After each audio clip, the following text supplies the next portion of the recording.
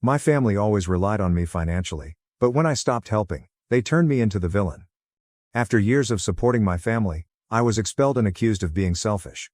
There have been other occasions over the years when I felt ignored, such as birthdays when Mark would receive the pricey presents while I received something useful like new socks or a coat, or vacations when his family had all the attention while I sat quietly on the sidelines. It didn't matter, I told myself. I assumed that was just the nature of parents. In addition, I had always been self-sufficient. I didn't require the attention or the hype. Things changed even further once Mark married Becky and had his first son, Jason. Mark was suddenly more than simply the favorite, he was the one who brought us grandchildren. Now that they could proudly call themselves grandparents, my parents were ecstatic, feeling as though their lives had been completed. Though I couldn't help but feel a little invisible in my own family, I was also pleased for him. I dismissed it though, since family helps family, as I've always told myself. This is where it all began to go south. Mark lost his job at the conclusion of the previous year. His business was among the first to close when the small retail chain he worked for began closing its sites. It was awful. I was genuinely sorry for him. I recall Becky sobbing when she called my parents, concerned about how they would make ends meet on her meager part-time bakery salary. They were devastated to lose Mark's paycheck since, shocking as it may seem, he wasn't the best with money.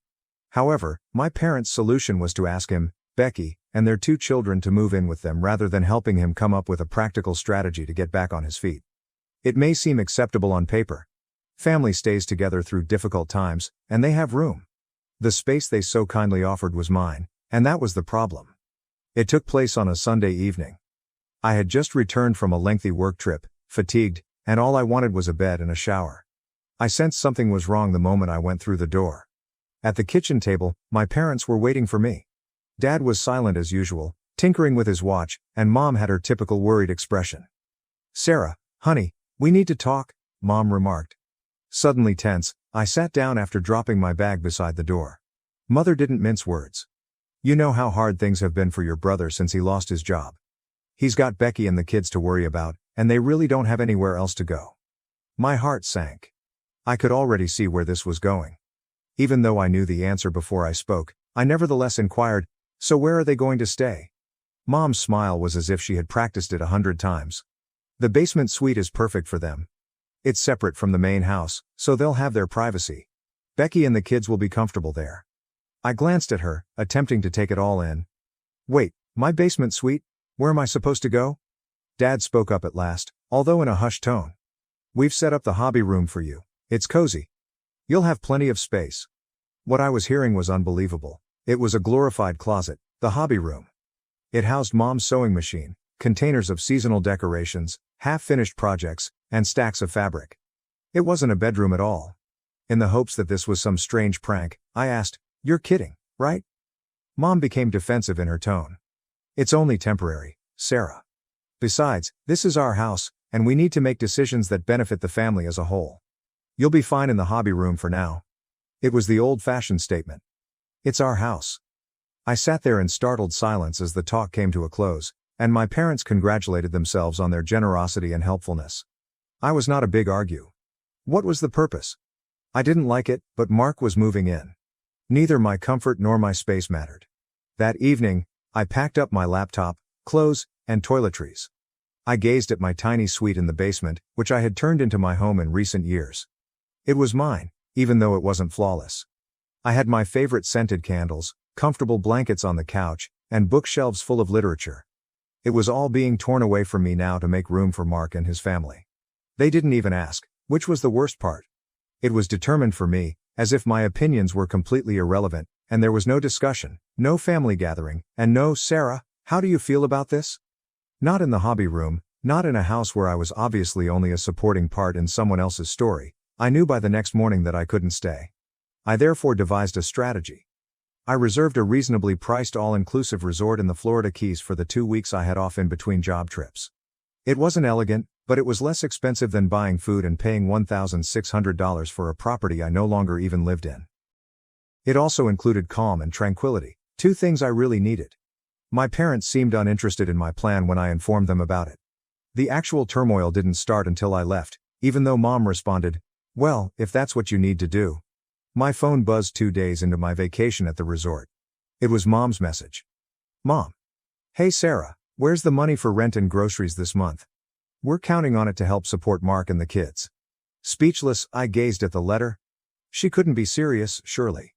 When I gave her a call back, we had a conversation that went something like this. Mom, I don't live there anymore. Why would I pay rent? Because we're still a family, Sarah. You know we're all in a bind right now, and Mark needs that space more than you do. But you gave away my space, I'm not even there. At that point, Dad called, his voice firmer than normal. You can't just leave your family hanging like this. We raised you better than that. Talking to a wall was like that. They insisted on the same thing no matter what I said. I was self-centered. I was leaving my family behind. I also had a responsibility to Mark's troubles. Then Mark called and added his voice. Sarah, you don't understand. I have a family to take care of. You don't need the space like we do. I lost my temper. Mark, when you had your job, did you ever send Mom and Dad money to help out? No, you spent it all on yourself.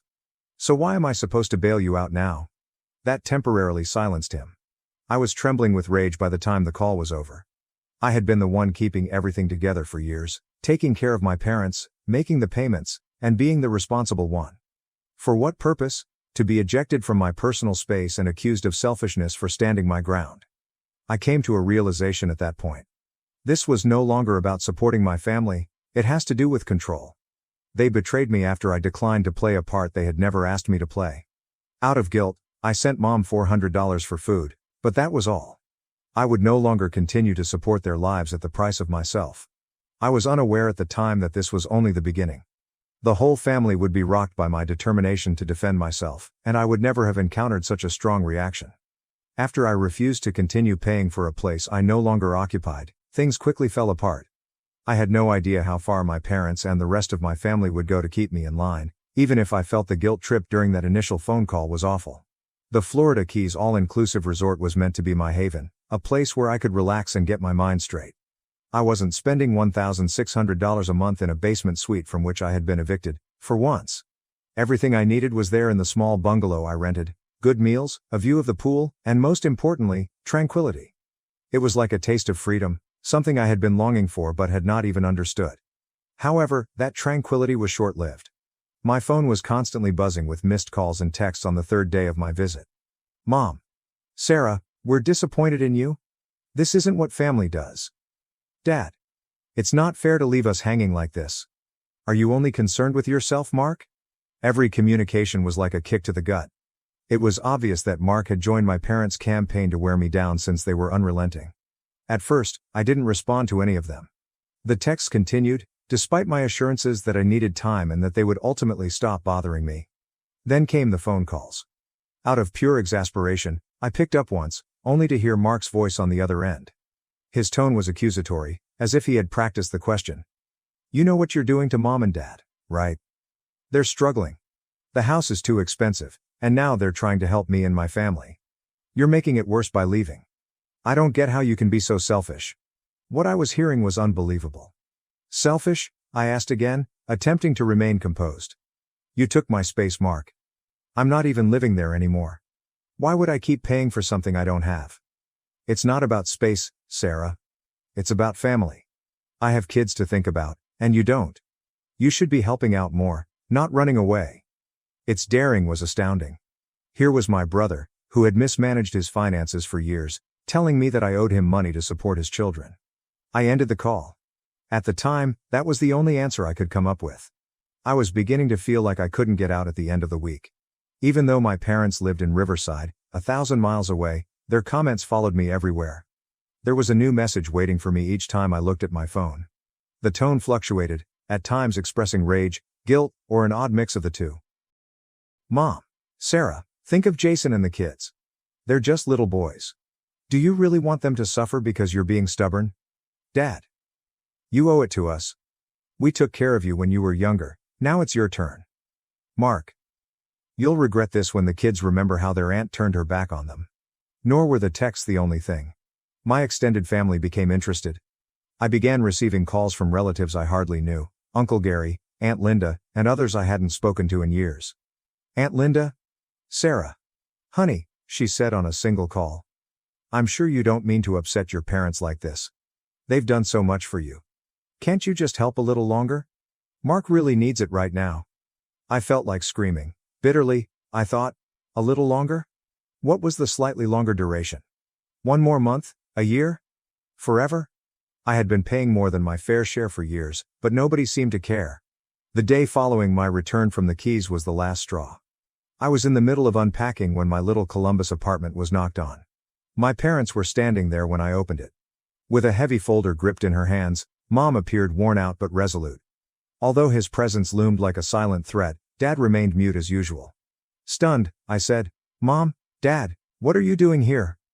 Mom exclaimed, "We need to talk," as she walked into the living room, sweeping by me. I was forced to let them in after Dad pursued her. As if they owned the place, they took a seat on my couch. Mom began laying out documents on the coffee table after opening the folder. I knew right away what they were: supermarket receipts, repair estimates, and utility bills. "Sarah," she said, "we can't do this without you. Look at these expenses. The mortgage is still due, the roof needs repairs before winter, and Mark's kids need school supplies. We need your help." Stunned, I gazed at her. "I'm not living there anymore. Why should I pay for any of this?" Dad yelled. "Because you're part of this family. At last. Family sticks together when times are tough. You don't just run off because things get hard." I could feel my anger erupting. "You didn't ask me, Dad. You didn't ask how I felt about giving up my space. You just decided for me, and now you want me to keep paying for it? That's insane." Even if Mom's tone softened, the manipulation was obvious. "Honey, think of Jason and Liam. They don't understand why their aunt isn't helping. We just want to keep this family together." For me, that was the turning point. This had nothing to do with groceries, the mortgage, or even Mark's children. Control was at issue here. I was always supposed to be the good girl, the responsible daughter who would keep everything running smoothly, according to my parents. And they had no idea how to respond now that I wasn't complying. I got up and gestured to the door. "I think you should go." Mom's eyes got big. "Sarah."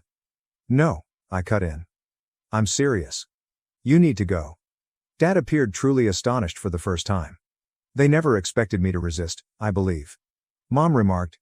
"We're just trying to do what's best for the family," as they walked slowly to the door. I didn't answer. I locked the door after they had left. Then I sat trembling on the couch. My family's expectations, my personal wants, the years I'd spent being the good daughter, and the covert sacrifice of my financial independence so they could live comfortably were all on my mind as I lay awake that night. I realized then that I had been facilitating this scenario for years. They became reliant on me as soon as I began making money. They expected more from me the more I contributed. Mark's poor life management was not my fault, and I had no obligation to correct it. However, liberation was not going to be simple. I told my parents to back off, but they weren't going to do it. I would have to battle for my life if I wanted it back. At that point, I decided. I would continue to assist them when I could, but I would no longer allow them to dictate how I behaved. If I didn't live in the house, I wouldn't pay for it. I wouldn't feel bad about refusing to pay Mark's mortgage or his children's school supplies. I texted Mom one final time the following morning. "I can't continue to pay for everything, even though I love you. I'm not an ATM, but I'll assist when I can. Please be mindful of that." In less than an hour, the response was received. "Mom, I can't believe you're doing this to us, Sarah. We're family." I didn't respond. I felt like I was regaining control of my life for the first time in years.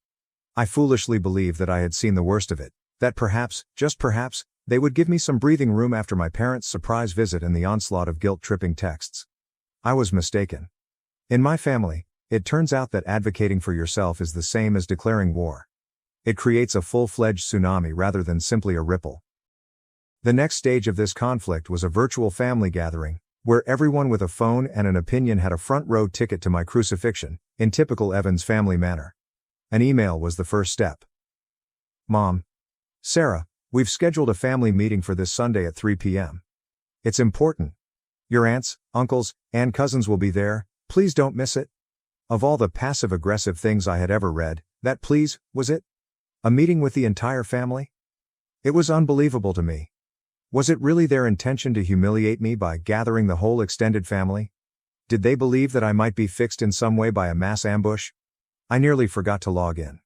I considered completely disregarding it and letting them all shout into space, but I knew deep down that doing so would only serve to strengthen their story. Sarah's avoiding us because she knows she's wrong. I therefore set an alarm for 2:55 p.m., with a terrible feeling in my stomach, and joined the video conference. My parents, brother Mark, Aunt Linda, Uncle Gary, cousin Rachel, and a few more relatives who only ever showed up at weddings and Christmas dinners were all present when the screen loaded. I glanced at the squares on the screen, and I could tell from the reticent looks that I was going to be put to the death. The first person to speak was Mom, and she wasted no time in doing so.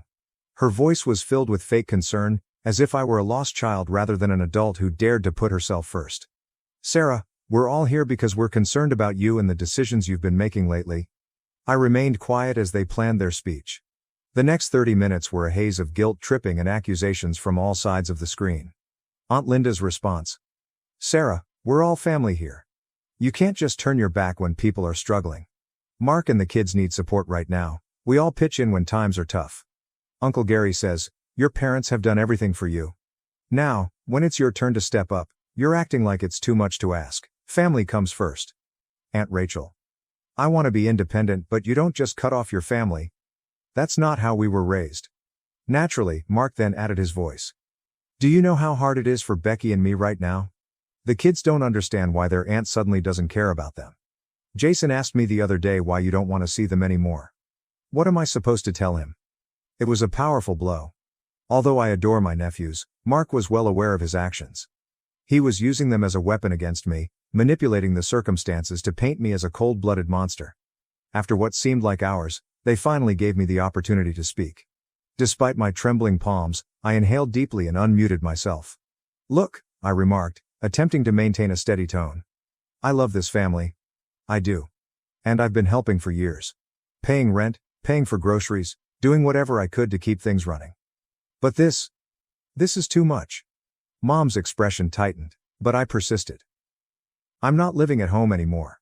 You gave my space away without even asking me, and now you're expecting me to keep paying for it. That's not fair. You're all acting like I'm abandoning you, but I'm just trying to take care of myself for once." There was silence in the room. I wasn't done yet, but I could see Mom shaking her head and getting ready to respond.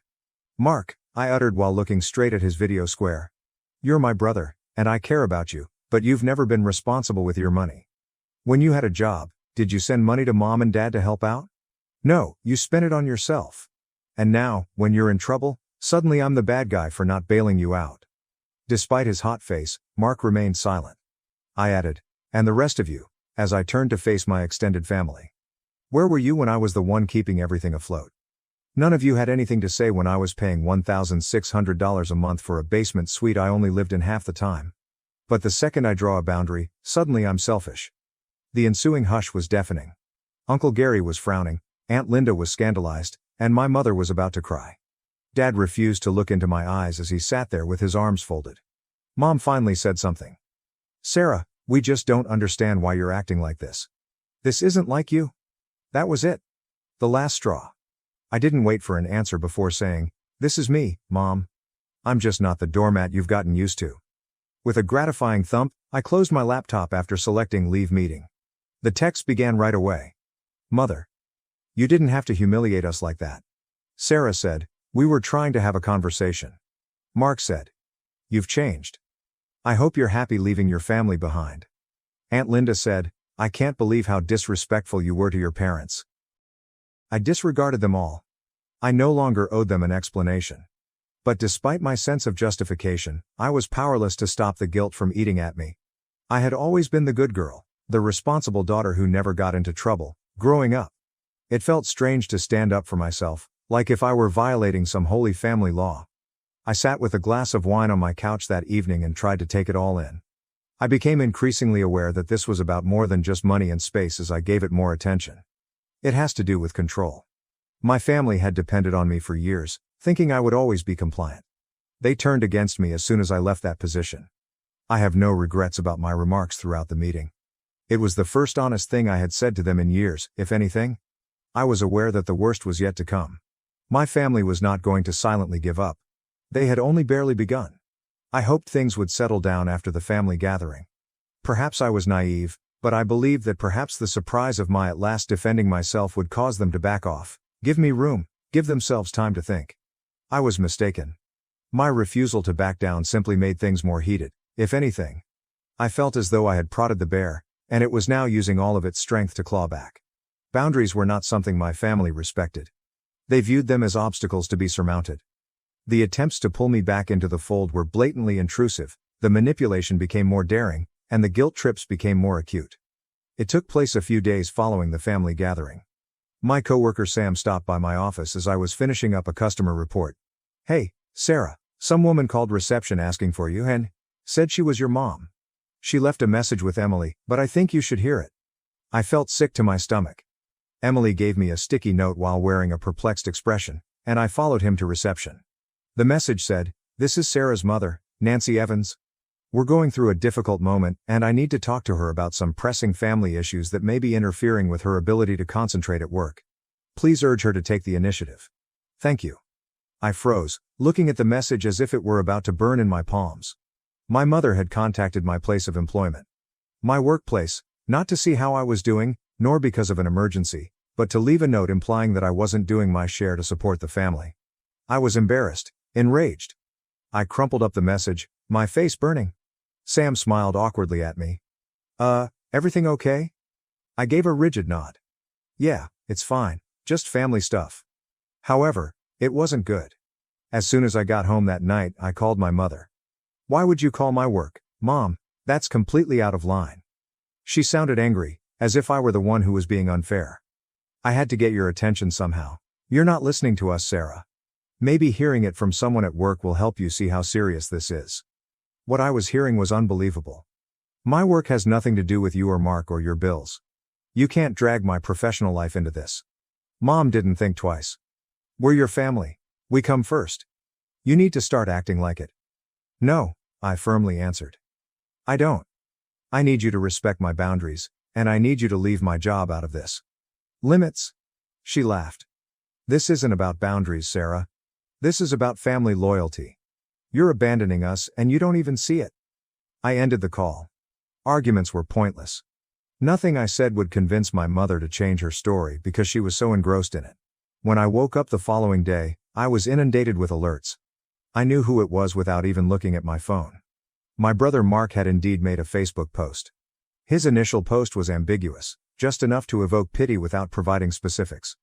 "Mark Evans. You discover your true family during difficult times. When it's inconvenient for them, some people lose track of their origins. Even though we're trying our hardest, it's difficult when some folks refuse to help." The comments came flooding in. "Mark, keep going, you're capable. Family is the most important thing. One day, whoever is disappointing you will come to repent it. Toxic people are not necessary in your life. Pay attention to your lovely family." But the best part was when Mark himself sent out a direct message. "Mark, Jason is constantly inquiring as to why you no longer come. Are you okay with me telling him that his aunt doesn't give a damn about him?" I sat there looking at my phone, feeling both angry and sad. Knowing how much I loved Mark's children, I detested the way he used them as a weapon against me. However, I was also aware that this was typical Mark behavior: play the victim, elicit pity, and paint me as the bad guy. I declined to respond. I refused to play his game. My parents were bound to try something different eventually. It was to be anticipated. I was enjoying some rare quiet time that Saturday morning while drinking coffee when someone knocked on my door. As I looked through the peephole, my heart fell. There they were, Dad and Mom, standing on my porch, Mom holding a manila envelope. I contemplated not responding. I knew they wouldn't go, but I might have acted as though I wasn't home. I inhaled deeply before opening the door. I said, "What are you doing here?" Without even waiting for an invitation, Mom took action. Dad followed her as she pushed past me. As though they owned the place, they took a seat on my couch, and Mom took out the folder. "We need to talk about finances," she continued, laying out receipts and bills on my coffee table. I gave my temples a rub. "Mom, we've been through this? I'm not paying for a house I don't live in anymore." With a stern voice, Dad said, "Sarah, you don't understand. We're struggling. Mark's struggling. The roof needs to be fixed before winter, and there are school fees for Jason and Liam. It's not just about you." I exploded. "It's always about me, Dad. It's about what I can give, what I can pay for, what sacrifices I can make to keep everyone else comfortable. Well, I'm done. I'm not your ATM, and I'm not responsible for Mark's problems. We're not asking for much, Sarah. Just $2,000 a month to help with the basics. Is that really so unreasonable? Mom shot back, her voice cracking. Stunned, I gazed at her. You think $2,000 a month is not much? Are you hearing yourself right now? From there, the discussion took a turn for the worse. They always responded with blame and guilt whenever I attempted to defend my position. After everything we've done for you, family is supposed to help each other. Mark has kids to think about. Sarah, you don't understand because you're single. I had finally had enough. I got up and gestured toward the door. You need to leave. Mom looked at me as if I had given her a slap. Sarah. They gathered their belongings and departed, slamming the door behind them, but Dad murmured something under his breath now.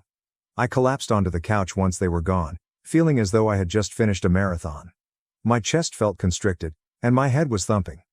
I kept thinking about the dispute, my dad's disappointment, my mom's tears, and how I felt like I was failing them. But I knew in my heart that I wasn't. I was simply worn out. I'm sick of having to make repairs all the time. I'm fed up with being the good daughter who gave up everything for different people. I was in a trance for the remainder of the day, oscillating between melancholy and anger. I was starting to feel the effects of the pressure, guilt, and relentless manipulation.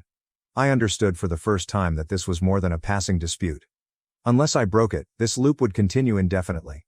I vowed to myself as I laid in bed that night, I would not allow them to pull me back in.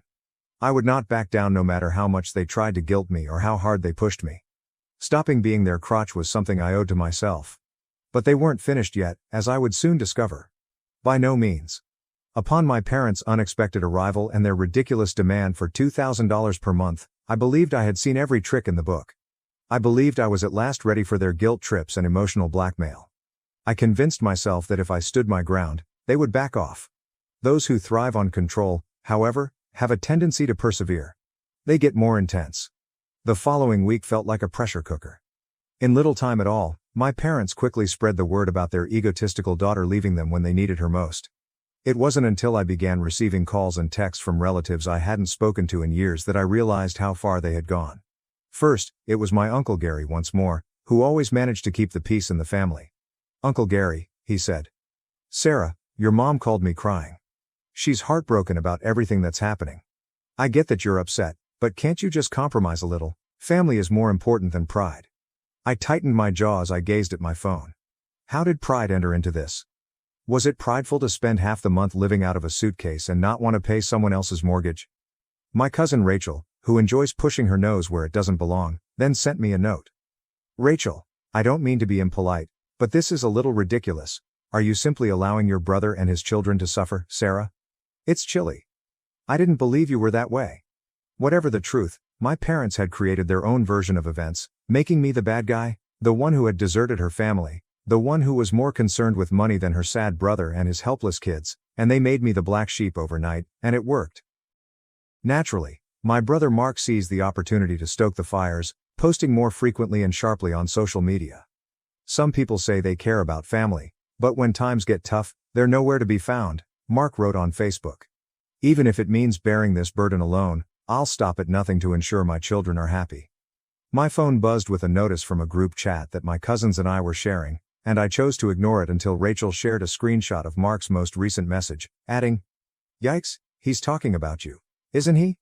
His friends and random acquaintances flooded the comments with sympathy and encouragement, but no one knew the truth, and Mark didn't care.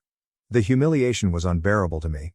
Mark knew exactly what he was doing, portraying himself as the father who never gives up, the struggling hero, and me as the cold-hearted, self-centered sister who refused to help. My mother crossed another line just when I thought things couldn't get any worse. On Tuesday morning, I was in the middle of a conference call when my employer, Tom, knocked on my office door. Tom was uneasy. "May I speak with you for a moment, Sarah?" Dread gripped my gut as I nodded and muted my phone, and Tom shut the door behind him and took a seat across from me. "Your mom called the office again," he added with care. "She didn't speak to me directly, but she left a message with reception." My face flushed with shame. "I'm really sorry. I'll take care of it." "It's okay," Tom said, raising his hand. "Family matters come up. I wanted to make sure that everything was well. Please let me know if you require time off for whatever reason." I answered sharply, "There's nothing going on." And I detested the fact that my mother had brought my work life into her mess.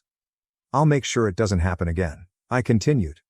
My work was the one place I'd managed to keep apart from my family's craziness, and now she was invading it too. Tom nodded and walked away, but the damage was done. I felt ashamed and remained at my desk for a long time, staring blankly at my computer screen. How did she? My parents were trying harder, my brother was using his children as weapons, and the rest of the family had taken sides. By the end of the week, I was emotionally spent. The texts, phone calls, and gossip felt unrelenting, and I couldn't go a day without someone attempting to manipulate or guilt-trip me back into submission. I had just finished cleaning my apartment on a Saturday afternoon when I heard a knock on the door. I knew immediately who it was without even looking through the peephole, so I opened it to find Mark standing there with his arms crossed and a frown on his face. This was the last straw. "What are you doing here, Mark?" I inquired. He didn't waste time making small talk. "Sarah, we must speak. This has continued for too long." I stopped the doorway by crossing my arms. "No, Mark, there's no need for conversation. You must go." He raised his voice and screamed, "You don't get to just walk away from your family." Jason and Liam couldn't comprehend why their aunt no longer cared about them. "Mom and Dad are losing their hearts because of you. You're shattering mine." Something broke inside of me. "I'm not the one who left, Mark. You did that because you believed that I owed you something simply because I put in more effort and made wiser decisions, and that I should clean up your mess. I finished carrying you." For once, Mark had no rebuttal and appeared astonished, as if no one had ever spoken to him in that manner. "Go home, Mark," I murmured softly. "Nurse your own family. I'm finished." When I heard his footsteps departing, I felt a wave of tiredness slam over me. I stood there trembling for a second, half expecting him to knock again or yell through the door, but he didn't. My family wasn't just requesting assistance, they felt entitled to it. My money, my time, my life, and when I dared to refuse, they made it their mission to punish me for it. I sat on my couch that night and stared at the wall, thinking about everything that had happened over the past few months, including the eviction from my basement suite, the incessant guilt trips, the invasion of my workplace, and the lies Mark spread online. At that moment, I understood that I had two options. I could either walk away from this losing war or continue to fight it. One of the few people who had supported me during this ordeal was my buddy Jessica, whom I called the following morning. "Jess, I'm moving," I declared. "Where are you moving?" "I'm not sure yet. Outside the state. A long way off. I require a new beginning." Without hesitation, Jessica said, "Good. You're worthy. Sarah, do it for you." I put the pieces in motion over the course of the following 2 weeks, applying for a job transfer within my organization and beginning my search for apartments in Charlotte, North Carolina, a city I had always wanted to visit because it was close enough to provide me with space without making me feel like I was running away. I placed a brief letter on the kitchen table at my previous residence on the day I packed up my car and left Columbus, but I kept it a secret from both Mark and my parents. "I can't continue living this way, even though I love you. One day, I hope you'll understand." I don't know if they ever will. As I drove down the highway toward Charlotte, I experienced a strange range of emotions, including relief, anger for the way my family treated me, and grief for the family I had to leave behind. For the first time in years, I felt free. Free from obligations that weren't mine, free from guilt, and free to start over. The kilometers behind me made it clear to me that I was choosing myself, and for once, that was sufficient rather than fleeing. Am I the asshole for exposing my company's secret parent benefits that gave them thousands in extra perks while non-parents got nothing? Original post: I work for an organization that prides itself on being generous and flexible to parents. I fully support that, despite the usual gripes among the childless employees you might imagine, e.g., we are asked to work more weekends and nights. A colleague of mine, a parent, is leaving the org and invited me to coffee. I thought it was just to have a farewell chat, but it turns out they feel that the difference in parent versus non-parent benefits is so drastic they don't feel right leaving without telling someone. They let me know how stark the difference is, and it's way beyond anything I've seen before. It turns out parents in my org are offered, when they are hired or become parents, a special benefits package called family benefits. This is not in any paperwork I have access to, including my onboarding work and employee handbook, and those who partake are asked to not share information about it with non-parents, ostensibly to avoid any tension with childless employees. But the real reason is far more clear. It's because they don't want us to know how bad the difference is. The family package includes 10 extra days of PTO, 3 sick, 2 personal, 5 vacation. We have access to specific facilities, gym, pool, etc., and the family benefits package gives free gym membership and swim lessons to you, your spouse, and your children. I can only get those at a 50% discount, and my spouse gets no discount at all. Officially, we're a one remote day a week organization. Those with children are allowed to be remote anytime schools are out. This includes staff members whose kids aren't school age yet, and the entire summer. We have several weekend evening events we volunteer for, where volunteering gives you comp time.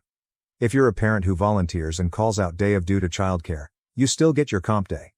As you might imagine, every event usually has about 25 to 30 people call out due to childcare. If the special event is child-focused, parents are exempt from volunteering and can attend with their family as guests, and they still get comp time. There's an affiliate discount program that includes discounts to major businesses not offered to child-free employees, not just child-specific businesses, but movie theaters, ride-sharing apps, and chain stores. We get a card we can add pre-tax commuting funds to, but parents in this program get a bonus of $100 a month. We get retirement matching up to 2.5%, but parents get up to 5%. If you need to leave to pick up kids from school, you don't have to work once you get home. As you might imagine, when given written permission to pass tasks off to others and log off at 2:30 p.m., almost everyone does. All told, my colleague estimates that as a parent of 2 children, they saved upwards of $18,000 worth a year in benefits that are not available to me, in addition to the non-monetary benefits, like time saved not having to commute anytime schools are out, basically free comp time. I'm all for flexibility for parents, but knowing that my organization is secretly, giving parents this volume of bonus benefits has me feeling disgusted at my org and disappointed in my colleagues who have kept it quiet. How do I approach this? Do I reach out to HR? Do I pretend it never happened and move forward? Is this even legal? I'm already planning to leave, and was considering telling my fellow child-free colleagues before I left, but right now I'm just feeling so lost. Update. Thanks to you and everyone in the comments for, before anything else, validating my opinions that this is bananas. A few notes, answers. The child-free staff obviously noticed a lot of these things, most of them, even. We just didn't assume our organization's supervisors are running a secret benefits club, because that would be insane, right? To give some examples, most colleagues with kids made one weekly appearance in the office during the summer, so we attributed the extra remote days to their managers being nice, not a formal policy exemption. We'd see coworkers attend events as guests, and loved when they believed in our events enough to bring their families. But we didn't know they still got comp time. Honestly, the only people who took 100% advantage of every perk offered, no questions asked, were independently known to be asshats. My favorite example, my boss is universally loathed in the office. They're the kind of person who emails you projects on Saturday night, texts you about it on Sunday morning, then yells at you if it's not done Monday morning before they hand me all their work to leave the office at 2 p.m. The office has lovingly nicknamed them NWC for no white clothes, because you'll never see them in the office between Memorial Day and Labor Day. Someone in the comments questioned how the child-free managers felt about this, and it helped me realize that every single person in the C-suite and director level had kids, as did probably 2/3 of the manager level. Most of the managers who didn't have kids living with them were older empty nesters who did have kids under their roof at one point too. I honestly couldn't think of a single parent who didn't report to another parent. But I doubt that had anything to do with these policies. Rolls eyes as high as possible. I should say, that didn't impact who did or didn't get promoted into certain roles. Parents and non-parents alike were deservedly hired or promoted from within. It did obviously impact which supervisor was assigned to which person. Yes, apparently if you have your first child while working there, you then get told about the expanded benefits packages to accommodate your new family. It seems the colleagues are so pleasantly surprised at all the benefits they aren't retroactively angry, or maybe they are and feel it's better to keep the secret. We do have a small, understaffed HR department. One person who is basically the liaison between us and a PEO for benefits and payroll, and a director who mostly does interviews and handles complaints. Both parents. To try and fix this, especially because I had been regularly interviewing to leave and didn't want to do it alone in the event I got a new job and left it behind, I spoke to some trusted colleagues, one a parent and 2 child-free. The colleague who was a parent, I also learned, had joined as a parent and was not given a big, "don't tell the others" speech. It was just suggested they have discretion around benefits so we don't let money get in the way of teamwork. The 2 child-free colleagues had no idea about this and were enraged. The 4 of us met and, the Monday after your answer, put together some language and emailed our HR department and managers to outline that we knew about the benefits differences and were 100% prepared to publicly share with the full organization and an employment lawyer if they did not work to balance out the benefits, or at least publicize the differences so non-parents can choose whether or not they want to work here. I got a response that they'd be looking into it, and suddenly a number of directors and managers, including my boss, the C-suite, HR, and some board members were meeting for hours at a time that week.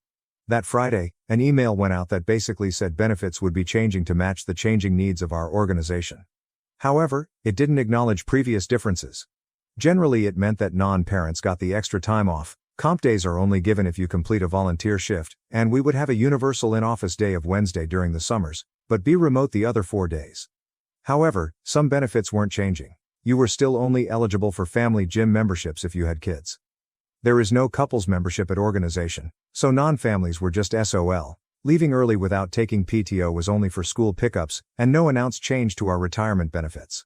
If we were not happy with the response, we weren't. My colleagues and I were planning to tell everyone, but we didn't even have to. Sadly, I missed this while out of town for a wedding, but apparently a parent in the office got this email just before entering a Zoom. He didn't realize there were some non-parents already logged on and said out loud to another parent something along the lines of, "Did anyone else see this? I don't get it, it's just our benefit, but now I have to be in on Wednesdays." Cue the questions. Cue the firestorm. Cue everyone being told to log off and go home at noon on a Friday. Since then, multiple people have quit out of pure rage, including some parents who were also told to have discretion and were disgusted with the org. The C-level exec who originally spearheaded these benefits resigned, and all the non-parents have collectively agreed to refuse to go in the office until everything is more equal. Almost every benefit that was given to parents will now be offered org-wide. They are even creating a couples gym membership, but, interestingly, they have not touched the one thing that seemed to rile up the comments section the most: retirement matching. Apparently, because families with kids spend more money, and the changing economy means more young adults need financial support from their parents in their 20s, parents need more money in retirement to make up for it. This is a sticking point the non-parents are really fighting against, and the org seems to be adamant they won't budge on. Lucky for me, the reason I'm not joining them in that good fight is that I'm writing this having submitted my 2 weeks. Found an interesting new job, and used your advice on interviews and in negotiations, and submitted my notice. There was still some drama. My aforementioned asshat boss NWC responded by taking multiple projects away from my fellow non-parents, saying they can't do it while on their remote strike, and assigning them to me, when 120 hours of group work to be done alone in 10 working days.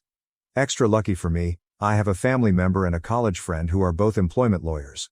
They helped me craft an email saying that because I've been assigned an unreasonable amount of work on an impossible timeline after being a whistleblower for the benefits issue, I could and would sue for retaliation. An hour later I got a call from HR letting me know that my work had been reassigned and that once I'd finished editing an exit doc for my successor, I could log off permanently and still be paid for the full notice period and get my vacation payouts. Currently basking in the glow of paid fun employment. When I'm done writing this, my wife and I are going to get drinks and lunch. At 2 in the afternoon, on a Tuesday? Thanks again to the comments for the suggestions and making me feel less like a bewildered baboon, and to you for your sage advice with this question and so many others. I'm aware of my privilege in having understanding colleagues and literally being able to text 2 employment lawyers and get good, pro bono advice within a day. Not everyone has that, so thank you for providing the resource. Am I the asshole for not trusting my girlfriend after she intentionally caused a miscarriage and lied about it for attention? Original post: I, 28 million, have been dating my girlfriend, 26 million, for 4 years. She has told me she always wanted children. We just didn't actively try for one though. I never pressured her into having a baby, it was more so her idea. I make enough and we own a home, so having a baby is something we can do. So, to clarify, I'm not mad at her for this. I'm extremely concerned and I feel like everything she has said about her wanting a baby was a lie. Abortion is also legal up to 21 weeks of pregnancy in our state. So she told me she was pregnant, she was having symptoms and took a test. She was happy about it and excited. I was happy as well and offered to make an appointment for her. We both went together and she was 6 weeks pregnant. We have been planning, she even told her friends and family. She ended up having a miscarriage at around 9 weeks. It was sudden and she was upset and I comforted her about it. It seemed very tough for her, so I did my best to try and make her feel better. I had to retrieve something from a drawer in our bedroom and I found some herbs covered under a bag. It was pennyroyal and mugwort. I was confused because I have heard of pennyroyal being used to cause self-abortions. I asked her about it and she immediately became defensive and told me that she didn't know where it came from. I kept trying to ask her about it and she ended up telling me she used it to have a miscarriage. She was crying and I was just in shock. I asked her why. I told her she didn't have to lie to me about it and I'm confused because she was the one who really wanted a baby. She didn't give me an answer about it. I told her that we need to go to the hospital to make sure she isn't hurt, since pennyroyal is toxic, but she kept declining. It's been a few days and she seems fine. I've been trying to ask her about this, but she just says she doesn't want to talk about it. Apparently, she was telling her friends and family she had a miscarriage and has been accepting condolences. She's avoiding this, but I don't want to push it towards her anymore. I'm not too sure what to do about this because I'm worried she might be having some type of mental breakdown or something. I eventually told her that she should not tell me about having a baby again, and I can't trust her about it anymore. She was upset hearing that, but what else could I say about something like this? This might make me a huge asshole, but in the back of my mind has I been thinking she might have done this for attention from her friends and family.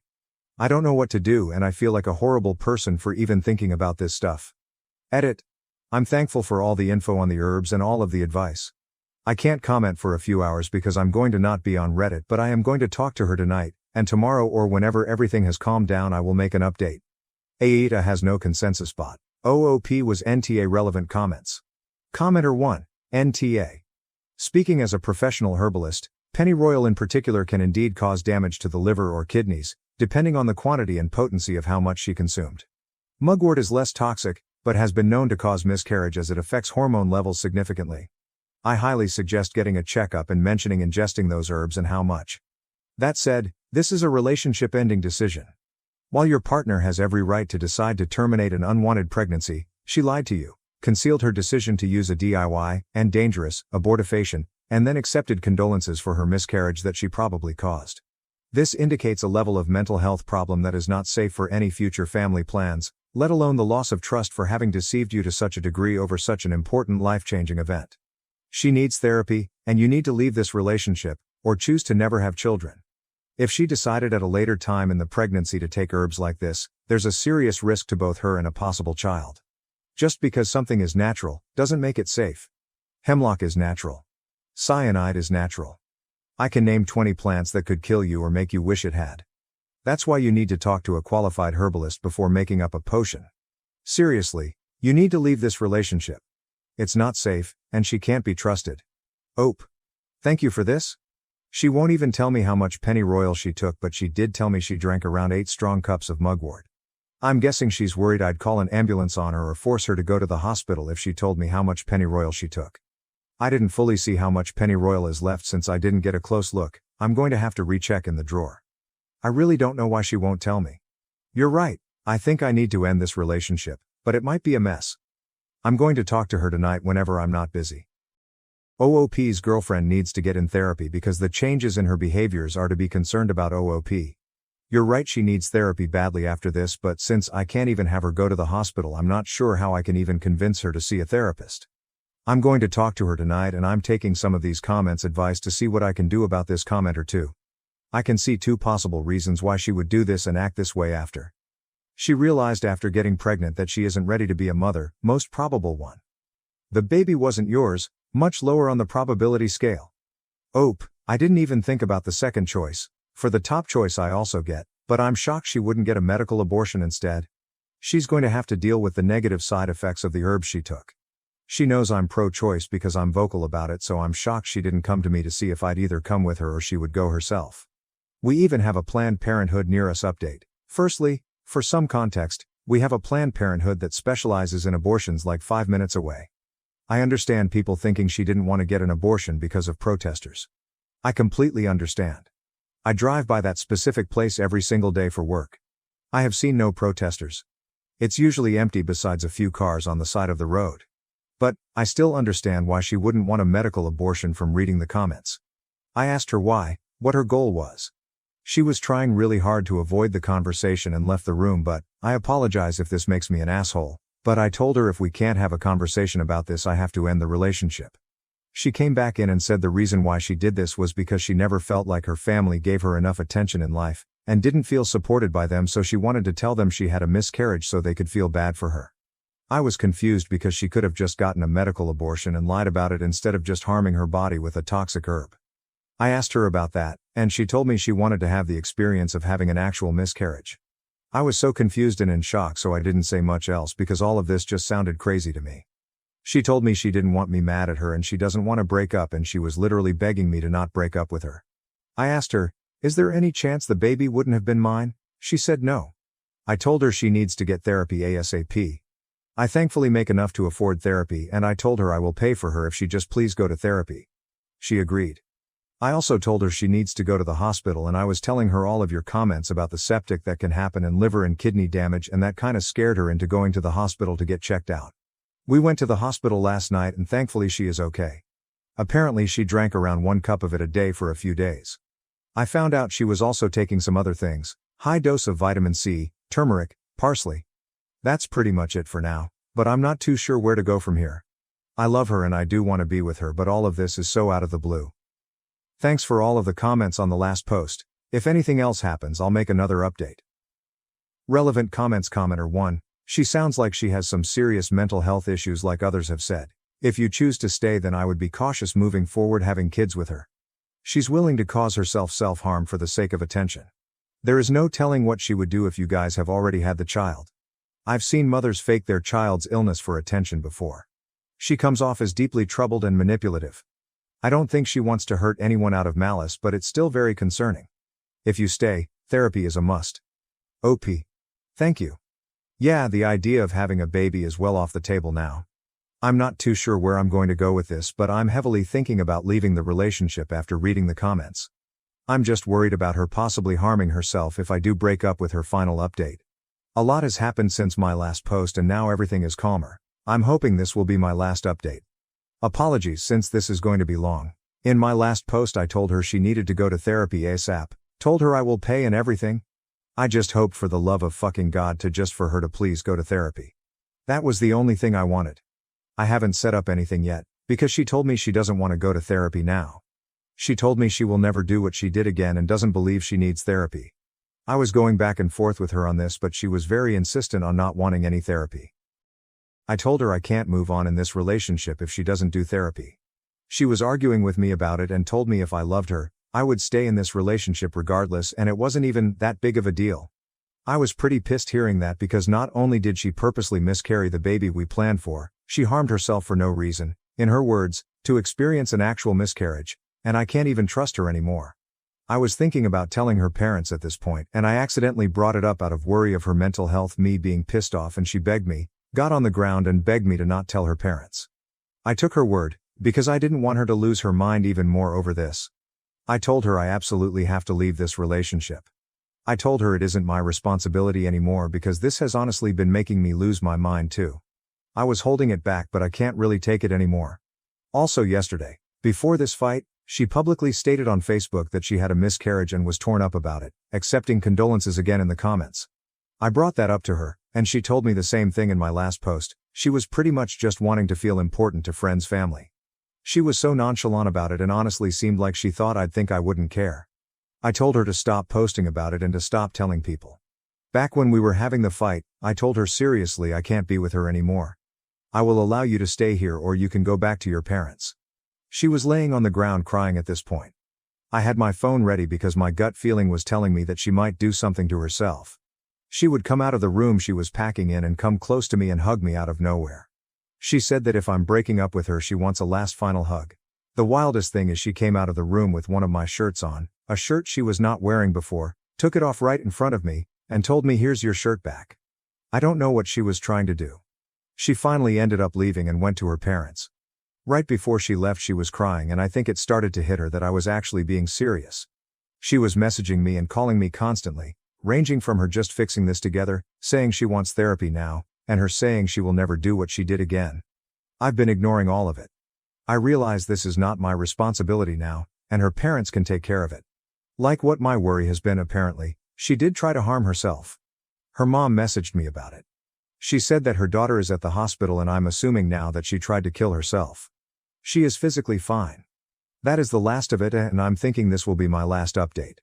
I am not going back to her, and I'm going to try and stop thinking about all of this. And get a good lock for my door. Thanks for all of the advice on the last post. Edit. I am telling her parents now. If anything happens I will just update it here. Edit 2. I ended up telling her parents. I had messages relating to this between me and her, took photos of the herbs she used, told them everything. Thankfully, they didn't accuse me or do anything drastic and thanked me for telling them. They said they will tell the hospital what I told them. Not too sure what's going on at the moment or what's going to happen after since she is being held right now. I will update this if anything else happens. Relevant comments. Commenter 1. I'm glad you pulled yourself out of the relationship, because she is not healthy, mentally. I do suggest talking to her parents to make sure they get her some real help. Her actions were really messed up. Ope. I'm thinking about telling her parents very soon. I didn't before because I didn't know if it would have been a good idea since they're the pro-life type. I understand she's not my responsibility anymore, but I don't want someone that is going through a mental break to go through even more. Commenter 2. You're not the asshole. It sounds like you've been carrying the weight of a situation far beyond what most people could handle, and you did your best to set healthy boundaries while ensuring her safety by informing her parents. Her refusal to seek therapy, manipulative behavior, and the way she handled the miscarriage, both physically and emotionally, show serious red flags that you're right to step away from. Her mental health is not your responsibility, especially when she refuses help. You've done the right thing by involving her parents, and now you need to focus on your own well-being. Stay firm in your decision, and don't let guilt pull you back into a situation that's unhealthy for both of you. My parents sued me for cutting off contact and tried to drag me back into their drama. Their manipulation led to a court battle. I got my friend's sister pregnant, but she lied about it. My parents disowned me, but now that they know the truth, they are pleading with me. Okay, so here's the thing. I need to get this off my chest because my life became a total wreck around a year ago. Let me begin at the beginning because, believe me, this is one of those situations where you're just like, seriously, what the hell? I never imagined that I'd be here sharing this on Reddit, but I suppose that's what happens when your family goes crazy and you're left standing there, wondering, how did this even happen? My friend Dave has a sister named Jenny. Both of them have been in my life for years. It's nothing big, is it? We all grew up in the same area and occasionally hang out. Jenny was never quite like the others. I don't mean to come across as cruel, but she was dealing with some mental health issues. To be honest, it wasn't my business, and I don't know all the specifics. Everyone knew Jenny struggled, but Dave never mentioned it much and I didn't ask. In any case, Jenny unexpectedly called me a year ago to tell me she was pregnant. All okay, that's cool. With the exception of one little detail, she claims that I am the father. I swear my brain just short-circuited at that very instant. I thought, wait, what? Now, let me be quite clear, I have never, ever hugged Jenny, much less had an intimate relationship with her. I was therefore unable to even comprehend her making such a ridiculous claim against me. I told her straight away, Jenny, I don't know what you're talking about, but there's no way I'm the father. We've never been close like that. However, she simply repeated it repeatedly, as if I were going to magically recall a night that never occurred. To put it mildly, it was strange. Though I was secretly freaking out, I attempted to remain composed, thinking perhaps this was a result of her mental health issues or something. This is the point at which things start to go wrong. A prenatal paternity test is something Jenny declines to take. She refused to move, even though I was sitting there thinking, if you're so sure it's my kid, why wouldn't you just take the test and prove it? It was a guilt trip city, and I wasn't buying it when she said things like, you need to be there for your child, and, you're abandoning us before the baby's even been born.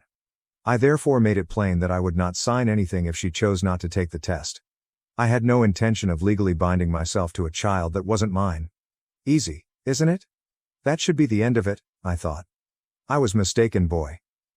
The familial drama begins. My parents found out a few weeks later. My parents have this whole traditional values thing going on, and the moment they learn about the issue, they lose it, like, totally lose it. I still love them though. I'm just standing there trying to speak, but they're not listening, and they're calling me names and calling me a shame and a deadbeat. They wouldn't listen to me when I informed them, Mom, Dad, this isn't my kid. Jenny's just making stuff up. They couldn't seem to get rid of the idea that I was the one who brought this baby into the world. After that, there were many ugly arguments. To be honest, I'm still upset about things that were said that I probably can't take back. Despite my repeated assurances that it wasn't my child, my parents persisted in pressuring me to act morally and become a father. They didn't care about it. They saw me as already guilty. They stated they couldn't believe I would refuse my own child and that they didn't raise me to be a deadbeat.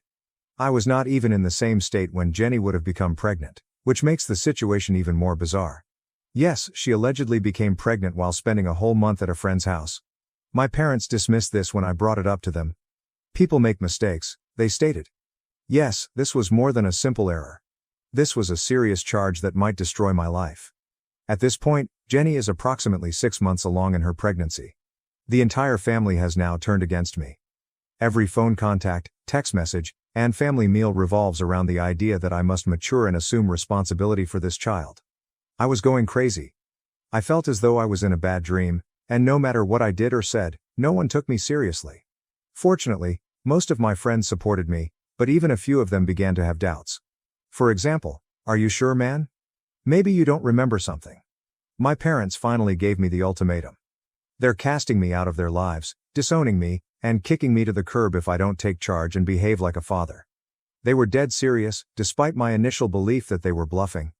They made it clear to me that I would no longer be accepted in the family if I didn't comply. Indeed, they disowned me after I refused to give in. That hurt, let me tell you. I was angry, perplexed, and simply hurt. They decided to believe someone else over me, even though they were the ones who reared me and were meant to support me. I was thrown out by my own family as if I didn't exist. It was cruel. After the baby was born, things became even more bizarre. Playing the part of a proud grandmother, my mother was present at the hospital. It wasn't until later that I found out. I had to deal with some legal issues to get the paternity test completed because Jenny was still refusing to do it. Guess what happened when the results were in? Not my child. I had no possibility of becoming the father. And I had a simultaneous feeling of relief and rage as soon as I held the paper in my hands. Finally, they'll see the truth. They'll realize they were wrong, and everything will go back to normal. That was my thought when I sent my parents the results. Instead, they began bombarding my phone with requests for forgiveness, money offers, and apologies. In an attempt to make things better, my dad even mailed me several $100s. The problem is that I retained the money. Yes, I did accept it. After everything they had to do to me, I felt like I owed them. But pardon them? I made it plain that I would not expose myself to such treachery again if they were prepared to disown me for such a thing. I understand, I truly do. While the majority of my friends supported me, others, along with my therapist, began to say things like, "Maybe you should give them another chance. They're your parents after all." However, how can you simply forgive someone who was willing to discard you so readily? When someone believes a falsehood about their own child, how can you trust them? I'm currently caught between the belief that I did nothing wrong and the question of whether I should even make an effort to mend my family's relationship. I can't get rid of the sensation that they let me down when I needed them the most, though, because every time I think about it, I recall how fast they betrayed me. Okay, so you would think that things would settle down after the drama involving Jenny's kid and my parents, wouldn't they? Not at all. My life had different ideas. If anything, the situation continued to get worse. You would think it would have ended with me proving I wasn't the father, but wow, I wish it had been that easy. It turns out that people would do anything to avoid accepting responsibility if they don't want to acknowledge that they made a mistake. I therefore thought, okay, now my parents will realize they were wrong, and maybe things can get back to normal, after the paternity test results showed that I wasn't the father. However, rather than providing the solace I had hoped for, things became much more problematic. To begin with, Jenny went totally crazy. She began circulating the area with tales that I had interfered with the test in some way or had fabricated it. Yes, you read correctly. She believed that I had somehow persuaded an entire laboratory to falsify the results to support my claims. I mean, how could I possibly do that? I'm not a genius who can rig DNA testing. I'm simply an ordinary guy. Jenny, however, was not listening. She was determined to paint me as the antagonist in her tale. She went around claiming that I had deceived everyone into believing I wasn't the father and that I was leaving her and the child. It didn't matter that it didn't make sense. People began to trust her. Rumors from small towns traveled quickly, and soon I was being seen as a scumbag by people at the grocery store. I even had people come right up to me and question why I wasn't taking charge of my child. It enraged me. Nobody appeared to care that I had the test results to show that I wasn't the father.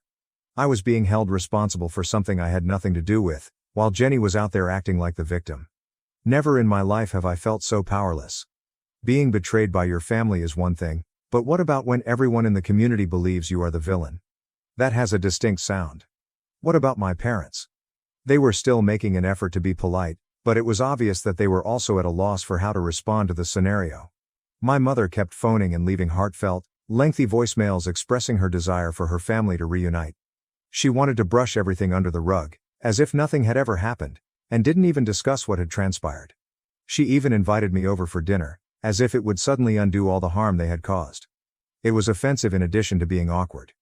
They believed that a few family meals and some forced grins would make everything okay after what they had to do to me. Like they didn't even grasp how much trust they had broken, they just said, "Let's move on." There was no apology or recognition of how severely they had messed up. And that's the problem. Trust cannot be restored with a hug and a dinner once it has been shattered in that way. Rebuilding requires a lot of labor and effort, and they weren't even prepared to acknowledge their mistakes. The worst part was when my father attempted to buy me off. He simply emailed me to offer to buy me a new automobile if I returned to the family. As in, what? Did they believe they could simply buy my pardon? I wasn't even sure how to react because it was so disconnected from reality. For a long time, I just gazed at the email, trying to determine whether it was a cruel joke. My dad was serious though. I didn't answer. I was unable to. How can you respond to such a thing? Correctly repairing things was not important to them. Simply because it was convenient for them, they wanted me back in their life. And I became aware of how little they truly understood what they had done when they believed that hurling money at me would make everything better. The worst aspect, however, was discovering later that Jenny had begun contacting people I knew in an attempt to include them in her drama. She even tried to persuade Samantha, my ex-girlfriend, that I was this awful person who had left his child behind. After years of not communicating, Sam suddenly texted me, saying, "We need to talk." I didn't know what she was talking about at first, but when she revealed that Jenny had been attempting to rekindle old drama by contacting her, I nearly lost it. I told Jenny to cease over the phone. I wasn't going to allow her to include my friends and ex-partners in her mess. I was done with the lies and the games. However, she simply hung up after laughing. Talking to a wall was like that. Nothing I said would reach her since she was so engrossed in her fantasy world. By now, I was thinking about hiring a lawyer quite seriously. Even though I didn't want to go that far, I had no other option. I felt like I had no one on my side while Jenny was out there damaging my reputation and my parents were supporting her actions. Yes, I had the support of my closest friends, but even they were unaware of how awful things had gotten. At some point, I had to decide. I couldn't continue to wait for the next insane claim or rumor to surface, living in a condition of continual tension. I made the decision to sever all connections, not just with Jenny but also with my parents. It wasn't simple, in fact, it was awful. However, I realized I couldn't allow them to continue to bring me down. I sent my parents a lengthy email outlining my feelings of betrayal, my failure to trust them, and my inability to trust them going forward. Nothing was sugar-coated by me. I was honest with them, telling them that I wasn't ready to forgive them and that I wasn't sure if I would ever be. I advised them to start by sincerely apologizing and accepting responsibility for their conduct if they want to have any chance of a future relationship with me. No more acting as though nothing was wrong. There's no more ignoring issues. Regarding Jenny, I blocked her on all platforms. Her machinations were becoming too much for me to handle. I wasn't going to allow her to continue entangling me in her mess since she wasn't my concern. I even had to inform her brother Dave that I would not be able to spend some time with his family. Dave has always been a great buddy, so that was difficult, but I had to prioritize my own health. I took them off a few months ago, and to be honest, I've been relieved. Even if I occasionally feel bad or question my decision, I know that ultimately I made the right choice. Even though it's difficult, there are moments when you have to leave. It's messy and convoluted, to be sure, but at least I'm not always watching for the next catastrophe to occur. At last, I'm able to breathe. But man, I never would have believed you if you had told me a year ago that this is where I would wind up. I suppose that's just the way life is. First update. Okay, so this is where it gets even stranger. I believed that the pandemonium would be resolved if I severed my relationship with Jenny and my parents. I reasoned that if I cut them out of my life, everything would settle down and I could move on. Naturally, however, things are not so simple. Terminating them? And that was only the start of a whole new problem.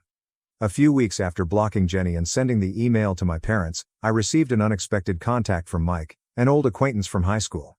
He suddenly asked how I was doing, even though we hadn't spoken in years.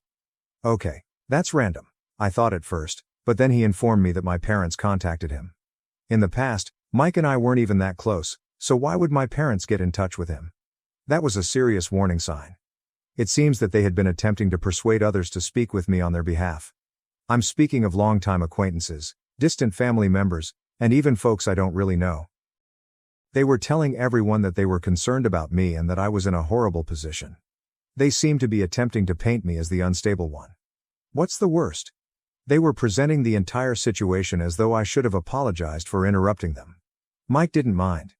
He wanted to alert me because he knew something was wrong, but it went beyond that. I began receiving messages from a wide range of people over the course of the following few days, including some I had just met a few times and others I hadn't spoken to in years. It was crazy, everything they were saying was the same. Your parents are really worried about you. Or, you should give them another chance. Somehow, they had persuaded everyone that I was the villain in this scenario, that I had lost my mind and had to make amends. It was unbelievable to me. My parents were out here waging a full-fledged public relations campaign to paint me as the villain while I was simply trying to move on with my life. I had the impression that I was in a strange parallel dimension where nothing made sense. I tried to avoid the drama as much as possible, but it kept coming back to me. When they contacted my employer, it was the last straw. You heard correctly, my parents gave my workplace a call. I'm not even sure how they obtained the number, but they managed to locate my boss's phone number and called the office to inform him that I wasn't feeling well. How embarrassing must that have been? One day, with a serious expression on his face, my employer took me into his office and asked me how things were at home. I was taken aback. At first, I wasn't even sure what to say. When your boss asks if your parents believe you've lost your mind, what do you say? Fortunately, he was really understanding when I told him the whole issue. Even if he expressed regret for bringing it up, the damage had already been done, guy. My own parents were now attempting to interfere with my work. They seemed intent on ruining everything for me simply because I refused to comply with their demands. Then there was nothing I could do. To obtain a restraining order against them, I went to a lawyer and began the process. Even though I didn't want to go that far, I had no other option. They were interfering with my friends, my career, and my mental health. Even if it meant officially cutting them off, I had to defend myself. The procedure was drawn out and tense. Along with the paperwork and court dates, there was a great deal of tension. However, I also experienced a strange sense of relaxation. I felt like I was finally taking charge of the matter. I will no longer allow them to take over every aspect of my life. No more allowing them to control the story. Naturally, chaos ensued when they learned about the restraining order. In a lengthy, guilt-ridden email, my mother told me how she never thought her own son would act in this way and that families should always remain united. She said that I was the source of all the suffering and that I was destroying the family. I didn't bite, but it was textbook manipulation. I didn't answer. It grew worse before it got better, though I wish I could say that was the end of it. One day, my car was vandalized when I got home from work. The word liar had been keyed into its side by someone. I didn't have any evidence that it was my parents, but really, who else could it be?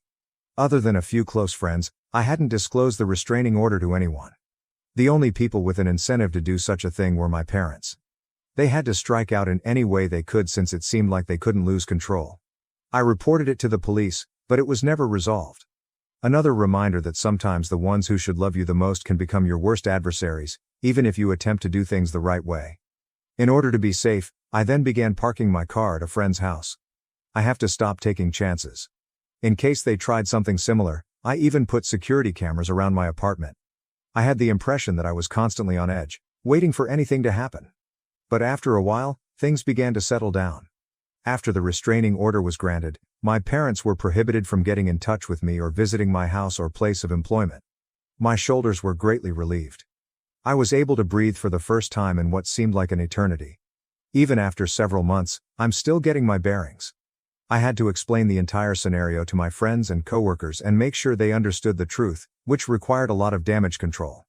While some were doubtful, the majority were supportive. Do you honestly think your folks would go that far? I understand. It's difficult to accept. You understand, however, how far some individuals will go when they feel like they're losing control since you've been there yourself. In retrospect, I never thought things would become this terrible. It's amazing how easily a family may turn against you if you don't follow their rules. All of this has taught me one vital lesson, though. You cannot allow anyone, not even your family, to dictate how you live your life. Even if it hurts, there are times when you have to make the difficult decision to leave. I have no idea what the future holds for my parents and me. Perhaps they will come to their senses and truly apologize. Perhaps not. In any case, I'm done allowing them to rule my life. I'm not looking back. I have my own road to follow. Second update. Okay, so this is when things start to change. I assumed things would finally calm down when I obtained the restraining order and began attempting to start over. Unexpectedly, however, life had other ideas. My folks found a new method to play tricks on me just when I was starting to feel like I could breathe again. It wasn't direct contact this time. It wasn't sending emails or damaging my car. No, this was messed up on a completely different level. I'm sitting at home one day, taking care of nothing, when I receive a letter in the mail. That's not too strange, is it? This letter, however, came from a lawyer. I initially assumed it had to do with the restraining order, possibly some last-minute paperwork or something. However, no. A lawsuit was filed. For what, you ask? My own parents were suing me. Suffering on an emotional level. I was reading something that I couldn't even believe. They were actually suing me for interrupting them, claiming they were entitled to compensation since my actions had seriously damaged their mental well-being. They went so far as to say that I had cut them off from the rest of the family, which was absurd because it was they who isolated me, not the other way around. For a good 5 minutes, I just sat there and stared at the letter, trying to take in the situation. Who, after all, does that? Because they are upset over being cut off, who sues their own child? I was at a loss for what to do. There was a part of me that was extremely worried out, and another part of me wanted to chuckle at how absurd it all was. This was legal now, and it was going to get really unpleasant. It was no longer just a family drama. I immediately called my attorney. This was too much for me to do alone. I was as surprised as she was. She had witnessed many unpleasant family issues, but bringing a lawsuit against your own child for emotional distress? Even for her, that was novel. We discussed the lawsuit's specifics, and even though most of it was obviously false, I felt we couldn't ignore it. Since they were sincere, I had to defend myself.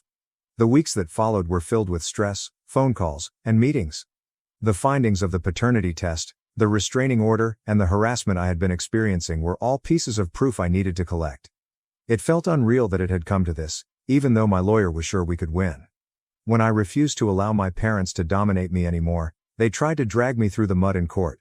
The problem is that they went beyond the case. Unfortunately, they had to go farther.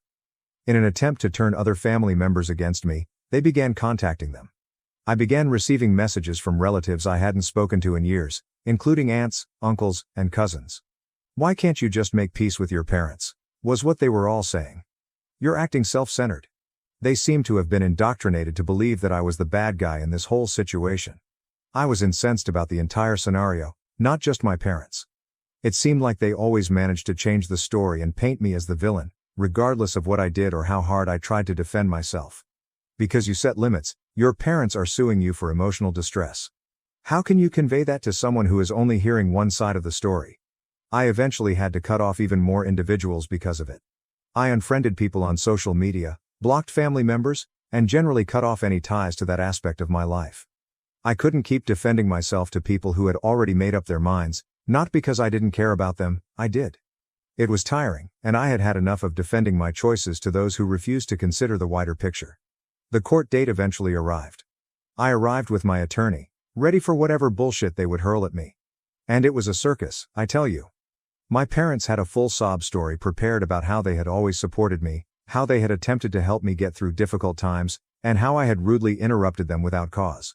Since they were the ones who initially disowned me, it was quite amazing how they portrayed themselves as the victims in all of this. But it didn't sit well with my lawyer.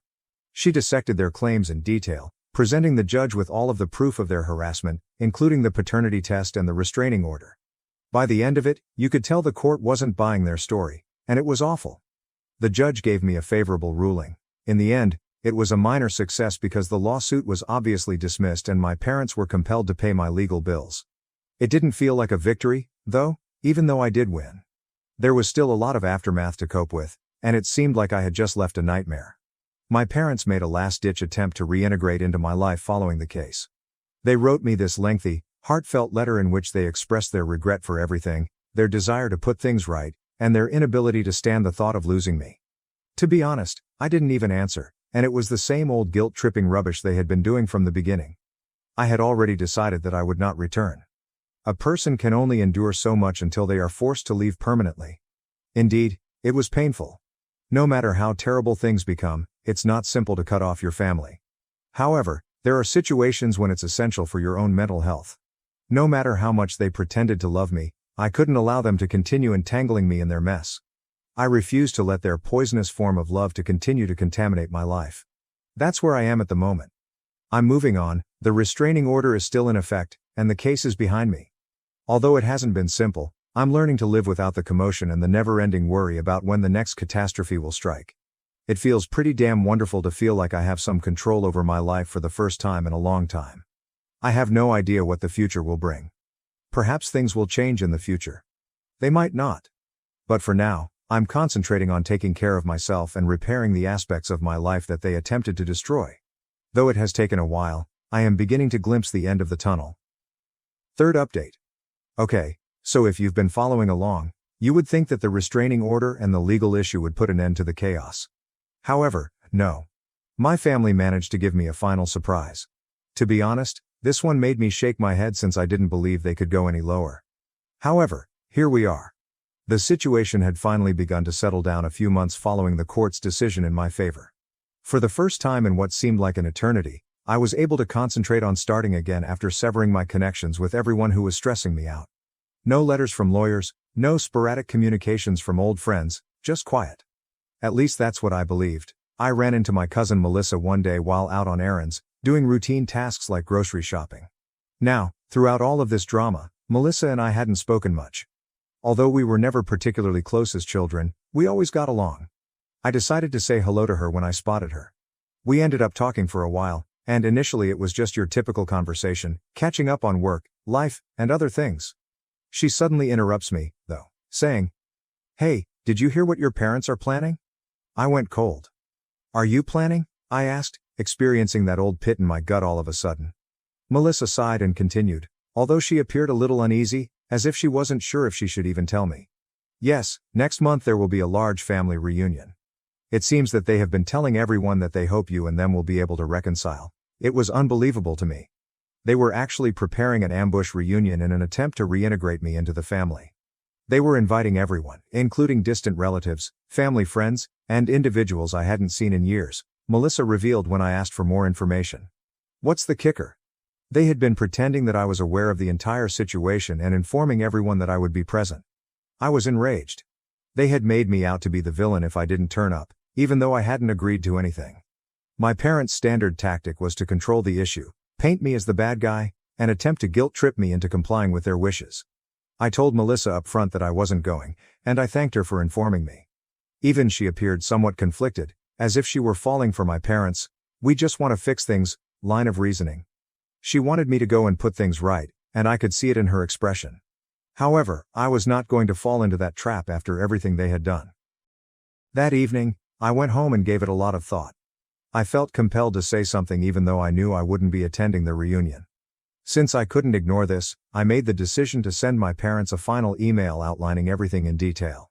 I sat down and sent them an email the following morning.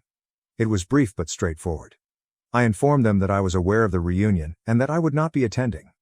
I made it plain that I didn't want to participate in any coerced reconciliation, certainly not in front of a large group of people. I advised them to respect my limits first if they were sincere about making things right. And there was nothing else to discuss until they were able to accomplish it. To be honest, I didn't need a response and didn't anticipate one. This was the last time I needed to correct the record. Naturally, though, my parents were unable to ignore it. My dad phoned me a few days later. He left a lengthy, meandering voicemail about how I was destroying the family and how this reunion was meant to be a new beginning for everyone, but I didn't answer. He even said, "Your grandparents would be so disappointed in how you're handling this," in an attempt to put me under guilt. That voicemail really got to me. It made me think of all the times my parents had manipulated me and used guilt to get what they wanted, not because I believed it. They would use any tactic they could to make me feel like the issue, even if it meant bringing up my grandparents, who, incidentally, had always been there for me. They were unable to acknowledge that perhaps, just possibly, they were the ones who needed to examine themselves closely. I left the voicemail unanswered. What was the purpose? I was not going to allow them to drag me back into their drama after I had finished speaking. However, it continued to bother me for days after that. I thought I was simply refusing to make peace, and I kept thinking about the reunion and all the family who would be present. I questioned how many of them were receiving the distorted version my parents were giving them, and how many of them truly understood the whole story. In the aftermath of the reunion, I never heard from my parents again. On Facebook, I came across pictures of joyful grins, family embraces, and other such scenes. My parents were grinning and behaving as if nothing had happened, as if they hadn't just spent the last year attempting to ruin my life. Seeing them act as though everything was flawless was strange. However, I suppose they were always skilled at acting. Melissa informed me the reunion had been unpleasant when I saw her again a few weeks later. It seems that many people were expecting me to arrive, and some awkward talks ensued when I didn't. According to Melissa, my parents' attempts to explain my absence were not well received. Some family members even began to wonder why I wasn't present and why my parents hadn't been more forthright about the whole thing. After all, I suppose not everyone believed their story. And I suppose that's the current situation. Even though I've been able to put the drama behind me, I know it's always there, just beneath the surface. I've come to terms with the fact that my parents are unlikely to acknowledge their mistakes. I can't alter them, but I can safeguard myself, continue to live my life independently of them, and concentrate on the individuals who genuinely care about me. It has been a long journey, and I will admit that there are still moments when it hurts. It's difficult to cut off relatives, and sometimes I question whether I made the right decision. But I knew in my heart that I had to. They kept attempting to pull me into a toxic loop, but I had to choose me, my future, and my mental health. That concludes this crazy journey. Things may or may not change in the future. In any case, I'm tired of allowing my family to dictate how I live. Now that I have my own road to follow, I'm doing it on my own terms for the first time in a long time. My wife disappeared after a girls' trip, and now she's trying to manipulate her way back into my life, acting like nothing ever happened. It's common to hear statements like, "I never saw it coming." That's precisely how it went for me, though. I was married to my wife for the entire 4 years that we were together. To be honest, I thought we were doing well. For the most part, I believed that we were in agreement, and we had plans and a life plan laid out. The problem is that we both desired children. Or I believe that we both did. As soon as we were married, we began to discuss it seriously. She would constantly express her desire for 2 or 3 children, rambling on about the names we would give them, the nursery decor, and everything else. She would even spend time on the internet planning our future children's lives while perusing baby gear and clothing. It kept us connected and was sort of our thing to talk about.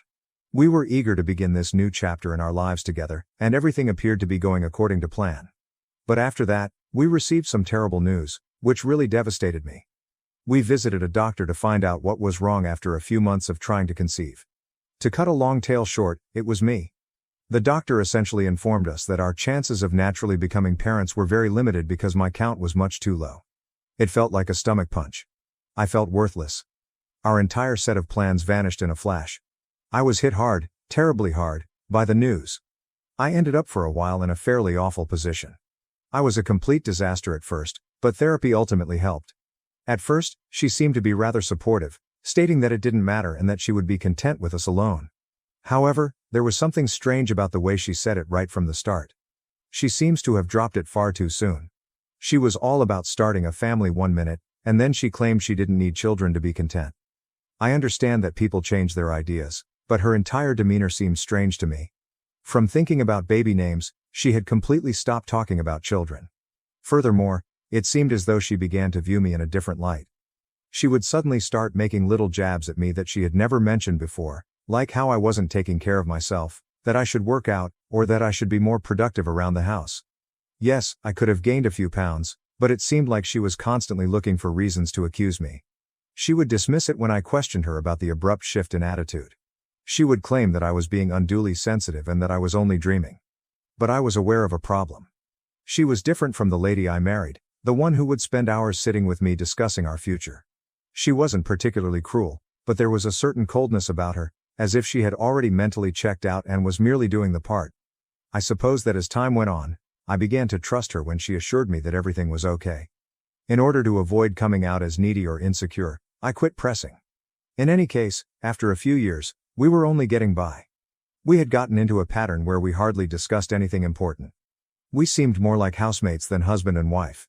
She would always dismiss my attempts to discuss other choices, such as adoption or surrogacy, by stating that she didn't want to consider them. I never really believed her when she said, "As long as we're together, I'm happy." She seemed more concerned with persuading herself than I was. Suddenly, she informs me she wants to take a girls' trip. Now, traveling with her buddies was nothing out of the ordinary. She had previously done it a few times, and I had always encouraged her. For a long, she talked about wanting to travel to America with her pals, while we lived in Brighton. We had developed this trust over the years, so I didn't give it a second thought. I therefore made sure she had everything she needed, assisted her with packing, and drove her to the airport. I recall her final words before she departed. She turned to me and said, "Thank you for being so supportive." I found it a little strange that she would say that because I hadn't done anything particularly noteworthy, but she appeared so sincere that I dismissed it as her simply expressing gratitude. I remained up that night to make sure things went well by calling her when she landed. I kept myself occupied around the house, watching TV, keeping an eye on the time, and waited for her to text me to let me know she had landed because her flight was expected to take roughly 9 hours. I called her to check in as soon as I noticed her flight had landed. The phone kept ringing, but no one picked it up. I didn't give it much thought because I assumed she was exhausted and might have gone directly to her hotel and crashed. However, when morning arrived, I still hadn't heard from her. I began to have this nagging concern in the back of my mind. I thought perhaps she was simply busy or her phone was on quiet, so I tried calling again and then texted her a few times. However, I was officially freaking out after a couple more hours of radio silence. In the end, I gave her sister a call to check whether she had heard from her. Nothing. I was really beginning to freak out by this point.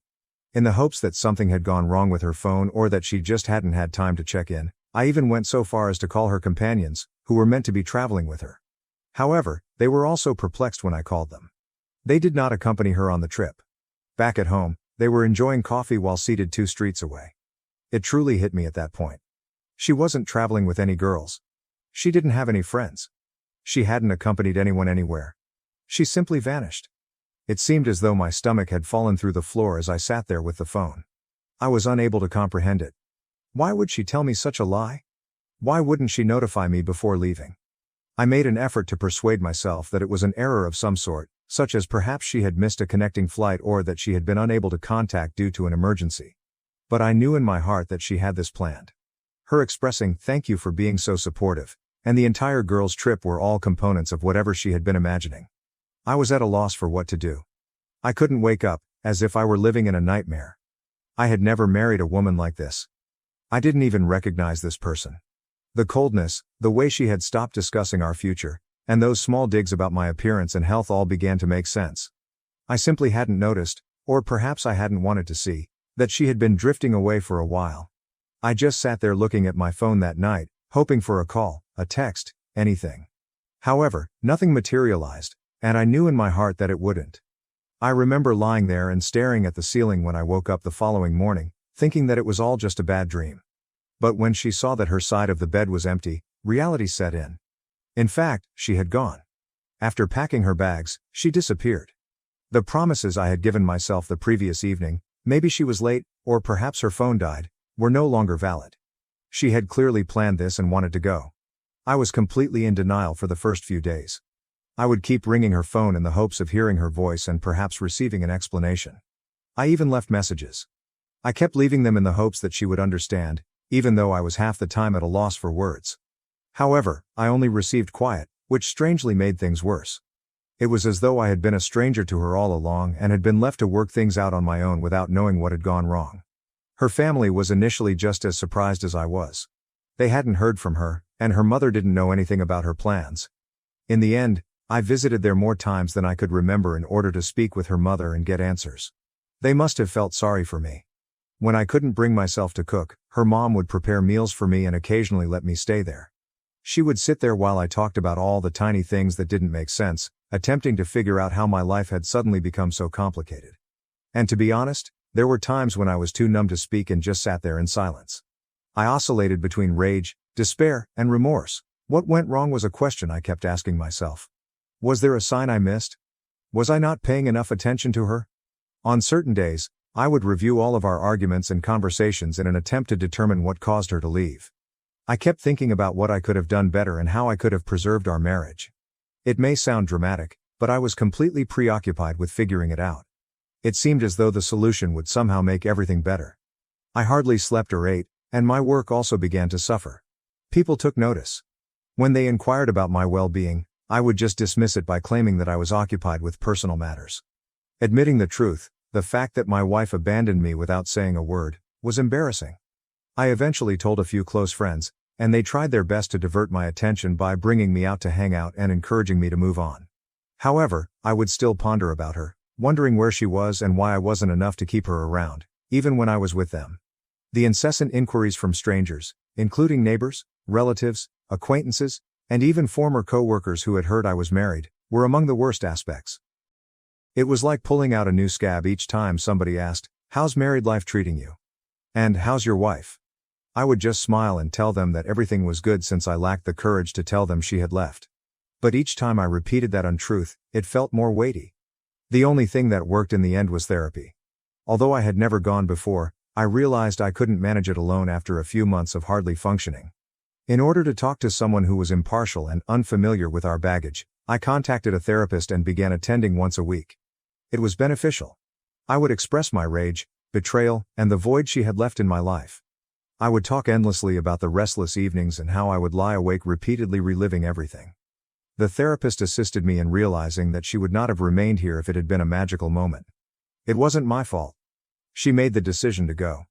It was a difficult pill to take. I had the feeling that I was flawed and had somehow alienated her for a long time. However, I gradually began to see things differently. I chose to overlook her long-standing coldness and distance, assuming that things would improve on their own. I had persuaded myself that I could maintain my composure and that our marriage could be saved by my efforts alone. The realization that it wasn't hurt. As time passed, I began to restore my life in tiny increments. It wasn't until she departed that I realized how much I had lost in our marriage. I had always been the one who tried his hardest to make sure she was content and that our home life was comfortable. But now that I had so much free time, I was at a loss for what to do. I therefore began resuming old pastimes that I had forgotten about. I tried cooking new meals, went to the gym, and started reading literature I had been putting off. Eventually, the work also improved. I was hardly keeping up with my job at first, simply going through the motions. However, when I began to feel more like myself, I worked harder at my job. I felt like I still had control over something in my life, which was one of the few things that gave me a sense of accomplishment. Although I had always been skilled at what I did, I now give it my all, the extra hours, the concentration. I got a promotion as a result of it, something I never would have obtained if I had been moping about my problems. Even yet, there were painful days. A picture, an old movie ticket stub, or other small items that brought back memories I'd tried to forget would occasionally remind me of her. Looking at them, I would question her actions, whether she ever considered me, and whether she ever felt bad about what she had done. But gradually, those times began to disappear. I was able to let go of those memories a little more quickly and move on a little more easily each time. Additionally, I got back in touch with people I hadn't seen much of since getting married. We resumed our activities, including hiking and hitting the golf range, something I hadn't done in years. Having folks by my side who weren't involved in the mess and who could support me in moving on without pulling me back into the agony was a relief. In hindsight, I saw that I had invested much too much of myself in that relationship, in being her spouse. I felt like I had lost a significant portion of who I was when she departed, as if she had taken a piece of me with her. But I was rediscovering who I was, piece by piece. Although it wasn't quick or simple, I was making progress. I was finally able to see someone who wasn't defined by her past actions when I looked in the mirror at the conclusion of that year. I wasn't just the man whose wife had abandoned him. I had rebuilt, I had survived, and I was stronger now. I felt as like I could truly live my life without her shadow looming over me for the first time in years. To be honest, I took pride in that. I believed I had moved on from everything. After all that chaos, life had at last begun to seem normal again, or as close to normal as it could be. My work was going really well, my friends kept me occupied, and I had my routine down pat. Even my daily thoughts about her had stopped. Even while I still occasionally had flashbacks to odd memories, it wasn't as frequent as it used to be, when everything I did was somehow related to her. She was therefore the last person I expected to see standing there when someone knocked on my door one Saturday morning. But there she was with a baby at my doorway.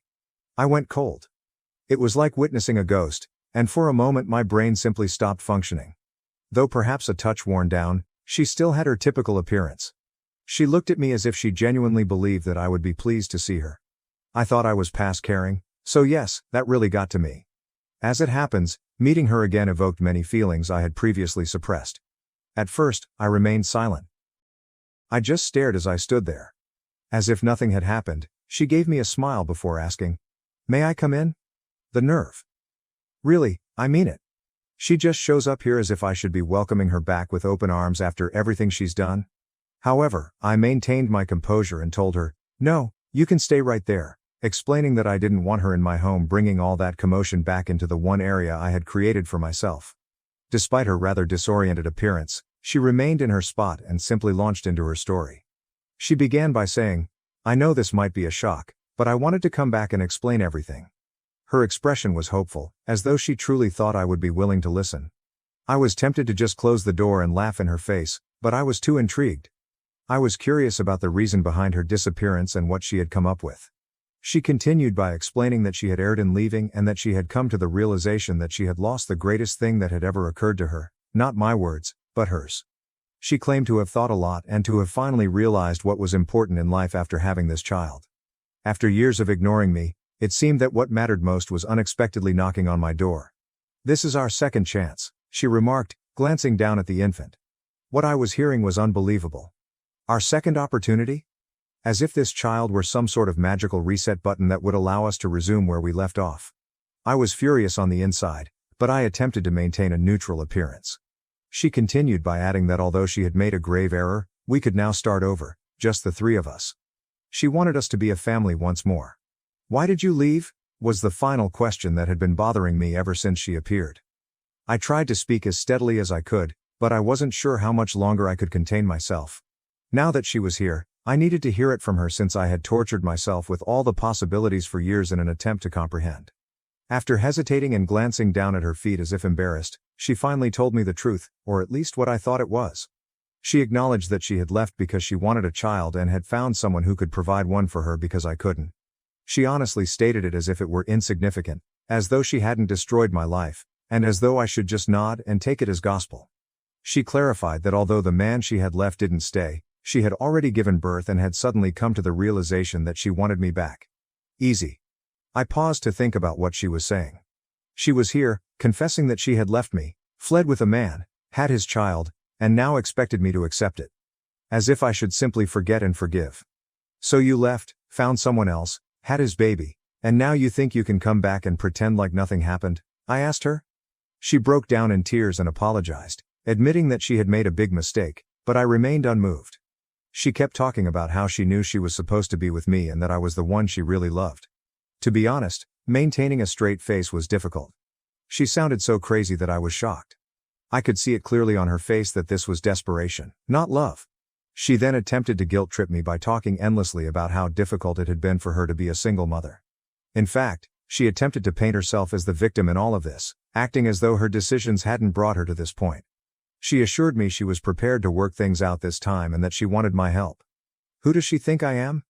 was all I could think about. I listened to it all as I stood there, but I had had enough. I told her right away, "You made your choice a long time ago, and now you have to live with it. There's no second chance here." She appeared astonished, as if she had never even imagined that I would say no, as if she truly believed she could simply saunter back into my life because it would suit her. She became irate just when I thought she would finally understand and depart. She became angry with me, accusing me of selfishness and demanding that I give her another chance to make amends. She said that she could have taken half of everything and divorced me at that time if she had so desired. She even had the audacity to remark that the house should still belong to her. I felt a surge of relief as it seemed like her true self was revealing itself in front of me. At last, I was recognizing her true self. I refrained from arguing with her. I didn't speak louder. "We're done. You wanted a different life, and now you have it. This isn't my responsibility anymore," I simply replied, looking at her, and then I closed the door in her face, interrupting her if she had any more words to say. I was struck with a peculiar sense of serenity as I stood there and heard her muffled screaming coming from the other side of the door. She might shout, cry, knock, or do anything else. However, I knew I would never allow her to return. This stranger who believed she could pick up the pieces when it was convenient for her took the place of the lady I had loved and married. Feeling lighter than I have in years, I moved away from the door and took a seat. I believed that was it after I shut the door behind her. I assumed she would understand and simply walk away. However, no. Rather, she began pounding on the door while shouting various things. The nerve seemed unbelievable to me. She had the gall to stand there and insist that I listen to her while I was in the one place that was truly mine, the only place I had been able to recover from the disaster she had left me in. I initially considered ignoring it and letting her scream till she became weary. But then I started to wonder. I was curious to know what kinds of excuses she would offer this time. I opened the door just enough to let her know I was paying attention, but not enough to let her in. She appeared to be astonished that I hadn't given her the response she desired, as if she had just been slapped across the face. As if we were having a typical argument and not coping with her abandonment, she began a lengthy monologue in which she expressed her willingness to forgive me for closing the door on her and her want to start over. She went on and on about how if we both worked hard, we could work things out. I was unable to contain myself at that moment. I laughed, really laughed, because this woman had more nerve than I had ever seen. When I did that, she appeared enraged, as if I should feel guilty for not paying attention to her. I said to her, "You left. You had your chance, and you threw it all away. I'm not just going to pretend none of that happened because you feel like it." Her face flushed, and she began to talk about how she had been so lost after leaving and how she had discovered her error too late. "You don't understand how hard it was for me," she said. However, I didn't believe it. I informed her that she had taken the decision to leave. She had plotted it, made up a falsehood about it, and then carried it out. Now her remorse meant nothing. That's when she lost it. Her entire tone shifted. She stopped doing the melancholy, repentant act and began to attack me, accusing me of being unjust and lacking the grace to give her another chance. "If I'd wanted to, I could have taken everything from you back then. I could have taken half of everything you own," she bravely said. I simply stood in awe. This woman, who had abandoned me without saying anything, now believed she should be compensated in some way for not attempting to defraud me. As if she was worthy of praise for not being as awful as she could have been. I replied, "So, what am I supposed to be grateful for? Grateful that you only ditched me and didn't take my stuff with you?" Her expression was a mixture of rage and something more, possibly desperation or guilt, as she gazed at me. But to be honest, I didn't give a damn by then. I had just finished. That was where all the years I had spent questioning myself, feeling bad, and wondering if I was somehow to blame for her leaving vanished. I felt as though the burden I had been dragging about had finally been removed when I met her for who she truly was. But she wasn't finished. She began to pace my porch while complaining that I would regret not giving her another chance and that I would never find someone like her. In fact, by refusing to take her back, she attempted to make me feel as though I was the one who was missing out. It was strange. As if I should be pleading with her to stay, here she was, the one who ruined everything we owned. She became even louder and continued to complain about how I had made her leave in the first place when she realized I wasn't going to back down. She said that none of this would have occurred if I had been more understanding about the entire kid situation. Her reasoning seemed to indicate that I had failed her as a husband because I couldn't conceive, which somehow excused her from leaving to have a kid with someone else. The mental acrobatics were amazing. To be honest, I was shocked that she was attempting to blame me for her decisions. I straight up told her, "Look, if you wanted a kid that badly, you could have told me the truth. You didn't have to lie to my face and pretend everything was fine while planning your exit." To that, she had nothing to say. Simply looked at me as if I had hit her.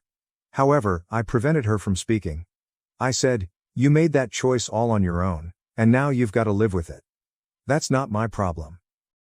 She made one final attempt, returning to her dejected expression, and urged me to consider the boy and how I was being unjust by ignoring him. She literally exploited the child in her arms to make me feel guilty, as if I were the villain in this situation. However, I wasn't buying into it. I replied, "I don't know that child. I have nothing to do with him. He's not mine and neither are you." That was the end of it. I could see her coming to terms with it at last.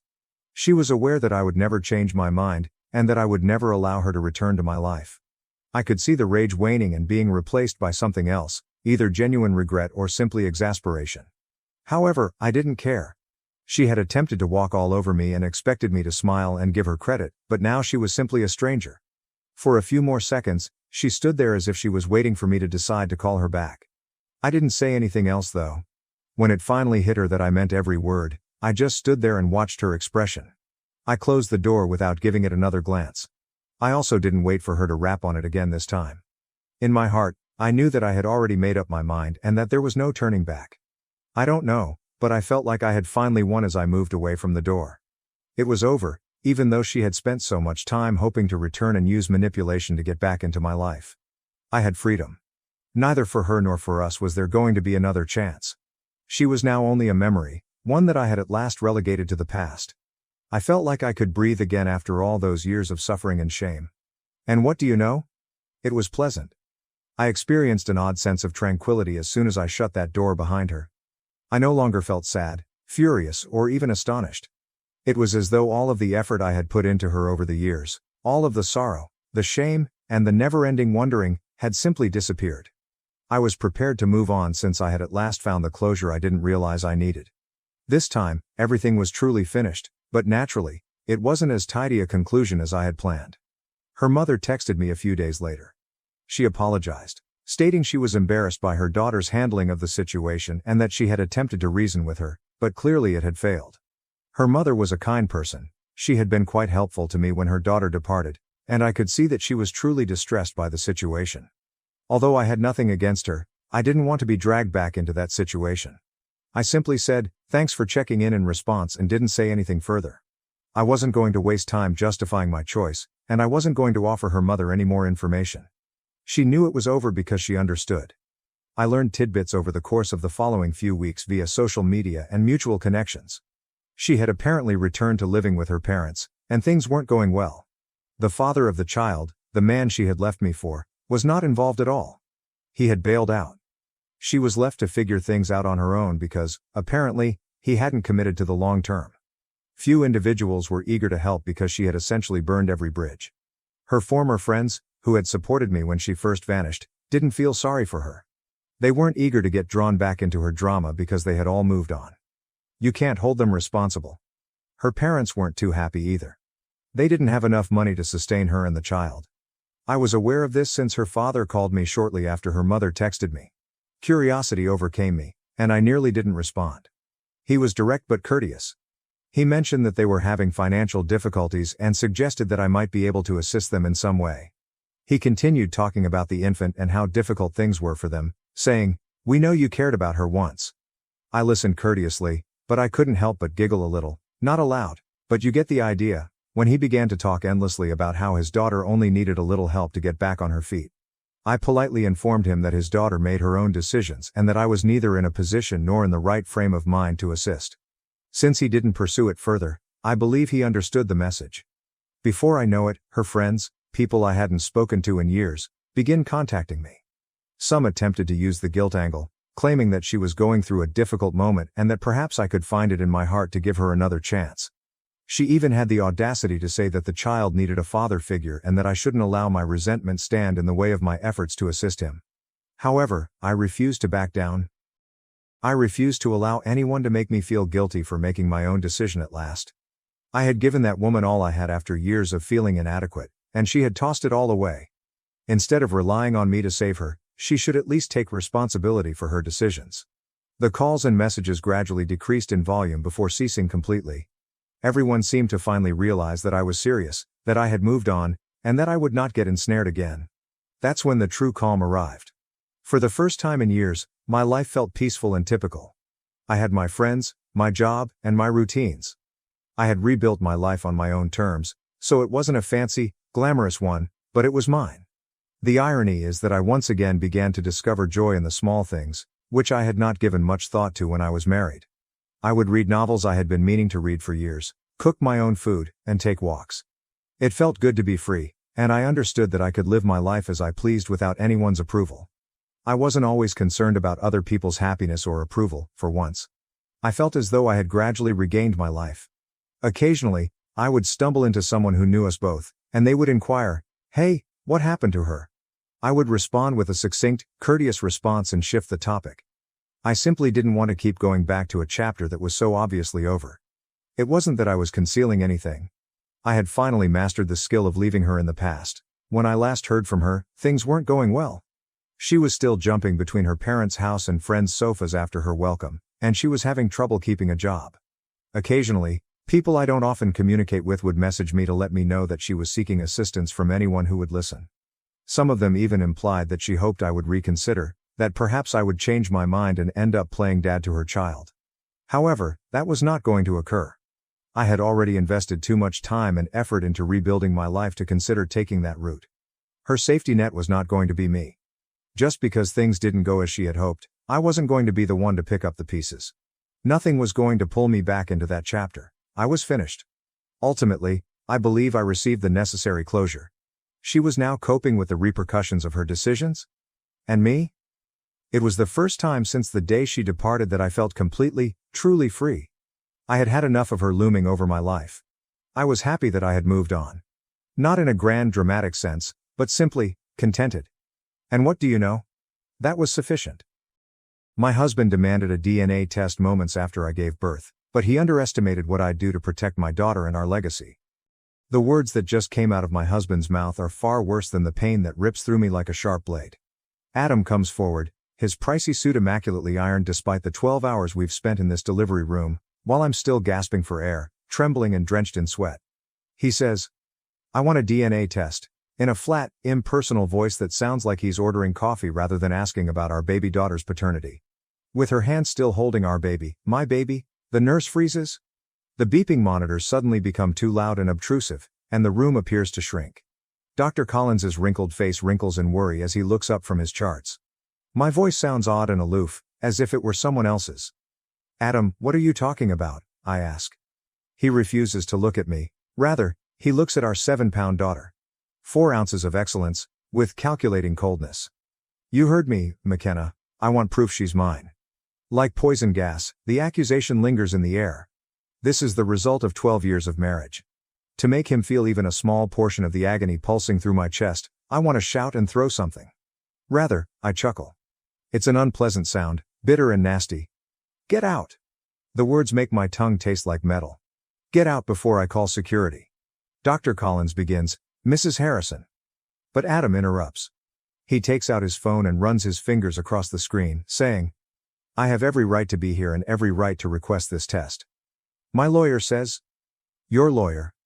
You've been talking to your lawyer while I was in labor?" I blurt out. The only indication that he is still capable of feeling guilt is a faint flush that appears on his neck. I've been preparing for this moment for weeks. The word keeps repeating in my mind. Weeks. My husband was organizing this ambush as I was folding little onesies and choosing nursery colors. I feel as though I've been physically struck by the understanding. Bless the nurse, she puts herself in our way. "Sir, perhaps we should continue this discussion outside." "No." I ignore my aching body's protest and push myself to sit up taller. Let him stay. Let him watch the test. Let him see exactly how wrong he is. Something flickers in Adam's eyes, but his expression remains unchanged. Disappointment? Solace? I can no longer tell. I used to be familiar with all telltale signs and micro-expressions. At what point did my husband lose his identity? "I'll set it up right away," Dr. Collins states in a deliberately casual tone. Though I must say, in my 30 years of practice. "Just do it," instructs Adam. I used to find his nervous habit of straightening his tie charming. The sooner we know the truth, the better. The reality. As though he still knows what that word implies. My girl, our daughter, is sleeping soundly in the bassinet, oblivious to the storm that is building all around her. Her dark hair, like mine, is already beginning to curl, and her little fingers are balled into fists. Even though my hands are shaking, I answer, "Fine," in a calm voice. "Do the test. But when it proves what I already know, don't expect forgiveness." His phone buzzes. Adam. He looks at it and his mask briefly comes off. Fear? Feeling guilty? He's on his way to the door before I can comprehend it. He says, "I'll be back tomorrow," without turning around. "My lawyer will contact you about the arrangements." I can breathe again as the door snaps shut behind him. Dr. Collins touches my shoulder tenderly. "McKenna, I'm so sorry." "Don't." I grab my phone, fingers already locating Sam's number. "I'll let my cousin know what to do. He always does. Just get me the paperwork for the test, and Dr. Collins, make sure it's witnessed every step," I respond. His eyes light up with comprehension as he nods. "Of course." I gaze at my daughter once more, committing to memory every exquisite feature of her face. Adam has no idea what he's started, regardless of the game he's playing or the falsehoods he's telling himself. After 3 days in the hospital, Sam feels as though his flat is a haven. As Tara bustles around the kitchen brewing tea, I curl up with Emma on his worn leather couch. My worries are calmed by the familiar smell of coffee grounds and old books, but my hands continue to shake. Saying, "He's changed all the locks," I observe Sam pacing. "Changed the security codes too. 12 years of marriage, and he locks me out like I'm some kind of criminal." With his journalist's notebook already stuffed with scrawled notes, Sam stops pacing. When exactly did things start changing with Adam? Think back carefully. The inquiry is a kind of gut strike. I close my eyes and attempt to remember when my marriage started to go apart. Maybe 4 months ago. He started working late, missing doctor's appointments. Said it was a big merger, the Preston Tech deal. Tara's expression is disturbed as she puts down a mug of chamomile tea. That closed months ago. I give it a quick glance. How do you know that? Tara looks at Sam and says, because my sister works in their PR department. The deal fell through in March. March, when Adam began bringing pricey new suits home. When the enigmatic business travel started. When he completely stopped caressing me. Sam taps his pen against the notebook and says, this is what doesn't add up. Why wait until the baby was born to demand a DNA test? Why not do it during pregnancy? Because he needed a scene, states Tara in a low voice. He needed witnesses. It dawns on me like a blast of cold water.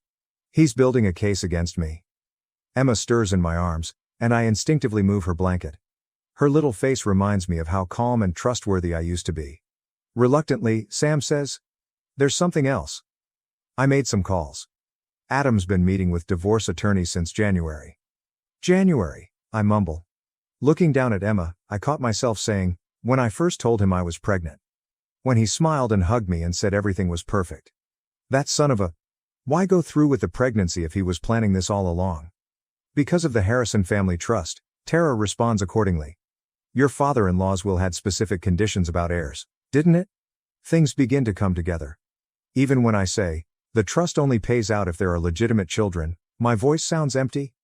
He needed proof the baby wasn't his to invalidate the claim. Sam's phone is buzzing. His face darkens as he looks at it. Adam just posted on LinkedIn. He's accepted a new position at Grant Technologies. Grant. The name makes me think of something. Wait, isn't that the company that tried to buy out Harrison Industries last year? Sam concludes. The same one your father-in-law refused to sell to before he died. We all jump when someone knocks on the door. Glancing through the peephole, Tara takes a rapid step back. It's Adam. Don't open it, I say, holding Emma tighter. Adam's words, McKenna, echo through the door. I know you're in there. The DNA test is scheduled for tomorrow morning. My lawyer insists you be present. I take Sam's arm as he approaches the door. Wait. Let him talk. Adam goes on. You're making this harder than it needs to be. His voice becoming almost soft. Just come home. We can work this out. I slowly get to my feet so as not to wake Emma. Work what out, Adam? The lies? The secret meetings? Or how about the trust fund you're trying to steal? Quiet. Then, I don't know what you think you know. I know enough. I no longer tremble when I say this. I know about Grant Technologies. I know about the divorce lawyers. And soon, I'll know everything else too. One more pause. The veneer of tenderness vanishes when he talks again. You have no idea what you're dealing with. Neither do you. Something hardens inside me as I gaze down at our girl, my daughter. Game on, Adam. He backtracks along the corridor. What's the plan? Asks Sam after locking the door and turning to face me. I take my phone out and go through my old contacts until I locate the one I need. First, we find out everything we can about Grant Technologies. And then, I answer the phone. We call in some favors. Before a recognizable voice responds, the phone rings again. Dr. Collins, I need your help with something. With a somber expression, Dr. Collins slips the phone across his desk. These messages were automatically backed up to the cloud account you shared. I thought you should see them. When I take up the smartphone, my hands shake. 2 days before my labor, the timestamp indicates 3:47 a.m. The message says, everything's arranged. Once the test results come back, she won't have any claim to the trust. Make sure you stick to the plan. Adam has responded. She suspects nothing, just keep your father focused on the merger. Evelyn Grant, says Dr. Collins softly, is Marcus Grant's daughter. I find the name to be bitter. Last year, he attempted to compel my father-in-law to sell his business. With his journalistic instincts taking over, Sam leans forward. The same Marcus Grant who mysteriously acquired 3 board seats after your father-in-law's death. I continue to scan through texts, each one getting worse. Plans. Gatherings. Personal information that makes my stomach turn. They've been seeing each other since January, I murmur. The same month I told him about the baby. Sam asserts, the timing is not coincidental. Grant Technologies announced their hostile takeover bid last week. With Adam's help, they'll have controlling interest in Harrison Industries, unless there's a legitimate heir. The parts fit together perfectly. That's why he needs the DNA test. To show Emma isn't his. It's not about the baby at all. It's about the company. We are interrupted by a knock. Tara enters with a pallid face. Adam's here, with lawyers. Even though my heart is racing, I make myself remain composed. Let them in. Adam walks in with 2 suits that probably cost more than my yearly income, as if he owns the place. He's wearing a tie I've never seen before, and he seems different. Colder, sharper. Dr. Collins begins. This is a private medical facility, but Adam interrupts. The elder attorney says, my client has every right to supervise the paternity test that we're conducting. We have concerns about potential tampering. I chuckle. I'm unable to stop it. Tampering? That's rich, coming from you. Adam clenches his jaw. Careful, McKenna, you're already facing potential fraud charges if... I raise the phone and ask, if what? If these messages somehow become public? The ones showing you and Evelyn planning to steal your father's company? He becomes motionless. I catch a glimpse of genuine terror in his eyes. You had access to my private... I go up and exclaim, your private messages on our shared cloud account, my rage giving me courage. The one you forgot to disconnect when you were so busy planning your little corporate takeover. Adam's visage darkens as the younger attorney murmurs something in his ear. He responds, this changes nothing, but his tone falters. The test will proceed exactly as planned. In a strong tone, Dr. Collins interrupts. Under my supervision, with witnesses present. Unless you'd prefer to explain to the board why you're colluding with Grant Technologies while serving as Harrison Industries CFO. Sam moves forward while Adam's hand fumbles with his phone. I wouldn't, answers Sam with ease. My article about corporate espionage at Grant Technologies goes live in an hour. Fascinating stuff about insider trading and family betrayal. Adam responds, you're bluffing, yet his forehead is dripping with perspiration. I approach while speaking quietly. You want a war, Adam? Fine. But remember, you taught me everything about corporate finance during those late-night strategy sessions. Everything. I stop and show him his most recent communication to Evelyn, which was about love and eternity. Always keep receipts. The elder lawyer clears his throat as they look at one another. Perhaps we should discuss terms. No terms, I respond, observing Adam's flawless exterior crumble. No deals. You wanted to play dirty? Let's play. But remember, you're not just fighting for money anymore. You're fighting for survival. Adam's shoulders are stiff with rage as they depart. Sam lets out a faint whistle. That was something. I sit back down and mutter. Just the beginning, as my legs feel like they might give out. Dr. Collins, how long until the test results? 24 hours, he responds, closely examining me. Are you sure about this? Once we start, I interrupt, I'm sure, in a firm voice. I look at the picture of him and my father-in-law during his medical school graduation that is on his desk. He trusted the wrong people. I won't make the same mistake. Sam gives me a shoulder squeeze. What's next? I take out my phone and navigate to a number I never would have imagined using. Next, we talk to Evelyn Grant. It's time she learned what kind of man she's really dealing with. With its sky-high steel and glass, the Grant Technologies lobby shines with riches and power. Feeling small, I shift Emma's carrier on my arm till I see my reflection in the gleaming marble. Adam got me this suit for board meetings, and it's one of his favorite suits. The armor is what counts, even though it fits differently now. The receptionist says, Miss Grant is in a meeting, without even looking up. I say, tell her McKenna Harrison is here, in a firm voice. With her fiancé's baby. Keys no longer click. Her eyes enlarge when she notices Emma's dark locks, which resemble Adam's a lot. Evelyn Grant and I are seated opposite one another in her corner office 5 minutes later. She's younger than I anticipated, and she's immaculately groomed in a way that befits careful breeding and old money. Her 3-carat princess-cut engagement ring, which is identical to the one in Adam's browsing history, catches the light. She claims, I don't understand, but her hands deceive her by twisting a pen till her knuckles turn white. Adam never mentioned a wife, a baby. Emma fusses, but I handle it with practiced ease. Funny how those details slip his mind when he's planning corporate takeovers. The color fades from her face. You can't prove. With screenshots visible, I move my phone across her desk. Actually, I can.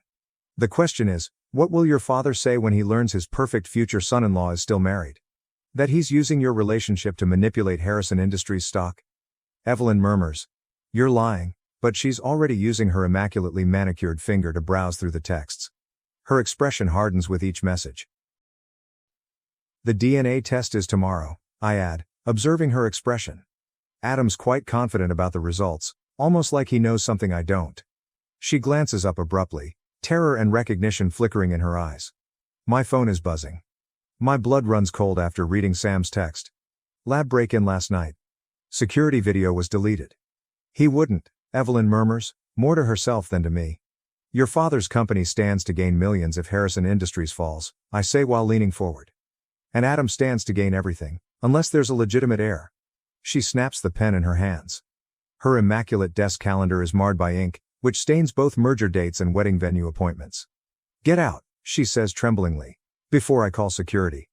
I slowly stand up, drawing Emma next to me. You know what's funny? I ask in a cool yet incisive tone. He bought me that exact same ring 5 years ago. Promised me the same forever. Even used the same pet names.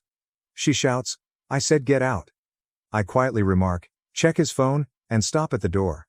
The one he keeps in his gym locker. The one with the real messages. She becomes motionless. How did you, when I say, because I was you once, I make my way to the door and then stop again, saying, young, in love, certain he was different. Oh, and Evelyn, when you confront him, watch his left eyebrow. It twitches when he lies. On her broken face, the elevator doors close.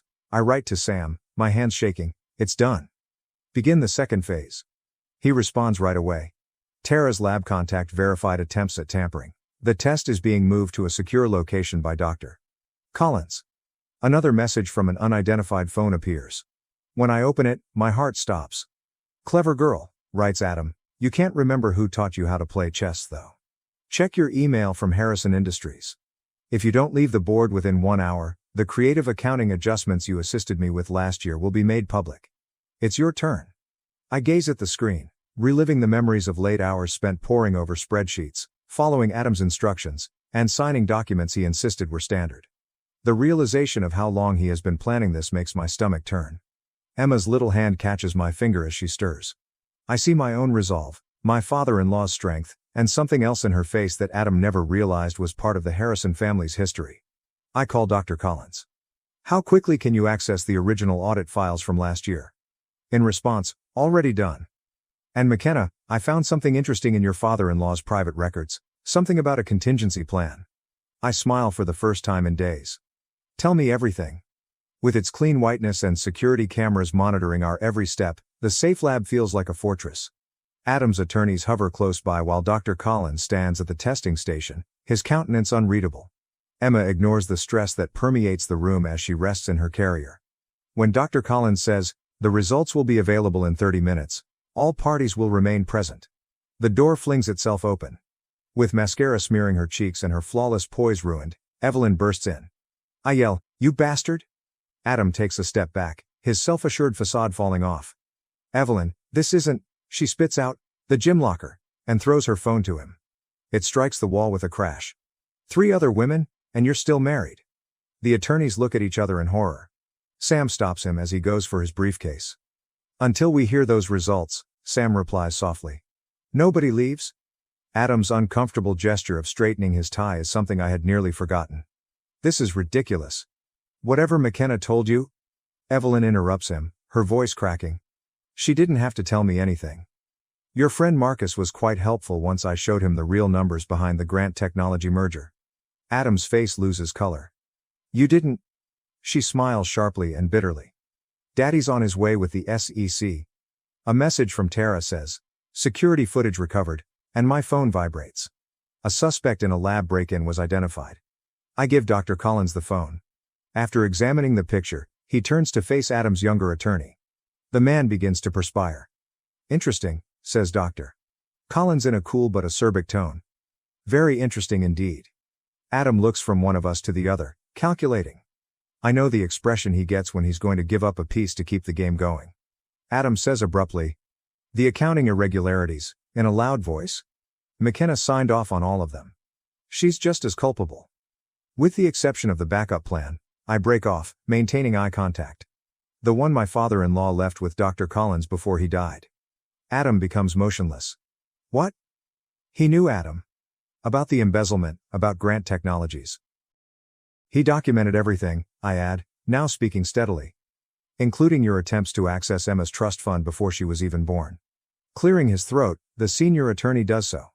Mr. Harrison, perhaps we should... Shut up. Adam's calmness totally breaks. His fists are clenched as he rounds on me. You're bluffing? Richard trusted me, Dr. Collins adds in a low, uncompromising voice. Not just as his doctor but as executor of his estate, including the real will. The device emits a beep. Test findings are available. Sam stops Adam before he can get the printout. It's over, declares Sam. The SEC has everything: fake DNA test orders, embezzlement records, even your deals with Marcus. The hall reverberates with the sound of heavy, deliberate footsteps. Adam steps back from the entrance. "McKenna," he adds as his voice mellows into that accustomed cunning tone. "We can still fix this, for Emma's sake?" I say. "Don't you dare." With words that burn like acid. "Don't you dare use our daughter as a bargaining chip." The door opens. First to arrive are two SEC agents and Marcus Grant. Tara holds out her phone behind them, documenting everything. One agent says, "Adam Harrison, you are being investigated for securities fraud." The events that follow are shown in slow motion. Adam rushes to the emergency room. The younger attorney tries to stop him. Sam shouts something about treachery. Emma is unaware of the mayhem and sleeps soundly in her carrier while it all. Dr. Collins holds out the test findings while touching my arm. "Do you want to know?" I look at the paper and go back to all the times I questioned whether Adam was telling the truth or if I had failed as a mother or a wife. I eventually respond, "No," as I see my spouse get handcuffed by SEC officers. The results don't matter anymore. She's my daughter. That's all I need to know. Marcus Grant walks up, his expression solemn. "Mrs. Harrison, we'll need your testimony tomorrow." I pull Emma in close. "Right now, I'm taking my daughter home." I hear Adam yelling my name as we head out, desperate now, realizing what he's lost. I don't turn around. Not every game is worth winning. Some successes come from letting go rather than seeking retribution. Lawyers, testimony, and struggles for control of Harrison Industries are all part of tomorrow. But I've got all I need in my arms tonight. The boardroom at Harrison Industries is cooler than I recall. After the SEC probe was made public, half of the board left, so perhaps that's why there are empty seats. Perhaps it's the way Sam avoids eye contact with me or the way Dr. Collins is constantly looking at his watch. Marcus Grant spreads paperwork across the gleaming table and declares, "The evidence is conclusive." The results of the DNA test were changed before they were sent to the lab. Adam's new attorney cuts in with a suave voice, "However, Mrs. Harrison was complicit in the financial irregularities, according to my client." Even I sound hollow when I explain, "The signature on these documents was forged. I never—" "Can you demonstrate it?" More documents are slid forward by the attorney. "The evidence from these trading records indicates otherwise. During the relevant period, there were significant transfers to your personal account." As I recognize the account numbers, my hands shake. It's our joint account, the one Adam ordered I cease keeping an eye on since he had it handled. This is absurd. Sam stands up suddenly. McKenna allegedly approved these transactions while she was on maternity leave. The lawyer has a shark-like smile. Timestamps indicate otherwise. The doctor clears his throat. Marcus Grant continues. "The contingency plan has been compromised," his words tumbling like stones. "Last night, someone gained access to Richard Harrison's personal documents. Everything is gone." The space whirls. I feel the earth move beneath me as I hold onto the edge of the table. "That's not possible. The security procedures were bypassed," the attorney states in a tone that borders on empathetic. "Using your login information and some really intriguing emails regarding offshore accounts." My phone is buzzing. I'm shivering after reading Tara's message. Emergency updates. Company stock is plunging. Reports regarding fraud at Harrison Industries' various levels are currently in the news. The DNA test fiasco is causing a lot of conjecture on social media. I can explain, but Adam's attorney raises his hand. He straightens his papers and stands up saying, "Save it for the SEC hearing." In the meantime, considering the situation, the board has called for an emergency vote of no confidence. "You can't," the words grate on my throat. "My father-in-law dedicated his life to this business. He had faith in me." "Believed you?" Adam's voice interrupts, causing me to wince. Despite the ankle monitor indicating his house imprisonment, he stood spotless in the doorway. "As if I trusted you not to speak to Evelyn behind my back." "You dare not." "With ease," he adds. "The board needs stability. Someone who can weather this storm with clean hands. Thankfully, I have a deal with the SEC that calls for complete cooperation in return for a lighter sentence." The pieces fit together perfectly. The fake signatures, the corrupted data, and the meticulously crafted paper trail that leads directly to me. "You're going to blame me for everything." The realization is bitter. The cover-up, the fraud, all of it. I told Evelyn that he twitches his left eyebrow. McKenna, you did this to yourself. If you had simply cooperated. Did you play along? I get up so fast that my chair falls over. While you embezzled the inheritance of my daughter? Richard built everything, but you ruined it all? His grin turns ruthless. Regarding that, the initial results of the DNA test were really intriguing. There is silence in the room. Security personnel intervene as Sam approaches Adam. I mutter, "You're lying." But suspicion seeps in like poison. All those late hours at work, the enigmatic business trips, the way he avoided talking about nursery colors or baby names. Am I? He asks as he takes out his phone and displays a test result that I have never seen before. Do you want to know how these genetic markers work? Dr. Collins begins to say something, but Adam's attorney interrupts him. In light of the situation, my client is ready to request complete custody. When evaluating a person's suitability for parenthood, the court typically disapproves of fraud and embezzlement. The world becomes extremely small. I saw Emma's face, her dark locks, her little fingers. Her early giggles and nighttime sobs are audible to me.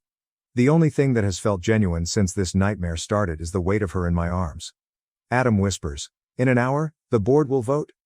Sign over your shares, resign immediately, and perhaps we can set up supervised visitation." I sway and Sam takes my arm. Don't, McKenna. My vision is blurry, though, and I'm already reaching for the resignation letter. Sometimes giving up isn't the same as surrender.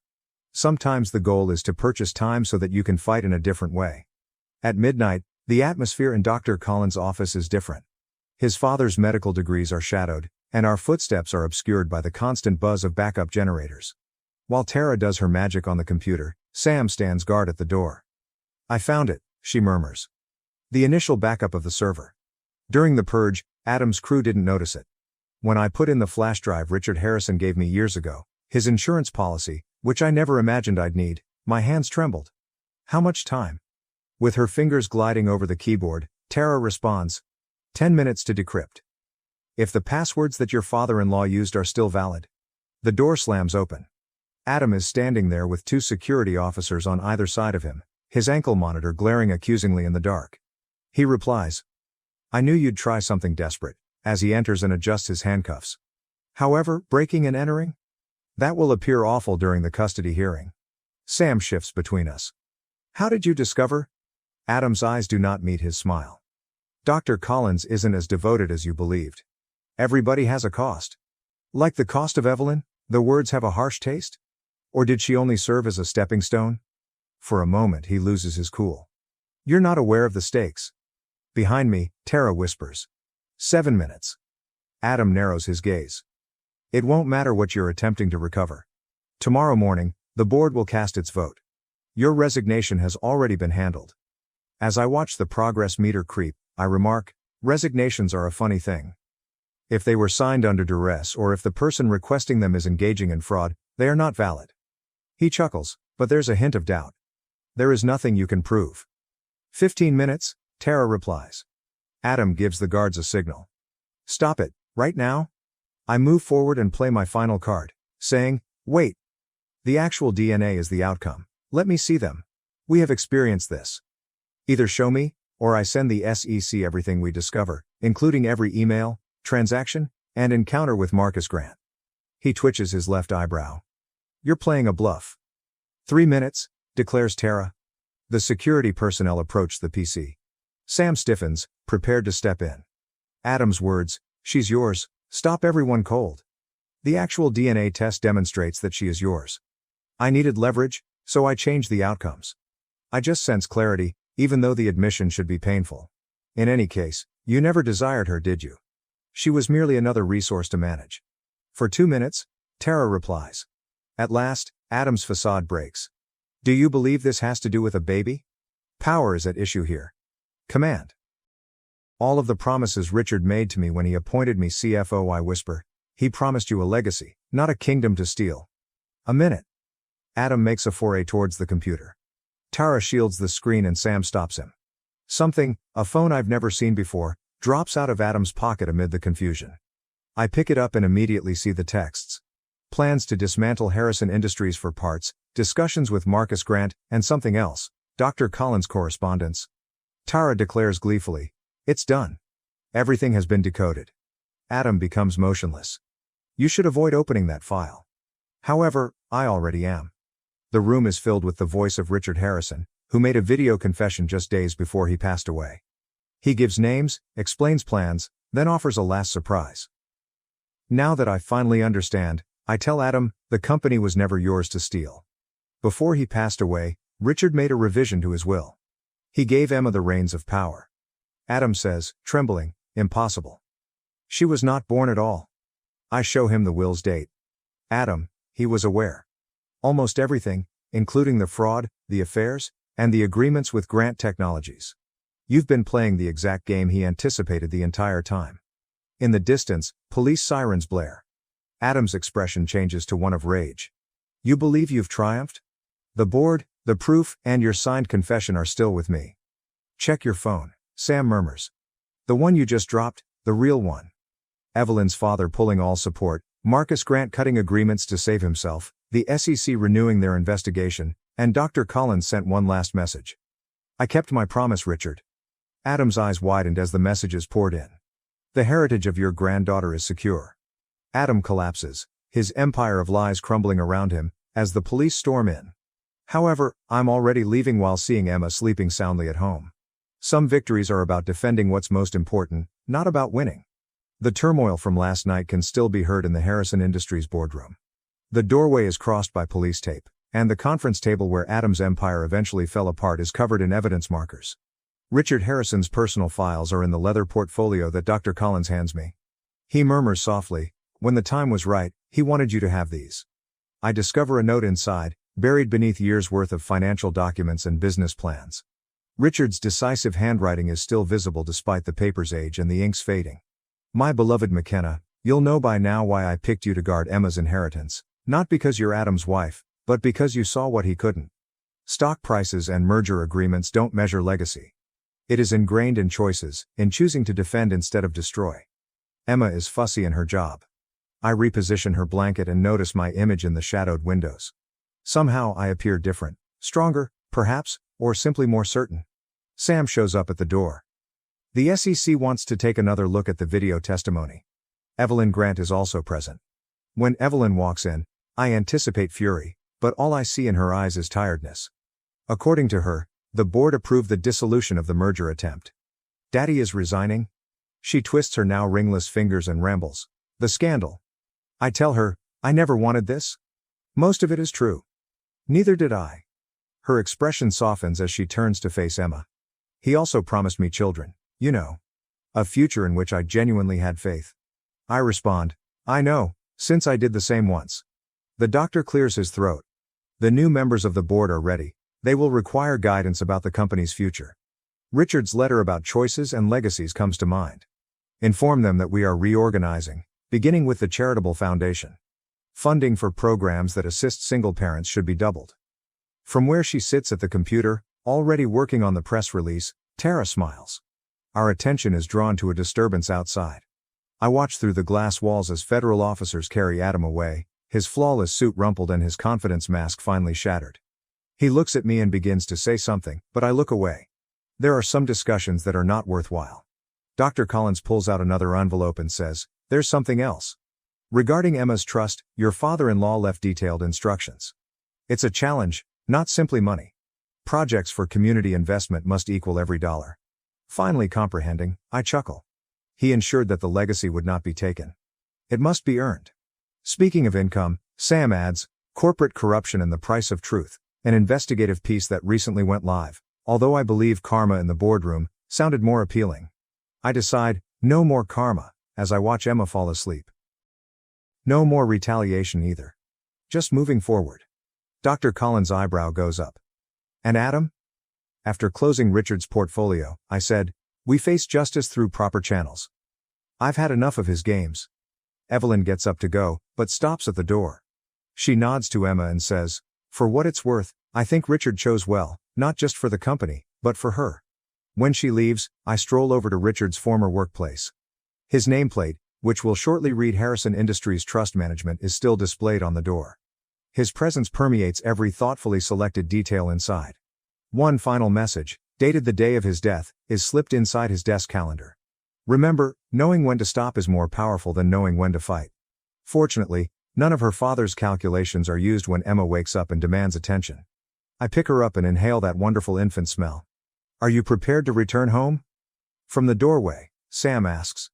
As I grab our belongings, I correct him, "Not home. Going forward." Reporters wait outside with inquiries concerning scandal and atonement. Lawyers, reorganization plans, and countless decisions regarding Emma's future await us tomorrow. But now, in this silent triumph, I realize what Richard has known all along. Sometimes the best form of retaliation isn't demolishing what other people have created, but rather creating something better out of the ashes they left behind. I skipped the family cruise. After being asked to buy my own ticket, now they're upset they can't reach me.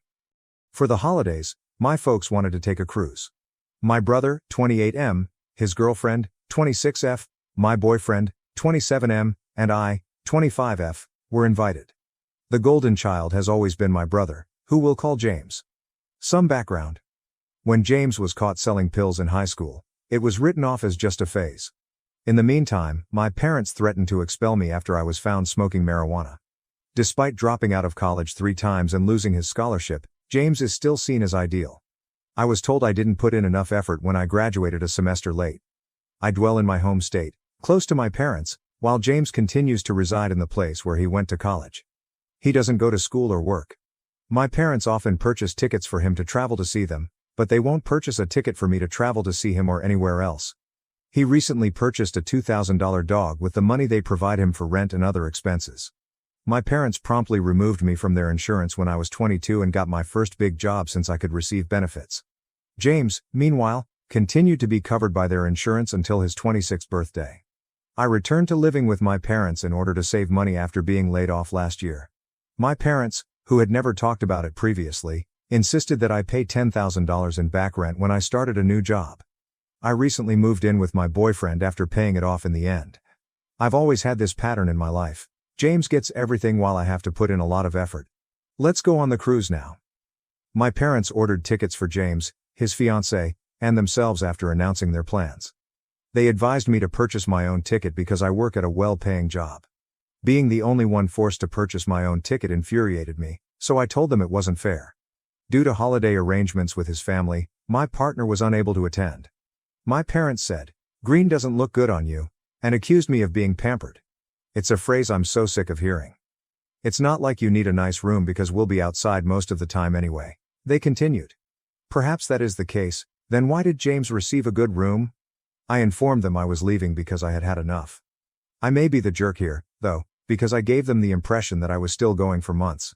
They instructed me to arrive at their house by 8 a.m., the night before they were scheduled to depart so that we could begin the drive to the port at 8:30. They began messaging me the following morning, inquiring about my whereabouts.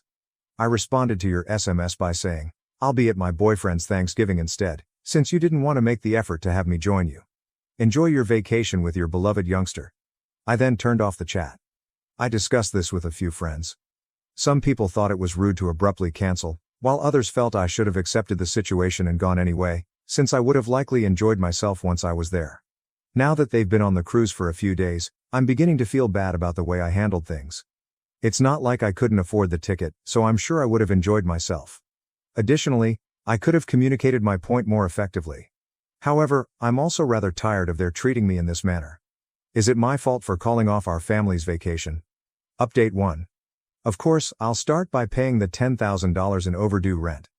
I didn't think the number was the problem. It's obviously a little higher than I would have preferred, but not unreasonably so given how long I stayed there.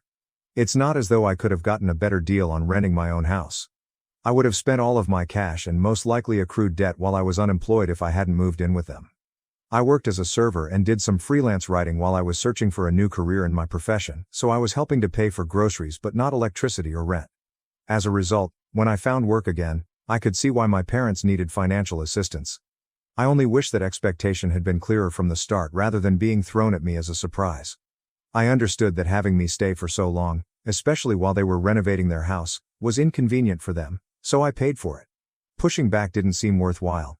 It just felt easier to pay the money, and I know that if I had refused, it would have become a major problem. Yes, it's likely that I need to work on my pushover tendencies.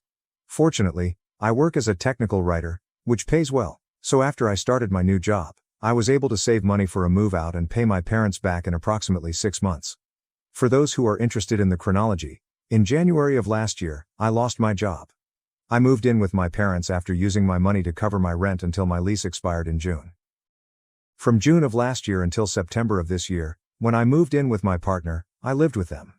My parents informed me that they wanted back rent and future rent till I moved out when I started my present job in May. They claimed it was to encourage me to stand again. Technically, not all of it was back rent, but I used the term to be succinct.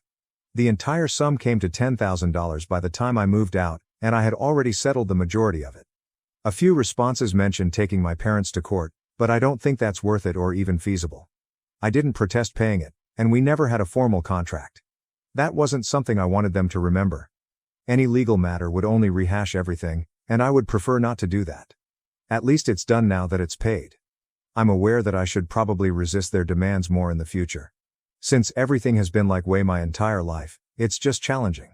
I've learned from my experiences that if I refuse, they would perceive me as unappreciative. I strive for perfection because all I want is for them to care for and support me in the same way that they do James. The worst thing is that I was quite close to James as a child. We spent a lot of time together as children. I was taught how to ride a bike by him. When I was being bullied, he defended me. He just never learned how to be independent, and I don't think that makes him a horrible person at all. He doesn't understand why I have problems with our parents, which has caused tension in our relationship. I miss playing RuneScape with my brother late at night. Since he has consistently received additional assistance, I'm rather certain he fully accepts the notion that he needs it. He has no idea what else to do or anticipate. He still treats me nicely, at least, but he doesn't recognize the difference in our treatment. In essence, he wants me to accept it and become a member of the family. Unfortunately, once it came to problems with our parents, all of his support simply vanished. One day, I hope, James will gain some distance from them so we can get back in touch. I do not wish for our relationship to continue to suffer as a result of this. I apologize for being so sentimental, but let's get back to the comments. I also saw that some people wanted to know why I hadn't informed them sooner that I was canceling. They would have spent those months attempting to get me to go and humiliating me if I persisted in refusing, but I see that was a petty move on my behalf. It looked like a lot of work, and my method was much simpler. I did receive some joy from it, albeit perhaps this is embarrassing of me. Treating them the same way they treat me was satisfying. Furthermore, it didn't really affect their trip. They traveled nonetheless, only without me. The idea of having little to no contact with my family was mentioned in a lot of the comments, and I've been thinking about it ever since. My boyfriend, who has witnessed my parents' behavior firsthand, supports this choice. If I tell my pals the whole tale, I'm sure they'll be on board as well.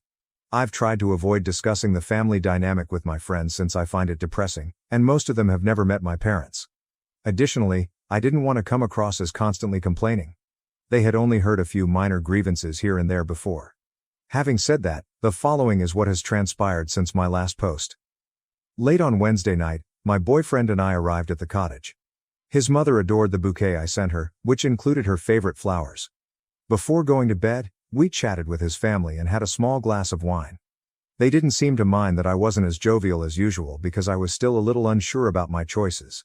I promised myself that evening that I would ignore my personal family problems and concentrate solely on enjoying the trip with my boyfriend's family, who have always been so kind to me.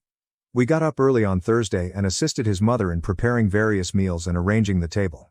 After that, I played cornhole with his cousins, but we lost because I'm not that athletic. The actual Thanksgiving lunch was excellent. His mother cooks really well. I felt much better about choosing to spend the holidays with them because everyone was so kind to me and made me feel like a member of the family.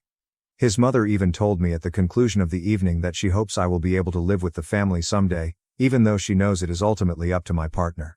We hugged after I assured her that I would be honored if that occurred. I sincerely hope it will. I want to be with my partner for the rest of my life since I love him so much. His family is an amazing benefit as well.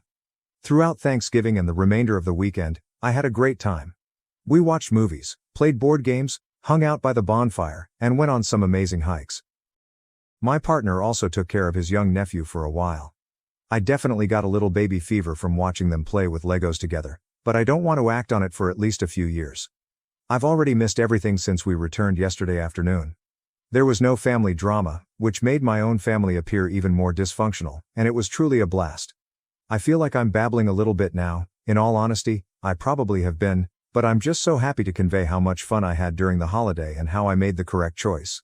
Regretfully, there are some negative aspects to this upgrade. I hope it is. Last night, my parents contacted me to express their continued dissatisfaction with my decision.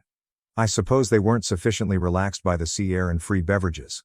Sad that you chose not to be with your family in such beautiful places, my dad wrote in a passive-aggressive text message that included cruise photos. It seems like you guys had a good time, I answered, sending back a photo from my trip with my boyfriend's family. We did too. My mother then called to express her sadness that I had spoiled their memories and missed out on a wonderful family holiday because of a small grievance against my brother. I informed her that their unjust preferential treatment of us was my problem, not James's. Since James needs help while he figures out his direction in life, and I've always been considerably more independent, my mother felt that I was being unjust by drawing comparisons between our circumstances. They never really let me rely on them, so that's the only reason that's true, I informed her. She stated that I should either grow up and be thankful for everything they have done or leave them alone for good and shatter their hearts all at once rather than piece by piece. She also said she would not apologize for raising a self-sufficient daughter. Even though they appeared to be doing just well without me based on the pictures my dad provided and what they shared on social media, she accused me of being heartless for dangling the hope of a wonderful holiday only to snatch it away at the last second. By this time, I was furious and gave her several examples of how they put James first in the hopes that she would finally realize how this upbringing has impacted me. Considering that I am childless and have never had to make difficult choices, my mother thought I had a lot of nerve to scrutinize their parenting. I guess I'll just leave you guys alone like you want since I'll never be enough for this family anyway, I remarked, tired of the conversation. As usual, my boyfriend provided me with a lot of support even though I ended the call crying. To lift my spirits, we watched The Hunger Games and ate ice cream for the remainder of the evening. I adore the series and can't wait for the new film to be out. After everything, it seemed weird to return to work today and pretend nothing had happened. However, I believe it served as a useful diversion as well. With the exception of last night's events, I actually returned from my vacation feeling more rested than I probably would have after the cruise because I had chosen my boyfriend's plans rather than my family's. Although my parents haven't responded to me yet, I suspect they're bluffing. They'll definitely get in touch if they need something, or they'll likely attempt to make things work out before Christmas, so they won't have to tell our wider family about it. I'm still not sure if I'll be amenable to making amends. Despite the fact that I have done so much for them, I know I deserve better than to be viewed as an afterthought and a burden. I'm fed up with trying to meet their standards, and I don't think their behavior will ever change. However, it's so hard to completely leave them because they are my family. All I want is to experience the same level of acceptance and affection from my own family as I do from my boyfriend's. Why do they find it so difficult to treat me as though I'm important? Additionally, I'm afraid that if I don't be kind to them, they'll fabricate a tale to blame me, and my extended family will also be upset with me. Although my parents have a significant impact on everyone's viewpoints, there are some members of my family who I like. I'm not sure if it would be better to accept the loss and move on from a dynamic where I'm obviously not valued, or if it would be worth putting up with them in order to maintain some ties to my family. At the very least, I want to keep my brother, but perhaps I'm clinging to the past, and that James is no longer there. I hope that isn't the case. My parents have brainwashed him into believing they are infallible, so I'm not sure how to approach him. I doubt that I will ever be able to fully regain my brother. Right now, I have a lot on my mind, and I'm not sure if I'm prepared to make such a significant life change. I do think that if I at least kept my distance from them, or perhaps stopped talking to them completely, I would feel a lot lighter and more liberated. Cousin called me at midnight to babysit her grown kids. I said no, chaos followed, and now I have a restraining order. Even though I hardly knew her or her adult children, I declined my cousin's midnight call asking me to watch them. I have my own life, work full-time, and am 28. Being 28, you know. Naturally, that is irrelevant because it seems that I should always schedule time for my family. I know maybe 7% of them by name and 15% of them by face, but let's overlook that. I'm sorry, but someone is sure to get bogged down in the details with the 400 Mildreds, 250 Lindas, and 800 Stephanies, Chelseas, and Janets I see once every full planetary alignment. Naturally, when my parents, grandma, and siblings are all free, I make time for them. Being the youngest of 3, I work at the most forgiving job, even though it's not that bad. I also schedule time for other people I see on a regular basis. Well, let's get back to the funeral. Throughout the pre-ceremonial event, I kept getting the question, "Do you remember me?" And, "Are you aware of my identity?" To prevent any discomfort, I responded yes, And yes, it's been a long time. One of my cousins, of whom I have no recollection but who evidently speaks to my mom on a daily basis, approached me during that time and introduced me to her children. We said hello to each other. According to their mother, they had been eagerly awaiting my arrival and appeared ecstatic to meet me. What the expletive? Was the first thing that came to me, but I ignored it because I wasn't in the right frame of mind. My cousin informed me that her children were in my state, around 40 minutes away from my home, and that they were roughly my age. I thought, oh, that's awesome. But I didn't give a damn. She said she would discuss it with my mother and proposed a little gathering later this year. Yes, all right. I took it as a cool, I don't have to worry about it, and went on, even though I'm not 14 anymore and don't need permission to do anything. Let's travel ahead to roughly 45 minutes. I receive a call at around midnight from a number located in the city where the majority of my family resides. Furthermore, the location is quite specific, too specific to be spam. I panicked, of course. My late grandfather was only a few years older than my grandma, who was down there at the time. Call me suspicious. I picked up the phone. Hi, name. It's your relative. How are you? My thoughts are, who the expletive? However, I answered, hey, what's up, is everything all right? Yes, she responded, as if perplexed by my inquiry. Everything is all right, just checking in to see when you're free to get lunch this weekend with her children's names. I felt like that meme with all the mathematics going about after I eventually figured out who this was. This woman couldn't have contacted me at almost midnight to arrange her expletive playdate. I'm sorry, what? I said. Remember at the funeral? She said. We discussed getting together later with you and kids' names. In addition to son's name, applying to university, daughter's name is transferring there for her junior year. I was thinking that we could meet after their Saturday morning tour, and you could take them out to lunch. Alcohol is just nowhere. Son's name is just 18. Hold on. What? She claimed they were about my age, but her son is incapable of drinking, as I clearly recall. She then begins to babble about how her daughter, who is 22 years old and doesn't know what moderation means, isn't permitted to drink unless she or her husband are around. What on earth would a 28 almost 29-year-old have to discuss with an 18 and 22-year-old? Perhaps I'm the only one who thinks this. Don't use drugs, concentrate on your studies, and don't get anyone pregnant. What's the topic of discussion? In addition, I don't even know these individuals. I was gasping and squawking on the phone before I even realized it. It was not appreciated by my cousin. I muttered, yeah, I don't think so, but I was too busy laughing to hear what she was saying. I don't get off until around 8 p.m. on Saturdays since I work a double shift. Well, first of all, I don't know what's so funny about what I said, she shot back. Additionally, you may simply have a wonderful supper or do something else. 8 p.m. It's not that late, I had lost all patience by now. Ma'am, this isn't Star Trek, and I work about 40 minutes away. After an 11-hour shift, I'm not in the mood to babysit, and I won't be arriving home until about 9 o'clock. Although this is a college town, I can suggest a few places for you guys to check out on your own. There aren't many locations that don't serve alcohol. They do have other drinks, after all. She said. Pardon me. I am aware that your mother did not teach you to treat others rudely, especially your relatives. I don't know you, dude. You're calling me at the most inconvenient time to arrange a get-together with your children, who are not my age, and I have no idea who you are. You're all young adults, girl. I cover the cost of my own health insurance. We are not alike. Do not call me again, please. After hanging up, I had a brief argument with my fiancé, who had been awakened by this absurdity. I'm not going to hear the end of this during regular waking hours, of course. In a subtle way, I hoped she would wake up and complain about me so my mother would scold her for phoning us at such an inappropriate hour. However, I am aware that my mother will point out that I should have been a bit more polite. To be honest, I believe I did okay by refraining from using profanity during the discussion. Perhaps I'm simply talking about my zero expletive tolerance. Update. It turns out that by making a joke about my cousin calling my mom to complain about me, I jinxed myself because she actually did just that. She awoke my hard-working, impoverished mother to spy on me. In my opinion, my mother is a complete gem, yet I have witnessed her attack others like a rogue chainsaw. Her charming fairy act wasn't a lie to me. Tinkerbell has a tendency to be petty.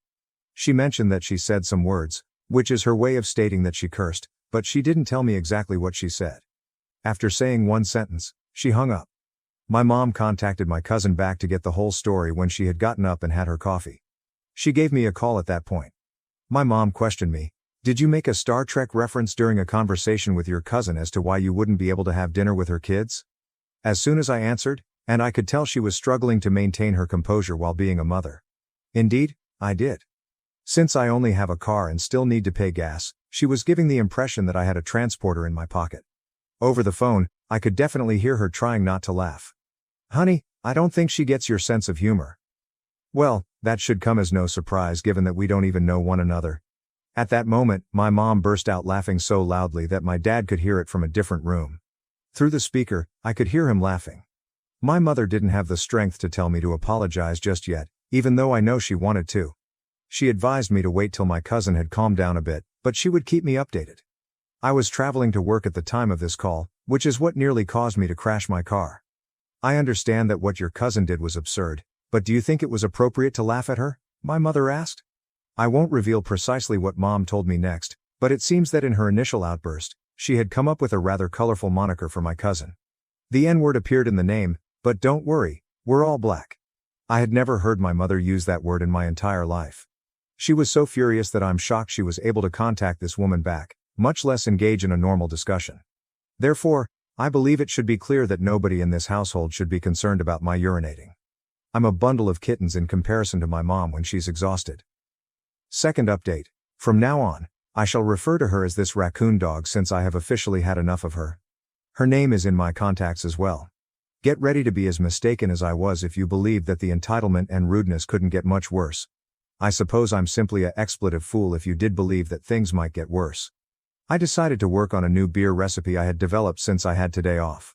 So there I was, with my brew pot, in the kitchen. To put things in perspective, the first step in making beer at home is to prepare the wort, which is essentially your sugar water. In order to add malt extracts, the grains are first boiled in a kettle or stock pot, and then the heat is turned off. Before boiling the liquid once more, you must stir until the extracts dissolve. Hops are then added, adding a range of tastes and bitterness. In instance, I utilize several components that I produce myself during the initial boil, making my brews a little more complex. Because these materials take a long time to mature, I make sure not to squander any of it. Later on, this will be significant. The raccoon dog from hell called me while I was relaxing and doing my thing. My curiosity overcame me, and I answered after considering leaving her on voicemail. Hey? Hi, this is RD. Oh, hello. What is going on? I wanted to express my regret for the other day. The time didn't even cross my mind. Usually, I stay up quite late talking to someone. Unable to relate. Yes, I do feel that. No worries. Internally fuming. So pay attention, I was hoping you would think twice about hanging out with blah and blah, even though I know we had a rough start. I know you were worried since you don't know each other, and they don't know anyone in that town. I understand. All I want is for them to be with someone they feel at ease with. Now, as I've stated in other remarks, I believe it to be very reasonable. She is their mother after all, and is presumably merely attempting to ensure that college is enjoyable for them. Personally, I detested attending classes and spending so much time with strangers. I took online classes and stayed at home since I didn't like the idea of mingling at college. I told her that I understood exactly where she was coming from. I appreciate your understanding. Now, your mother informed me that due to your job, these things must be planned for you in advance, RD said. Since we'll all be getting together anyhow, I was thinking about Thanksgiving or Christmas. Yes, of course, I don't see why not, as we'll all be at the same location anyhow. Excellent, many thanks. They will be quite thrilled. Fantastic. With a gentle click-clack, I put the brew kettle back on the hot stove and said, sounds good. Are you preparing a meal? Yes. You can cook, don't you? What are you producing? I am brewing wort for a new recipe that I am experimenting with. Wort, what is that? Oh, it's beer's sugar base. I apologize, did you mention beer? Yes. Are you brewing beer? Yes. Oh, is your mom aware of what you're doing? I suppose so, since she knows I can make it. Awkward quiet. I said beer, not cocaine, didn't you hear me? Are you also able to make that? No, you're acting like I'm breaking something, so I asked. Well, I'm just worried about the potential impact that could have on the children. Perhaps don't bring that up when you're hanging around. I am already aware that certain conventional families may not find my interests and employment choice suitable. But I would be dishonest if I claimed that her reaction and treatment of something I'm really passionate about didn't make me feel a bit upset. Only because I was going to see them over the holidays, and since I don't really discuss my passions in front of my family out of respect and to prevent any drama, did I not decline the hangout and end the call at that moment. Therefore, it wouldn't have been a problem. I simply agreed and rolled my eyes. Fantastic? Alright, the final item. I am aware that the neighborhood has a large number of affordable apartments and student housing. Therefore, I wanted to know which ones we ought to investigate that would be both close to the school and you. This is the point at which reality set in. To be honest, I smiled a little. Well, the rates are fairly reasonable for a 2-bedroom apartment, and it's about a 5 to 10 minute walk from the school. That's amazing. You two might live next door. Yes, regarding that. Actually, before the year ends, we will be relocating to the city where I work, which is over 40 minutes away, so we won't be in the area. Oh, hold on. I'm not really paying attention. Are you stating that you will not be able to visit them? Put Britney Spears' WTF expression here. Actually, no, not at all. We are moving closer to our employment so that we won't have to drive as far, which is the main goal. But you do it all the time, so I just don't understand why you couldn't go see them once or twice a week. Well, that would be really inconvenient for me. That doesn't seem very likely to me. Is spending a couple hours with your family inconvenient? Do you not make the extra drive to your parents' city? Yeah, but traffic is typically the cause. So, you go see them despite though you'll be even farther away when you move. I don't understand why it's so inconvenient for you to drive halfway to see your relatives, especially on days like today when you should be spending time with your family instead of creating booze. Simply put, I think your priorities are a little out of order. For the remainder of this talk, my brain decided that civility was unnecessary and pushed it into a locked closet, despite the fact that I have painfully and deliberately chosen my words throughout all of our conversations. I'm sorry, did you really just compare the level of importance between your kids, who I have said exactly 0 words to in my entire 28 years of life, to my parents? I exploded. Alright honey, let me start by saying that I have no idea to whom you are speaking. Once more, who the explicit are you? Again, what do I owe you? What time or portion of my day do you deserve to reclaim? Why have you returned to my life? If we hadn't crossed paths again, what would I miss? Oh, nothing, since I don't know you explicitly. Furthermore, I don't have an attic, so I don't care if you choose to move in. Years before I can even recall your explicit name, I'm going to visit my folks and deliver them all the homemade alcohol I desire. And explicit you for diverting my attention, as my explicit word is now ruined due to my kettle boiling over. I nearly lost it when I heard my fiancé laugh out loud in the adjacent room, but that was in the heat of the moment. I sounded like an irate Bubbles from the Powerpuff Girls, he said later. Since I was so focused on getting the sticky mess of my damaged mixture off my stove and floor before my cat could get to it, I honestly can't recall if she said anything else after that. I hung up after saying an irate "see you on Thanksgiving," which was all I could manage in my annoyance. Although I haven't heard from anybody else since, I'm quite certain that nobody will have the audacity to bring it up given how out of character that blow-up was for me. I don't get angry very often, so when I do, my parents usually just make sure I'm alright and prevent anyone from bringing it up later. I have to give my fiancé credit for making me laugh so fast at the absurd noise I made when I saw the pot boil over when he came to assist me clean up the mess. I asked him in jest if he believed I would be punished for that outburst. He claimed that he believes I frightened her enough to make her temporarily retreat to her trash den. Third update. I have had nothing to do at all for the first time since Thanksgiving. We appreciate everyone who took the time out of their day to read this, as it will be the final installment of this chaotic roller coaster. I'm glad I could keep you entertained. I know that most of you were anticipating some kind of media circus monstrosity family meal, but this is the moment you've all been waiting for. To be honest, so did I. However, this year, the goddess of chaos chose to be my best friend and made the holiday absolutely ideal for me. My family's Thanksgiving was cancelled. My fiancé and I had to work on Black Friday, my grandma stayed at home in remembrance of my grandfather, and my parents traveled to see my brother.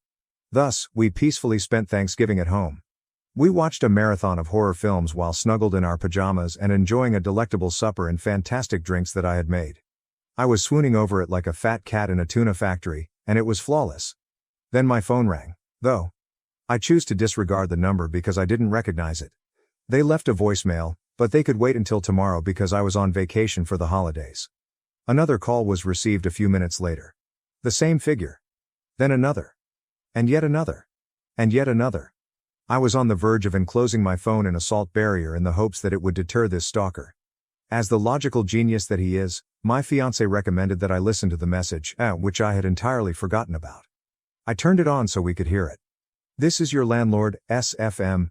Since the workplace is plainly closed, I'm using my personal phone. I apologize for disturbing your vacation, but I must have a call from you as soon as possible. You're probably wondering where the raccoon dog comes in, but I phoned her back in a panic because I had missed around 8 calls from this woman by this time. Oh baby, it's going to feel like Christmas. I don't have the entire discussion committed to memory, but I know I can get it very near. I remember what I said, and my landlord wasn't very professional throughout this call. Don't judge, but I would have been furious too. I gave my landlord a call. Hey, she sounded as though she had discovered an entire turkey in the toilet. Hey, I'm so sorry, I didn't know this was you and I began. No, honey, I understand. Like everyone else, you were having a great time on vacation. Please don't even think about it. She cut me off. Here's a nervous laugh. So, what is going on? What's happening? Are you familiar with a woman named Raccoon Dog? She inquired. Her name was still a mystery to me, so I said, not off the top of my head, no. All right, so she's been berating our courteous cop for the last hour and a half and she knows you. She claimed that after you invited her children over, she is unable to contact you. Make sure that explicit didn't interpret my "see you on Thanksgiving" remark from our most recent phone conversation as an invitation to visit my house. I'm still having trouble connecting the dots at this point because I haven't spoken to this person in a month, and I was freaking out like a squirrel attempting to cross a busy street because my first thought when my landlord called me on her cell phone on Thanksgiving was eviction notice. I clarified that neither of us had invited anyone, thus I had no idea who this could be. See, that's what I thought, because you guys don't ever really have nobody around like that anyway, my landlord said, going into full nail salon black lady mode. Given that my fiancé and I are antisocial recluses, may my landlord rest in peace. The landlord went on. But she knows your identity, adding. And she has been requesting that we give her your room number without mentioning your fiancé. As in, really? No reputable business would simply divulge the information of its tenants in that manner. You would still be in violation of the law even if we did. What is she doing? I inquired. She parked in front of the fire zone with her kids in the car and is shouting police brutality because our courtesy officer gave her a fine and told her that if she doesn't move, we're going to have her car towed, stated my landlady. My apartment complex is very close to the university, and the main road leading to the separate properties is a frequently used route directly to many of the university buildings, as well as a third of the fraternities. They take this very, very, very seriously, and if there were a fire in that area, that section would most definitely be blocked off. Please note that the fine for parking in front of a fire zone here ranges from $500 to $2,000 depending on the location and severity of the situation. Did she relocate? I inquired. No, my landlord retorted. She threatened the courtesy officer after receiving a fine for the fire zone. Her children are still in the car, and he had to phone for assistance. My fiancé, seated next to me, burst out laughing like a crazy person as I cackled, clearly still in a panic because I still didn't know who this was. Yo, it's Raccoon Dog. My fiancé texted my mother. 55 what? What dog? My landlady interrupted. This poor woman sounded so defeated and worn out as she questioned, can you formally state that you didn't invite her and don't want her here? I told her everything from the beginning, and I could hear all the energy leave her body as she started laughing. This stunning woman said, okay, I got this expletive, in response to my confirmation. You guys have an incredibly nice Thanksgiving. We hung up. I couldn't stop thinking about this woman's children and how ashamed they must have been. I don't understand how I haven't heard from someone who has fled at this point. I was silently shocked, incredulous, and trying not to laugh. My fiancé clicked play on our movie and said, eat, watch. I honestly didn't know what to say, so I just followed his instructions, trying not to choke on my food from laughter. I tried to think of anything to say, but all I did was open my mouth before he stopped me with, nope, nope, nope, nope, nope. When I later learned that RD, Raccoon Dog, had gotten in touch with her, my mother threw the biggest fit, accusing me of lying to her about spending Thanksgiving with her children. It seems that during the same phone call where I yelled at her, she was fined $2,000 by the courtesy officer assigned by my landlord, and to make matters worse, her husband had to pay $3,500 to bail her out of jail and she was hit with an additional $7,500 fine for trespassing, resisting arrest, and threatening violence toward a police officer. Yes, I didn't even have to do anything, yet I am the expletive worst. It all began with a random unsolicited phone call in the middle of the night a couple of months ago, and I'm still struggling to put the situation into words and am trying to persuade myself that it really happened. The pièce de résistance. 2 days ago, her children created a group chat on one of my social media accounts with the three of us, apologizing for their crazy mother and all the crap she's said about me spending time with them. Did you think that was the best part? Number. They said that what happened on Thanksgiving was the last straw for them, even though they had been wanting to apologize on her behalf for some time but were so ashamed that they decided to just leave me alone. These kids spent most of their Thanksgiving sitting in a car in front of a random apartment complex, and then they sat in a police station for an indeterminate amount of time until their dad could come get them. They knew their mom would be in jail overnight, and that bailing her out would blow half their Christmas fund. Which, yeah, imagine spending Thanksgiving stuck in a spectacle of pure insanity, brought on by your delusional mother. There's a really great pizza place up the street, was all I could reply. I'm off next Friday, and it's on me. I'm not sure what your schedules look like. This weekend, I have a pizza date and a restraining order, a match made in heaven. This whole thing has been such a cluster expletive dumpster explosion, and I hope you all liked sitting in it with me as much as I enjoyed writing it. My family hijacked my vacation plans for my golden sister and her kids. But this time, I had my own secret escape plan. Reddit, I need some perspective on this. I need advice with my family predicament, which has been accumulating for decades, but it's a long one. Despite growing up in a seemingly typical suburban Massachusetts family, I, 35 degrees Fahrenheit, have always struggled with this particular dynamic. The golden child has always been my older sister, Kate, 42F. Our home has been a monument to Kate's life since I can remember, with every wall adorned with her accomplishments and every discussion focused on her life. My parents were too busy getting ready for Kate's college interviews to buy a cake for my 10th birthday, which I can still clearly recall. They even attempted to pass off Kate's leftover graduation cake, which still had her name on it, as my birthday cake. As I grew up, Kate's accomplishments eclipsed every significant event in my life. Kate had recently been selected to the debate team, so my parents were hardly aware that I had made the honor roll in middle school. Kate had to tour a college campus, so they were unable to attend the ceremony when I won a local painting competition in high school. Knowing that expressing my accomplishments would only elicit a brief, "That's nice, dear," before the topic of Kate was brought up again, I learned to celebrate them in private, in my room. Even our possessions revealed the priorities of our family. The newest technology, stylish clothing, and everything Kate needed for her many extracurricular activities were always in her room. In contrast, my room was filled with hand-me-downs. When I expressed interest in taking music lessons, I had to make do with Kate's abandoned violin, her old clothes, and her old school supplies. I had trouble playing the violin since it was too large for me. We already spent so much on Kate's piano lessons this year, my mother responded in response to my request for a suitably sized one. All the way through high school, the trend persisted. I was forced to use borrowed library books to study while Kate received private instruction for her SATs. My parents took out a loan for her to buy a car for college. They advised me to take the bus when I needed assistance getting about. Kate's needs and desires were at the center of every financial choice, family discussion, and holiday preparation. It was really difficult in college. With the full backing of our parents, Kate had earned her degree from a renowned university. They could only agree to pay half of the tuition at a public school when it was my turn. They clarified, "We're still paying off Kate's student loans. You'll need to figure out the rest on your own." In order to make ends meet, I worked 2 part-time jobs while I was a student, frequently dozing off over my textbooks. Kate, in the meantime, was beginning her career at a position our parents had helped her land through their contacts. 7 years ago, Kate got married, and everything changed, or rather, grew worse. For a whole year, our family's whole attention was on the wedding. For her ideal wedding, which included a designer gown, an opulent location, and a guest list of more than 300, my parents took out another loan. Despite their concerns about the payments, I recall hearing them in the kitchen one evening and their insistence that nothing was too good for Kate's special day. Was there ever any question that she was her maid of honor? I was supposed to coordinate bridal showers, plan a lavish bachelorette party, and manage any minor emergencies that arose. My mother told me, "Don't be selfish, Elizabeth. This is your sister's special time," when I expressed how stressed I was with juggling these obligations while working a full-time job.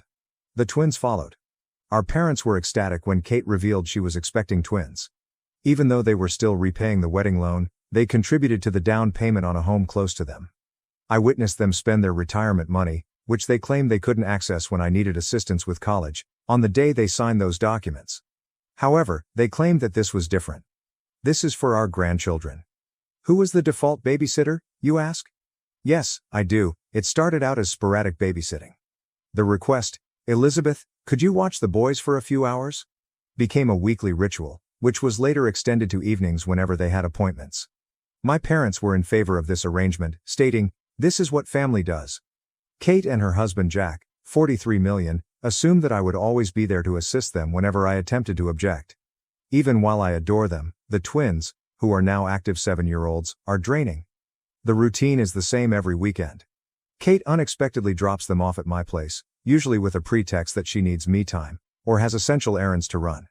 The lads run amok, transforming my tiny apartment into a catastrophe. Kate starts crying about how overwhelmed she is when I try to set limits or ask for advance warning, and my parents criticize me for not being supportive. I put in a lot of overtime to establish myself in the marketing industry. I recently received a promotion offer that would involve greater hours and more travel. My mother remarked, "But what about the twins? Your sister needs you here." Kate added, "You can't take that job, Elizabeth. Who will help me with the boys?" When I brought up this topic during a family dinner in the hopes of receiving some congratulations. It seems as though my time, profession, and life are completely irrelevant. My father adds, "Family should come first, Elizabeth." My mother always responds, "Your sister has 2 children to look after. You don't know what tired really means." When I tried to explain how overwhelming it all is, Kate accused me of being envious of her life and her kids. She replied, "You're just bitter because you're still single," as though my marital status were the only factor that determines my value as a person. After a particularly demanding weekend with the twins, I made the decision to finally treat myself to a beach vacation last month. They had successfully damaged my laptop and left permanent markings on my couch. I knew I needed a vacation. I discovered a small, unpretentious resort in Florida that was ideal for a tranquil retreat. My mother's eyes glowed when I brought it up during our weekly family supper. "Oh, that's perfect. We should all go together. The twins would love the beach." Before I could protest, Kate had already begun organizing events. She stated, "You can take the boys swimming while Jack and I have some alone time," as though my trip would naturally turn into a time for them to be looked after. In exchange for my assistance with the twins, of course, my parents even offered to upgrade my reservation to a superior resort where they would all stay. Totally disregarding the fact that this was meant to be my vacation, they began organizing activities and outings centered around what the twins would like. I made a choice that would alter everything while I was lying in bed that night. I reserved a separate resort on a quiet little island. I kept the change in plans a secret from everyone. Silently, I began preparing by scheduling time off work, packing my things covertly, and ensuring that my emergency fund was available. Even though I know it's dishonest, I simply couldn't stand it any longer. At the airport, they will be separated from us. While I board my flight to another location, they will be traveling to Florida. I've disabled location sharing and am ready for the inevitable criticism. Yes, I am aware that there will be drama. Yes, I am aware that they will be upset. But I want to prioritize myself for the first time in my life. I've been the dependable sister, the ideal daughter, and the always available aunt for 35 years. To meet my family's expectations, I've given up my social life, my weekends, and my own needs. I was constantly babysitting, so I missed out on dating prospects. I have declined advancements that might conflict with the needs of my family. To be there for them whenever they need me, I've put my personal life on hold. Right now, I'm fleeing a lifetime of being taken advantage of, not just a holiday. I intend to utilize this as a turning point to set clear limits with my family and perhaps even take a complete vacation from them. I'm sick of always making sacrifices, being the family's pillar of support, and being the dependable fallback option. Reddit, what should I do? Am I exaggerating? Is it appropriate for me to want something else for myself, or should I merely follow their plans and accept my place in the family? First update, I appreciate all of your help and guidance. Since my last post, a lot has transpired, and I want to explain how it all turned out.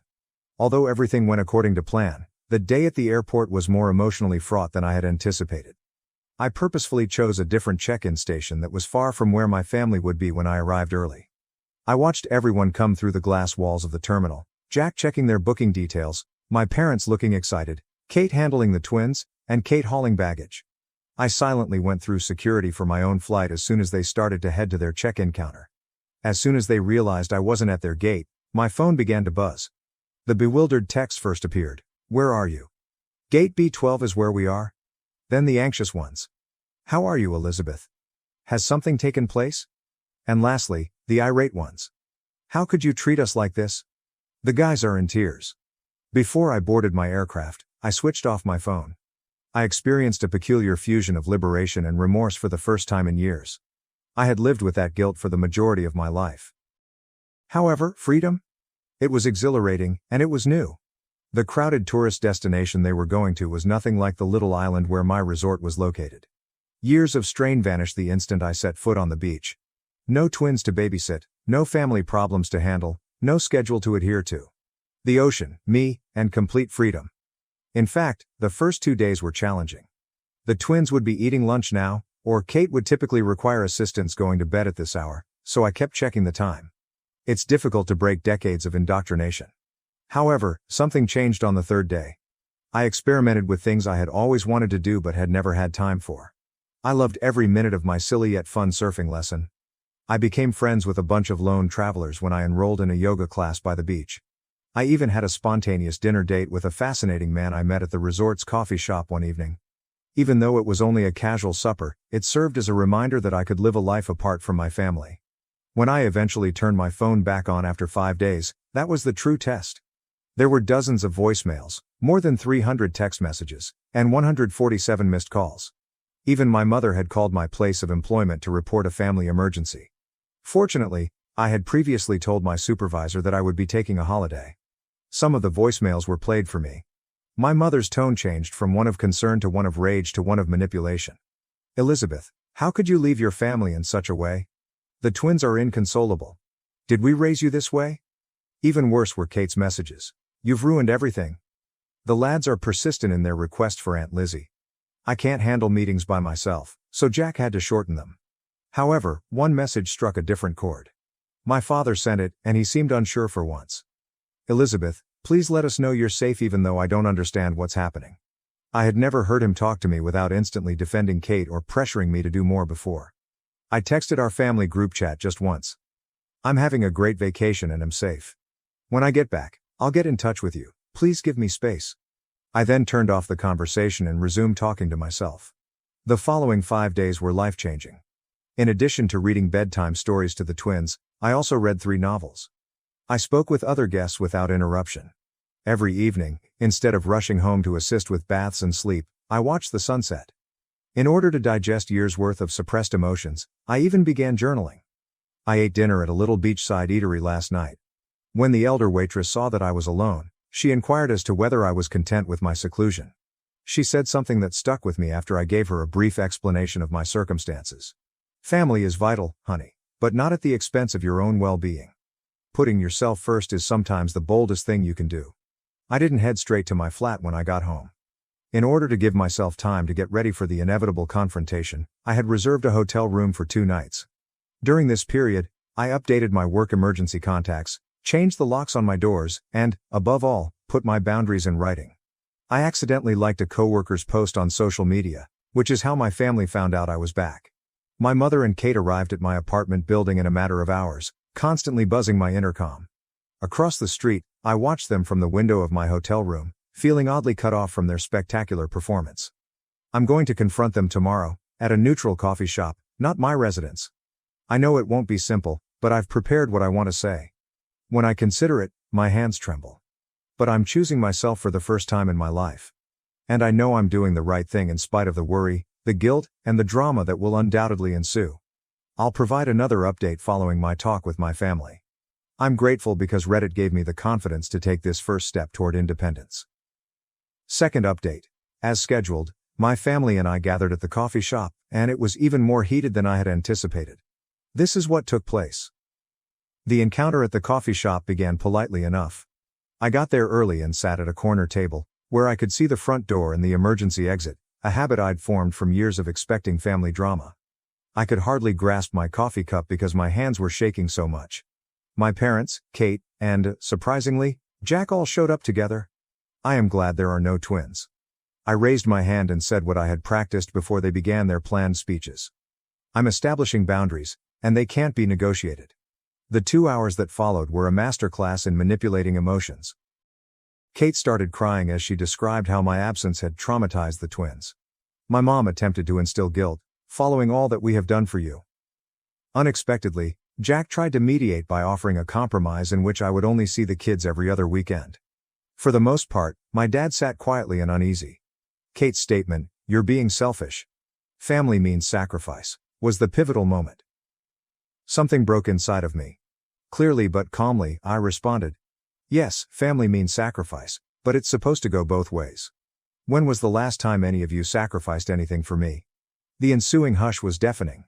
I revealed everything for the first time: the years of being Kate's second best friend, the unfair financial treatment, and the ongoing belief that my life and time were not as valuable as theirs. I then showed them my calendar for the previous year, with every weekend designated for babysitting and every holiday tailored to their requirements. Attempting to interrupt, my mother said, "But that's what aunts do." I responded by saying something I had never before dared to say. "No, that's what paid babysitters do. And Kate, if you need this much help, maybe it's time to consider hiring one." From there, the discussion took a different turn. My mother followed Kate as she rushed out. Remarkably sorry, Jack remained and acknowledged that they had exploited my availability. After remaining silent for a while, my father said, "We never meant to make you feel this way. It was something, but it wasn't an apology." I carried out my strategy when they departed. I relocated to a different area of the city and got a new apartment.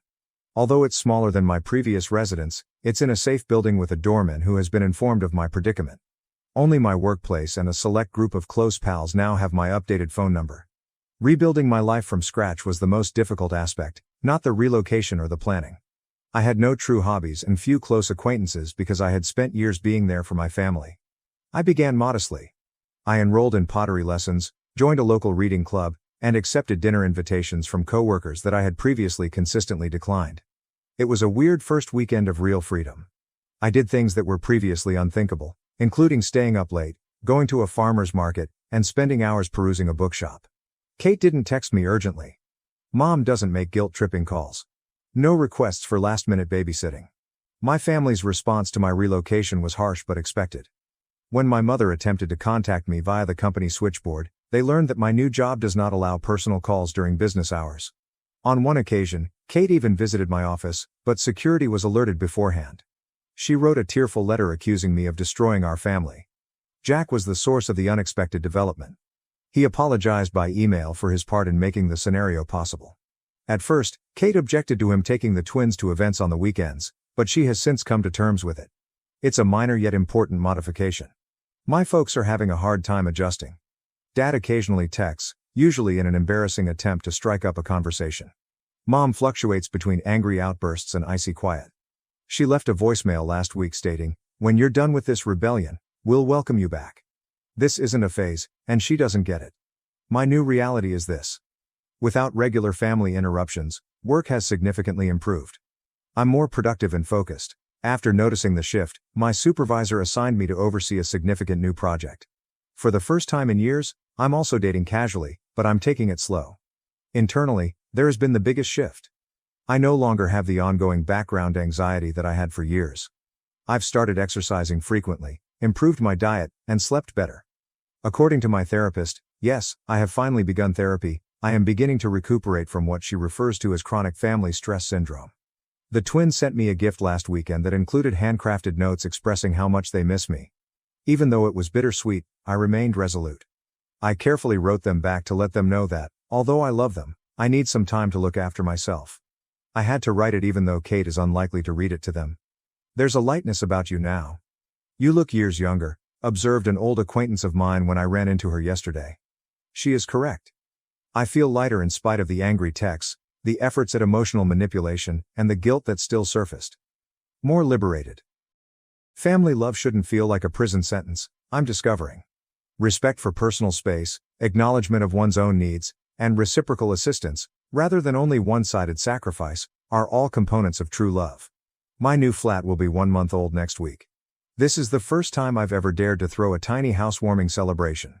Only a few buddies from pottery class, book club, and work. No expectations, no drama, no family, just individuals who embrace me for who I am. I'll provide another update soon. I'm grateful to Reddit for giving me the confidence to make a life shift. Update 3. Completed update. It has been a life-changing 3 months, and I want to describe how it has all come together. The confrontation I had been dreading and anticipating arrived last week. My father unexpectedly came up to my place of employment. His method was distinct from Kate's emotional manipulations or my mother's prior frenzied attempts. When he asked if we could have lunch together, he was composed, even resigned. We got together at a peaceful eatery close to my workplace. For the first time in my life, he truly saw me as his daughter, not as Kate's sister or the family's fallback option.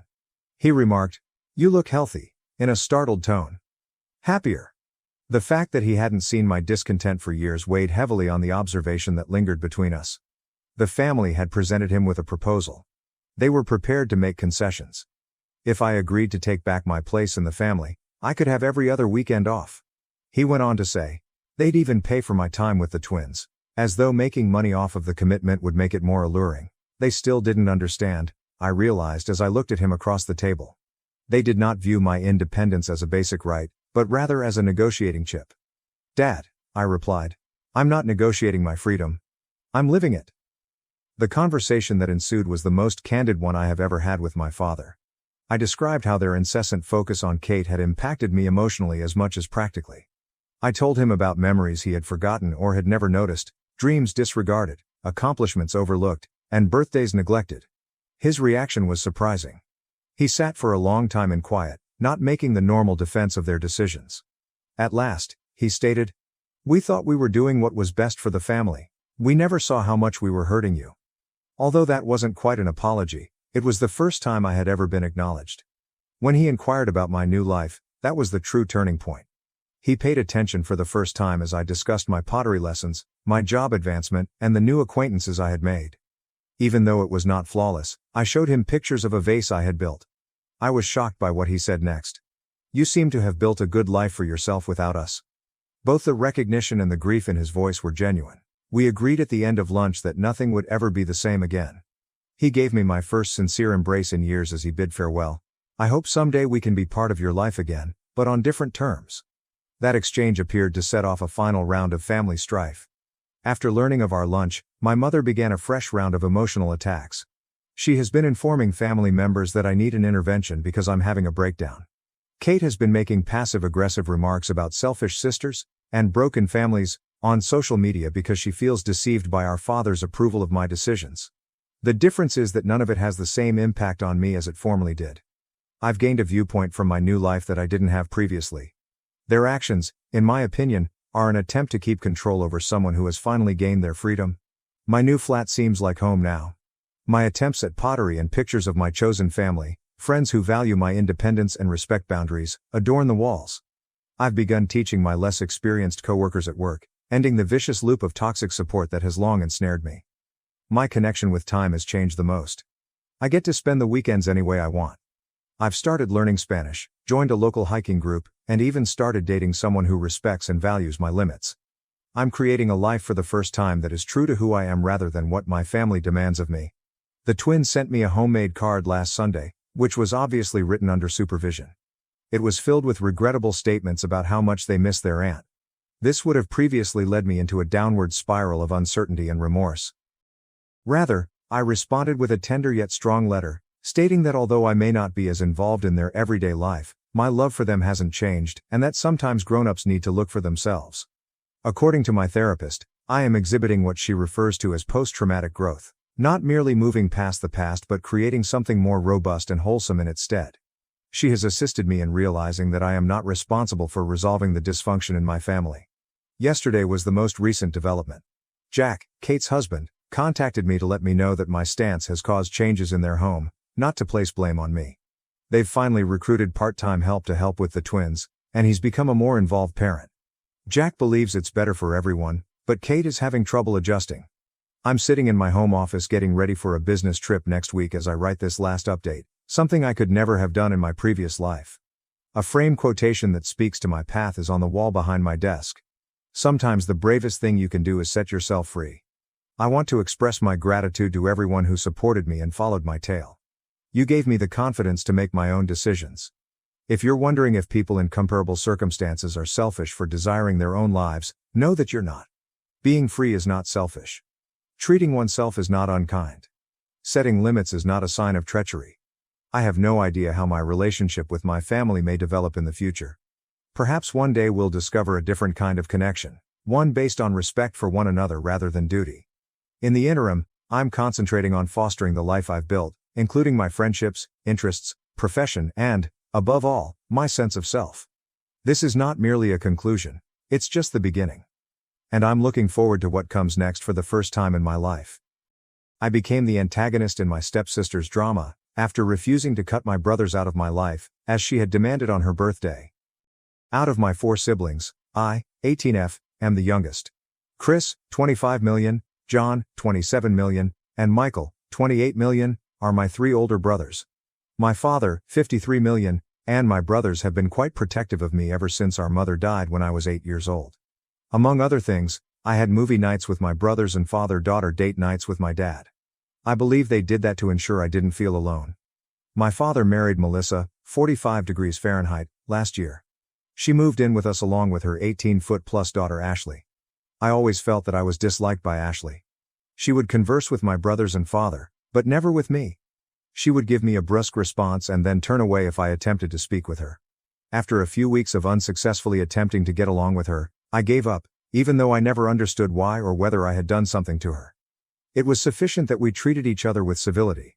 My brothers had conflicting feelings about her as well. She insisted on attending our movie nights, but even if none of us were interested, she would always insist on seeing a film she enjoyed. Additionally, she persisted in attempting to cuddle with my brothers, which made them uneasy and strange as they didn't know her well. Because he didn't enjoy how touchy she was with him, Chris actually told her to stop. I recently turned 18. It was low-key and enjoyable, and I got some amazing presents.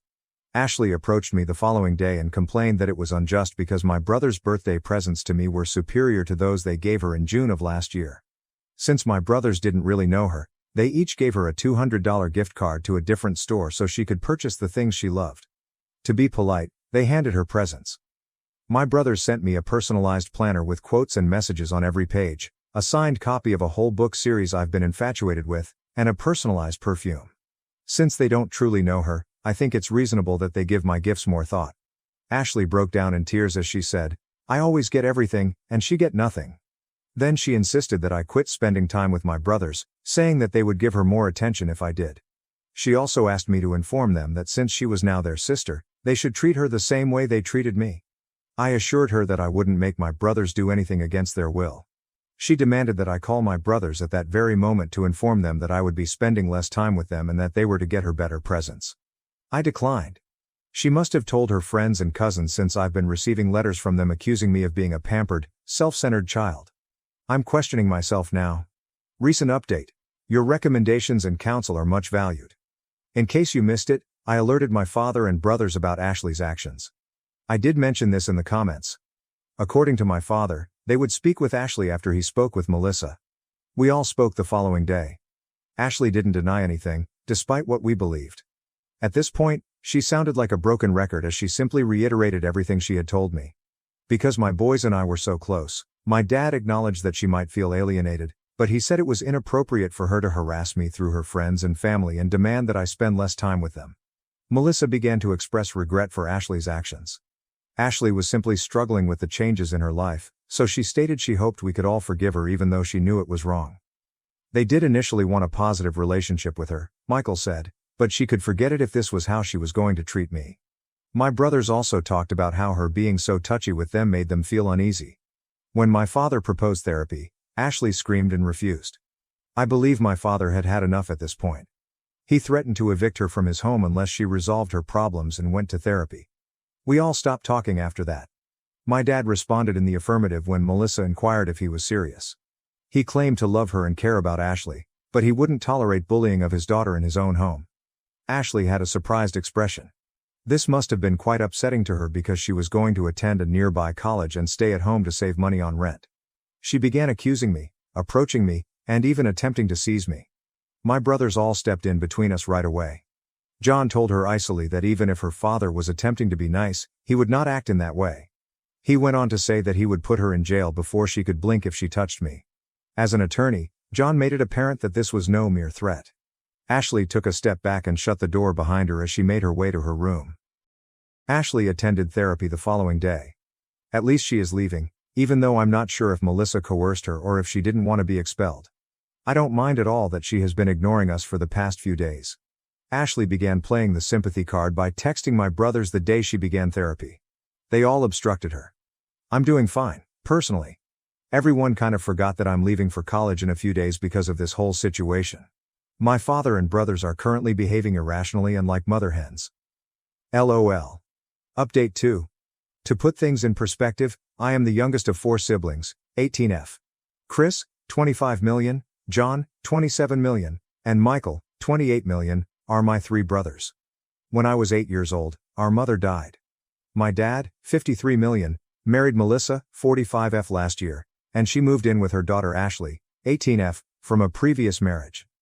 I wrote about Ashley hysterically making me quit spending time with my brothers because she wanted them to give her more attention barely a month ago. She constantly accused me of keeping her from connecting with my brothers and blamed me for everything. We all took a seat and spoke. I went to college, and Ashley went to treatment. However, I am aware that she still hates me. The present problem: I turned 18 a little more than a month ago. I received a pair of diamond earrings from my maternal grandparents as a family treasure. My mother used to own them, but she was unable to give them to me, so my grandma kept them until I became 18. In my room, I store them in a closed drawer. Melissa and Ashley attended a wedding yesterday. Melissa posted on Facebook, so I knew. Until I noticed Ashley wearing a pair of earrings that I recognized from one of her articles, I didn't give it much thought.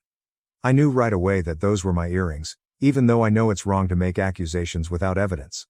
I notified my father and brothers over the phone before leaving for home. Melissa didn't trust me when I contacted her to explain the problem because Ashley had informed her that she had borrowed the earrings from a friend.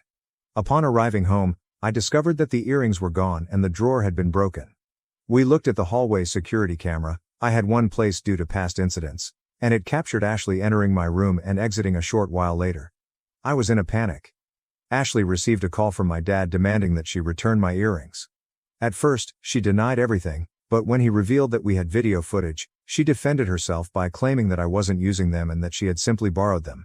My dad was then barred by her.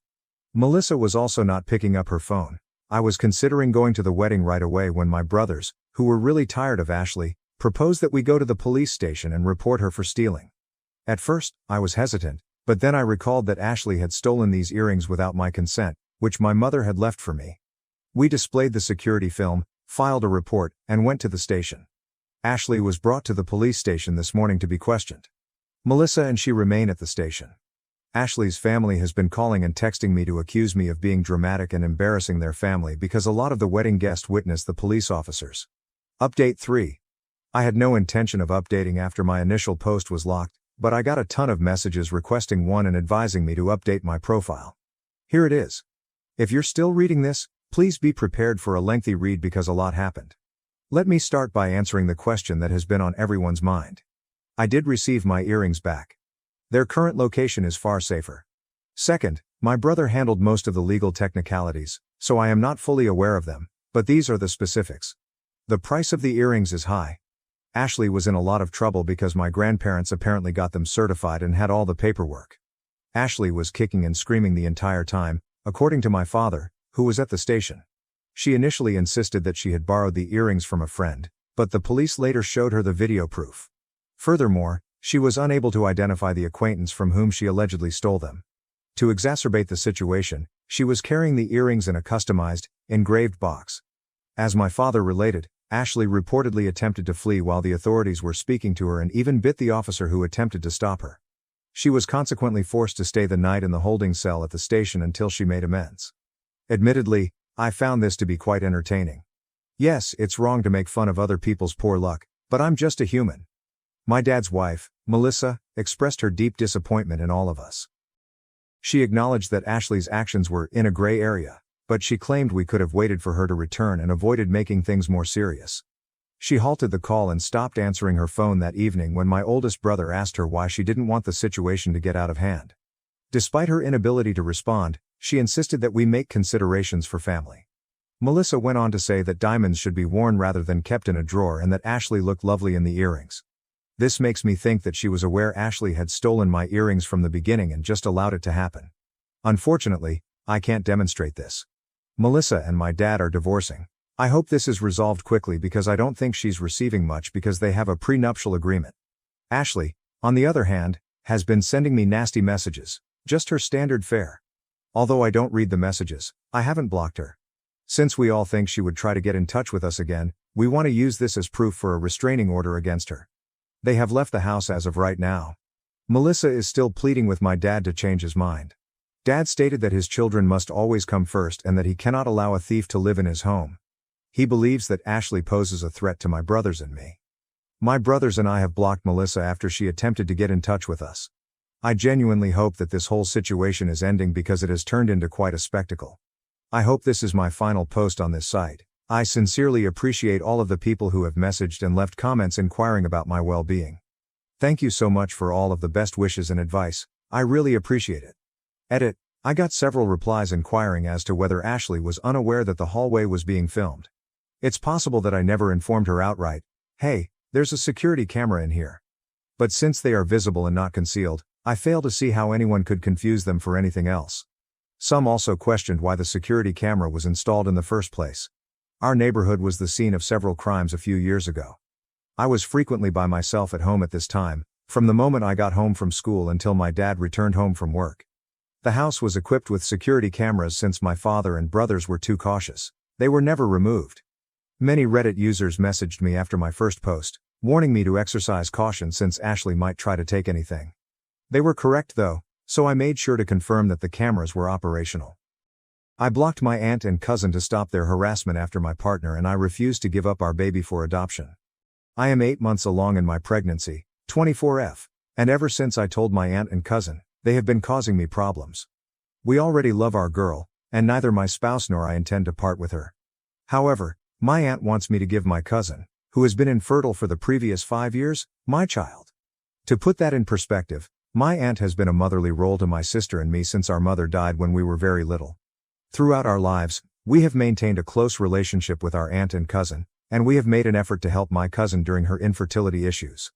Being a Mormon who frequently goes to church and has a strict, narrow-minded perspective on morality, values, and leading a decent life, my aunt is also highly religious. According to her, a child should have a loving, caring mother, a father who provides for them, and a solid religious foundation. My spouse feels that my child will grow up in our home confused and misinformed because we both have full-time jobs and occupations and she is not a Christian. She claims that the child won't have the right care and identity because of our differing religious beliefs. She worries that in such a setting, our child's welfare won't be given priority and that they might choose a bad, immoral route. She feels that my cousin, who works from home part-time, and her spouse are far more qualified to give my child a caring household that is infused with religion and morals. My cousin and aunt have moved to a new house where they are unaware of the address, and I have blocked them from most forms of communication. To be sure they won't have any influence over my medical choices, my boyfriend and I also got married in a private ceremony. My aunt has been more hostile to me than the other one. She even yelled and argued when she arrived at my former flat one day in an attempt to teach me about the circumstances. She tried to get me to meet her at a cafe close to her church so we could talk about the baby in a phony, nice voice. She persisted even after I told her that we had nothing to talk about and that I was keeping the baby. Eventually, I had to tell the apartment manager and hide in my flat. It took her around 30 minutes to leave. Additionally, my aunt has involved her religious acquaintances, who occasionally leave me angry voicemails and texts. In contrast, my cousin has been more reserved around me, but she is dealing with trauma and despair following the preterm labor that resulted in the death of her baby daughter at 30 weeks of pregnancy.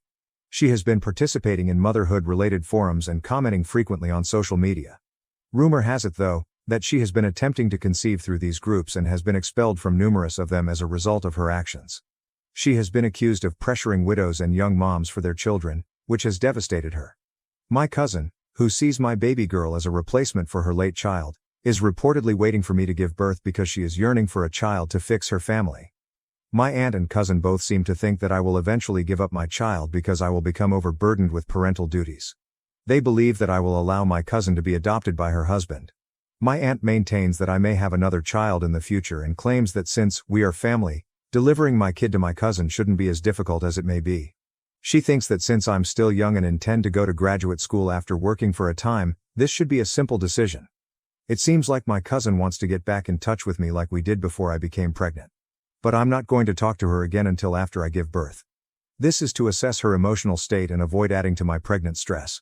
Growing up, I liked her more than my aunt and had always been there for her during her infertility ordeal. However, her recent actions and thoughts have startled me and caused me to worry about my safety. Since we got married in secret this year, my partner and I are organizing a large wedding celebration for next year. I'm not sure if my aunt or cousin would be able to make it or be invited. Aside from people who are close to my aunt and cousin, I currently get a lot of support from both sides of my family.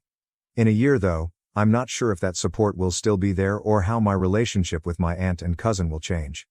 I have missed a few family occasions that I knew they would be at, but I don't want to permanently miss out on pleasant times and family get-togethers. After my baby is born, I'm not sure how things will work out with my aunt and cousin and what problems might result from this circumstance. I was raised in a culture that viewed starting a family and having children as a reward for leading a morally upright life. Even if you were truly having difficulties, you were rarely given judgment-free assistance and were frequently harshly criticized for any perceived flaws. Adoptions were a big part of my church's work, and I think they still are. The birth mothers were frequently young, unmarried, single, or in some other way viewed as ungodly. If birth moms decided to raise their children, the church would intimidate and stress them regarding their future and the fate of their offspring. These infants were frequently given to Mormon couples who were unable to conceive or who wished to look altruistic by saving an innocent child and providing the biological mother with an opportunity to fix her life and lead a fulfilling life. I am now extremely cautious of this practice since it terrifies me. First adoption update. My aunt and cousin, who are also active members, and I spoke with the local church head about the matter. After a lengthy conversation, he first disregarded my worries as family disputes and recommended that I seek counseling. We told him about my cousin's false dreams of adopting my baby, whom she feels would grow up in a decent household, and how she is still struggling with the trauma of the death of her baby. We also informed him of the serious disruption and stress my aunt has been inflicting by feeding into these hopes and nagging me on her behalf. The pastor of the church expressed empathy for me and admitted that he knew what my cousin was going through because she couldn't conceive. He promised to get in touch with my aunt and cousin to find out their version of events. I had another conversation with him today. He was worried that I had stopped talking to my aunt and cousin, especially since I moved away, and claimed they would like to talk to me. I questioned him about what they had said and told him that their actions with regard to my baby had influenced my choice to break off communication. He said that because of her health, my cousin's IVF treatments are unlikely to be successful, therefore she had talked to a church therapist and was considering adoption as a way to have a family. Despite what my cousin had been thinking, I made it clear to him that I was not giving up my kid. After stating that he understood, he started to inquire about my personal situation. He then recommended that we seek therapy services and made another attempt to arrange a meeting between us and my aunt and cousin. I informed him that just now, I didn't feel comfortable with that. He suggested that I at least give my cousin a call once, and if I was too afraid to do it myself, he would meet with my aunt on Sunday. That was the end of our call. In the upcoming days, I'll update this site with his comments. Change. Since I don't want to make a completely new post for it, I will also change this one to make updates easier to discover. Edit. I don't like his response, and I don't like the pressure he's giving me to get back in touch with my aunt and cousin. Even though he claims to understand my worries, I think he is being condescending and attempting to pressure us to settle our differences too soon. Since he has religious authority and influence over my aunt and cousin, my boyfriend and I first decided it would be worthwhile to try to get in touch with him. When we speak on the phone again, I'll listen to his response and figure out how to get him to give my concerns more weight. To be clear, I didn't give him any personal information, and I don't have any intentions to see my aunt and cousin in person. We do not reside in Utah, and we have already gotten in touch with legal assistance. Update 2, I made the decision to message and unblock my cousin. I informed her that there would be no discussion about my partner and I keeping our child. I made it plain that I don't feel comfortable with her husband, or my aunt being part in my child's life and urged her to get good therapy if she hasn't already. She still hasn't replied. No matter what she says, she will no longer be involved in my child's life, and our connection will not be the same as it was. Third update. The birth of my kid and other endeavors while I heal and take care of her have kept me quite busy over the past 3 months. I hadn't had a chance to update until now, despite logging on to Reddit a few times. My baby is almost 4 months old, and I am currently 25. Time goes by so quickly. She is doing great and makes us very happy. She is maturing so quickly, and I enjoy taking walks with her.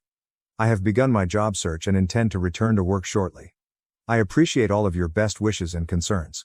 I hope the Thanksgiving holiday season is going well for everyone. Here is the long-awaited update regarding my cousin and aunt. My aunt and cousin have been quiet since my last update. My aunt contacted me in August using a different phone after my cousin failed to reply to my SMS. She inquired about my health and whether I had given birth yet. She expressed concern for my babies and my well-being during our brief conversation because I had cut off a lot of contact with my family and quit my work. My aunt told me that they had been attempting to adopt a child through their church ties but had not yet been successful, most likely because they had only recently begun the process, when I inquired about my cousin. My aunt said that my cousin's husband's past would be an issue when I questioned if they had spoken with a legitimate adoption agency. My aunt went on to talk about how the white birth rate is declining and how people are purposefully avoiding motherhood, something I was unaware of. Then she became upset, bringing up irrelevant subjects like ninth-month abortions, and asked if I still wanted the baby. She is a staunch pro-lifer. I told her again that I really wanted to keep my child. She went on to discuss how my cousin, who was in her early 30s, was growing older and how her nest was still empty. My aunt wanted me to at least share the joy, by letting my cousin spend time with and be a part of my daughter's life. I informed her that because of their previous actions, this would not be feasible. I was afraid my cousin would attempt to play the part of a mother and let her illusions to take over once more. I refused to accept my aunt's insistence that my cousin was attempting to better herself and had received church therapy. She went on to ask if I knew of any resources or people who might be interested in adopting a child. I informed her that I didn't and suggested that my cousin and her spouse exercise caution and patience while they prepare to become parents. Given that everyone around them is hitting motherhood milestones, my aunt stressed how crucial it was for my cousin and her husband to have children, not just because they deserve them, but also for their reputation.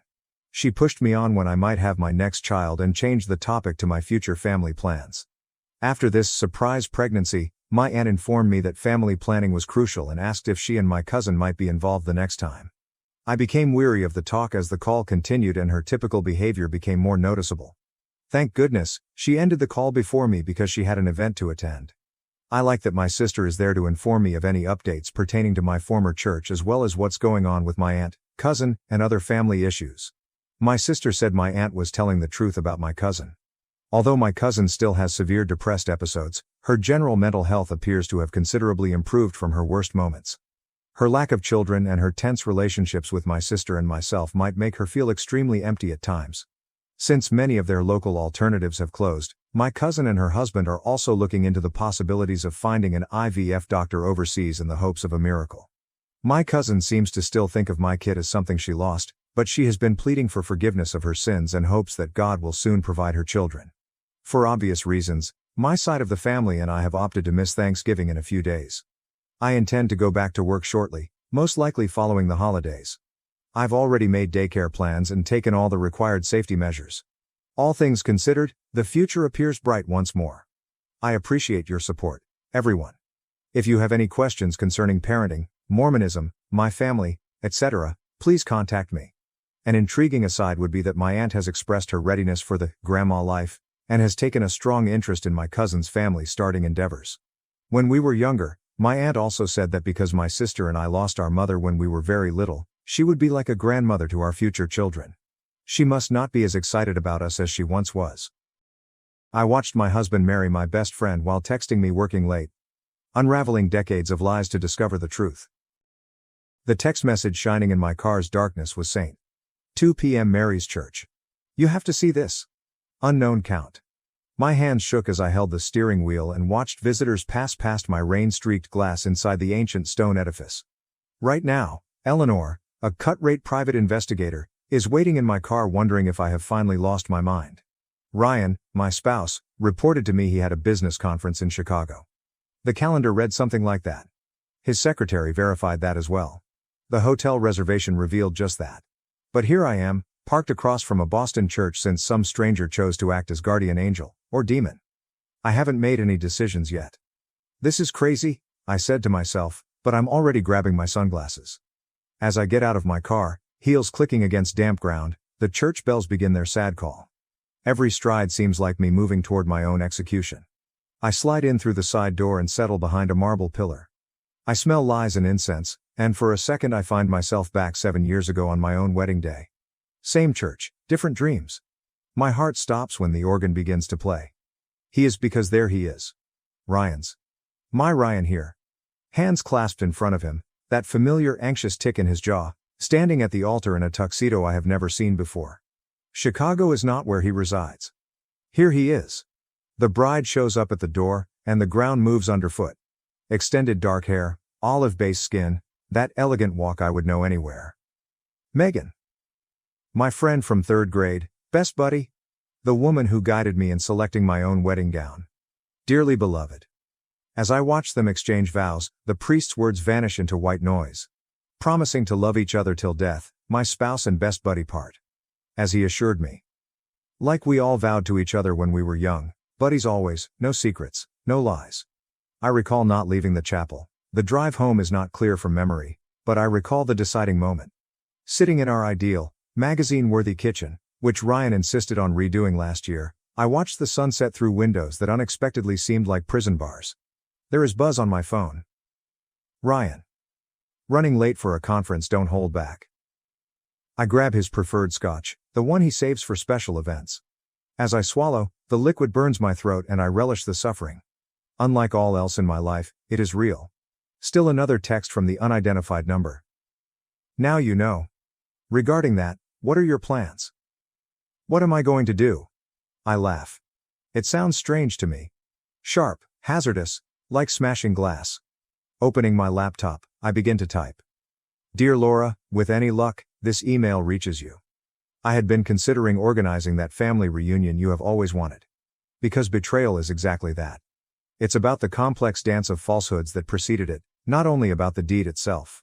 The deftly created alibis. The grins that have been taught. The little touches that were meaningless. And Ryan, my lovely, beautiful Ryan, has always danced rather well. But thus have I as well. I sip another scotch and grin. Let their honeymoon take place. Let them believe they are winners. Time is on my side. And I possess something higher than their adoration. I possess their faith. The sun sets totally, darkening me. For the first time today though, I can see everything clearly. Each page of the old photo album seems weighty on my lap, memories I no longer trust weighing me. Ryan, Megan, and I at 16 are spread out on my parents' yard. Ryan's arm circles both of us as we chuckle at some old joke. Like everything else about that summer, the corners of the picture show where. Ryan from downstairs phones, I ordered Chinese. His footfalls each make my skin crawl in our residence. 3 days after his second wedding, he has been home behaving as though nothing had changed. That he did not simply destroy all we had created. As he walks into our bedroom with 2 plates of food I won't eat, I close the album. Remember when we used to get takeout with Megan every Friday? The words fly from my mouth before I could stop them, sharp as broken glass. Ryan's grin falls short of directly reaching his eyes. That was a lifetime ago. Was it? I get up and let the album thump to the floor with pleasant resonance. Because she looked exactly the same 3 days ago. Just for a moment, his chopstick stopped midway to his mouth. Blink would cause you to miss it. Still, I see it. I am catching everything right now. Eleanor. He sets down his plate and approaches me with the same worried look he used on challenging clients. Has your drinking been? I chuckle. It sounds like the laughter of my mother following Dad's departure. That is your move? Gaslight the wife into thinking she is crazy? His hand reaches for mine as he replies. I'm worried about you. I pull back. When did it start? Burns my throat. Was it before our wedding? During? Tell me, Ryan. Was I the backup plan or the cover story? You're not making any sense, he replies, but his left hand quickly sits. His tell when he lies. I have spent 7 years mastering his rhythms and compiling his routines. Funny how precisely you perceive things when you're searching for the holes. I was at St. Mary's on Tuesday. Words like smoke hang between us. Nice tux, by the way. Better than the one you wore at our wedding. The mask slides, just for a moment, but it's plenty. His eyes turn cold and calculated. The Ryan I never let myself see is this one. It is not what you think. Don't. My voice is not trembling. I take great satisfaction in that. Don't offend me with excuses. I watched you marry my best friend while I was supposed to be your loving wife at home. What exactly should I think? Another clue as he rubs his hands through his hair. It's complicated, you don't grasp some of it. Like what? The joint bank accounts you opened? The property you bought together? Alternatively, maybe the fact your mother knew the whole time? That renders him unable. How could you? I go to the drawer and pull out the stack of papers I have gathered over the past 3 days. I am not the moron you believe me to be. You should really use better passwords than our anniversary date, though I guess that's meaningless now. Eleanor, please? He grabs for the docs. I control them. We can work this out, I will explain everything. Like you explained your business trip to Chicago? I laid the papers, bank statements, property titles, emails, on the bed. Or should we talk about the trust fund Laura established for your children with Megan? His face turns white. You had no right, said. I had every right. Raw and primitive, the scream tears from my throat. I am your wife. I was your friend. We grew up together. All three of us, and you. I pause, breathing hard. He is looking at me as though he has never seen me before. Perhaps he never did? Perhaps I never really seen myself either. Get out. Right now, my voice is solid, definite. Likewise is true with my residence. Not now. One last document I retain is a power of attorney signed last year when he was too busy managing our estate plan. You ought to really read what you sign, Ryan. Now get out before I call Michael and have him escort you out. He bolts. Not out of fear, but rather because he understands this is a starting point. For that he knows me sufficiently. From the floor, I grab the photo album and use my finger to follow our younger faces. We seem to be naive and rather joyful. Such outstanding liars, every one of us. The cafe Megan and I used to keep secrets in seems smaller now. Perhaps that is the weight of what I am about to undertake. Alternatively, maybe everything from my past is diminishing and losing relevance with every fresh betrayal I come across. Still sporting the twin of her wedding band, Megan glides into the seat across from me. Seeing it tastes like acid in my coffee. She adds, her fingers tensely stroking the rim of her unethered latte. I didn't think you would come. Funny. I didn't you'd marry my husband. The words come out softer than I intended, which somehow makes them cut deeper. She stumbles. Eleanor. I slide the bank statements across the table like cards in a rigged game. Did you know about the trust fund? The one Laura configured for next generations? Her face loses hue, not from remorse but from wrath. Quite interesting. What trust fund? That is indeed surprising now. Her hands quivering slightly, I watch her go over the papers. $3 million, I say. Set aside for the grandchildren Laura always wanted. Guess I was not producing them fast enough. This can't be right. Megan pulls the contaminated-looking papers away. Ryan said the marriage was only a formality for his inheritance. He said. I chuckle and it sounds like shattered glass. That he loved you, Megan? That I was cold, distant, career-obsessed? That's exactly what he told his mother about me last month. She stares fiercely. How come you aware of that? Because I have spent the last week learning just how completely my husband, our husband, has been playing us both. The waiter walks over, but we both wave him away without looking up. There is more, I said, pulling out my phone. Want to hear Ryan talking about property investments with Laura? The ones using your family's real estate contacts? Megan's voice falters as my family's? Ryan knew well before he ever asked her out that her mother, Grace, runs one of the biggest real estate companies in Boston. Did you ever wonder why he chose us? Asks the question hanging between us like fog. The two best friends who'd never bet each other. The perfect cover story. Stop. Megan gets up fast and her chair scrapes the floor. I understand you trying to hurt me since I hurt you. I deserve it, but... Sit down. My voice never changes. The best portion hasn't yet been heard. She sits, more from shock at my voice than from compliance. Remember that summer internship Ryan helped you get at Grace's firm? The one that convinced your mother he was such a wonderful guy? I slipped one more document across the table. Look at the date on that property transfer. Her hands shake as she reads. This is the signature of my mother, but she would never sell her prime investment property for half its worth. She had no idea she did. Check the signatures of the witnesses. Megan recognizes her own handwriting and crumples her face. I was just notarizing documents. Ryan said it was practice for my license, while I was planning our wedding. You were unintentionally helping him steal from your own mother. The truth tastes terrible on my mouth. He played us both, Megan. The only difference was that I worked it out before he could take everything. For the first time since she sat down, she glances up at me, very definitely stares at me. What are you going to do? I get to stand and gather the paperwork. Invalid question. The actual one is, what are we going to do? We?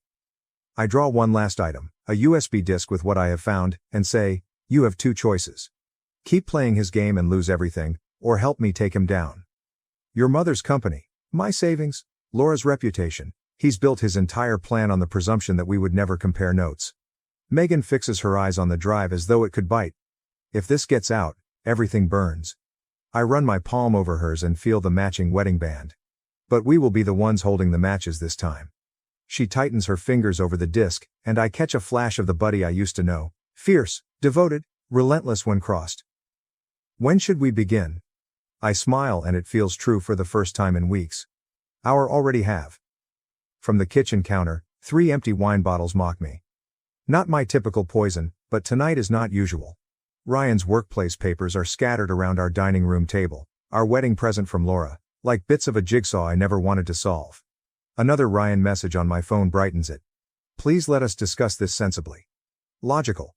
Like the method he erected this palace of lies? Like the deliberate accuracy with which he decided on his marks? Once more buzzing is the phone. Megan, this one time. Grace is inquiring, we must get going more quickly. I turn it off, but my hands continue to shingle.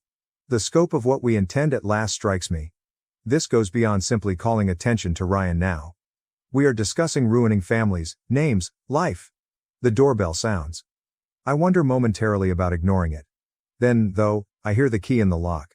Ryan is the only person with that key except one other. Michael walks into the dining room and absorbs the anarchy. Jesus, Eli? When's the last time you slept? I faintly point at the papers. Did you know Ryan's father committed himself? Michael goes still. What? I pull out the newspaper clipping I discovered hidden in Laura's bank records 10 years ago, right after Ryan graduated law school. Officially, it was a hunting accident. Unofficially, I push forward a stack of bank records. He found Laura and Ryan had been embezzling years from his company. Christ. Michael settles onto a chair. Does everyone else know? Just the person who has been sending me anonymous tips. I tap the table burner phone. They sent me this today. I slipped over duplicates of William Mitchell's suicide note. He tried to expose them, Michael. He tried to stop them, and they... My voice failures. Michael reaches for my hand. Eli, but I back off. I'm becoming them. The words taste like ash. I'm turning into exactly what I hate from all these plans for revenge, for justice. No, you're not. Michael says with stern voice. You're shielding Megan's company, your future, Grace's. Am I? I get up, moving slowly. Or am I just so focused on destroying Ryan that I don't care who gets caught in the crossfire? Because right now, I'm seated here planning to expose everything at the family reunion, knowing it will devastate people who had nothing to do with this. Like someone? I grab one of the wine bottles, not caring that it's empty. Like Ryan's sister's kids, who'll lose their college money when I uncover Laura's financial machinations, Grace's staff might lose their jobs should the company's reputation suffer. Like William Mitchell, who died trying to do the right thing, while I plot complex revenge scenarios like some comic book villain. Michael pauses silently for a protracted length of time. He stands up then grabs the bottle from my hand. You wish to know how you differ from them? I turn aside, but he keeps on. You're torturing yourself about the moral consequences of your actions here at 3 o'clock in the morning. They're sleeping peacefully, counting their money and planning their next con. That does not make it right. No, it doesn't. He begins systematically gathering and sorting the documents. But it means you have a choice. You can expose everything dramatically at the reunion, as you planned, or what? Or we do this the right way, legally. Carefully. William Mitchell's suicide note is here, he said. We finish what Ryan's father started, but we do it smart. We first guard the innocent parties. Another message from the unknown source comes from the burner phone buzzing. Inquire of Laura about the offshore accounts. I fix my eyes on the message, then on the anarchy all over my dining room table. 7 years of marriage, a lifetime of friendliness, generations of lies, all leading to this moment. I say at last, okay. Show me how I should do this right. Michael nods and gets out his phone. First, we should speak with a financial fraud expert. I know a man. I hold his arm and wait. Before we do this, I need know something. Are you helping me because I'm right or just because I'm your sister? He fixes my gaze consistently. Both and neither. I'm helping you since someone needs to stop them and you're strong enough to do it without becoming them. I examine the empty wine bottles, the strewn papers, the proof of my almost plunge into their realm of control and retribution. He may be right. Perhaps another method to burn it all down is here. Michael's friend, a lawyer, keeps chatting, but I fixed on the one single sheet of paper in front of me, a name list. Mainly children. Trustees of which our scheme would fall apart if we carried on. The offshore accounts are just the beginning, James Harrison continues, distributing more papers over his mahogany desk. Laura Mitchell's financial web runs at least 3 generations of both families. How many people would be affected? My voice sounds far even to myself. Directly, roughly 30, indirectly. He shrugs. We're talking about tearing down a decades-long program. The knock-on effects might affect hundreds. Michael forward leans. But we can prove the fraud readily. The issue is whether we should. James runs over the name list. Some of these trust funds are supporting education and medical treatment. I get up quickly and head to the window. Stop. Boston spreads out below, unconcerned about the bomb we are about to blow. Another way has to be found. There is buzz on my phone. Megan.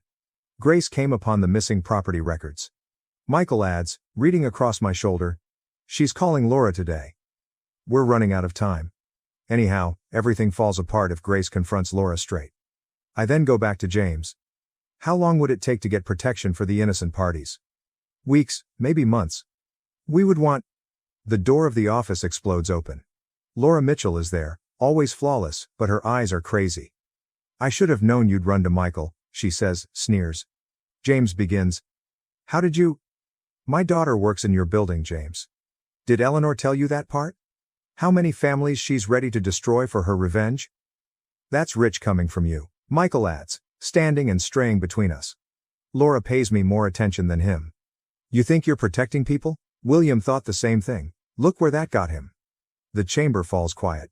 Even the metropolitan noise appears to fade. What did you just say? My hands, knuckles white, clutch the rear of the chair. Oh, did your anonymous friend tell you everything? Laura asks with a stern smile. William tried to fix our plans, rerouting money to safeguard the beneficiaries, just as you are planning. He did not just discover them. And you stopped him. The bits fit together. The hunting accident was. She says just that, then pauses. An accident. Her eyes dart away. The point is, Eleanor, some buildings cannot be taken down without destroying everything they support. You're not just fighting Ryan or me, you're fighting generations of carefully balanced arrangements. I spit, arrangements built on lies and theft. Built on necessity, she says, getting closer. Did Ryan tell you why he married you? Your family's 3 generations of judges and prosecutors, 3 generations of perfect shield. Once more buzz comes from my phone. On the screen Grace's name shows. Take the call, Laura urges gently.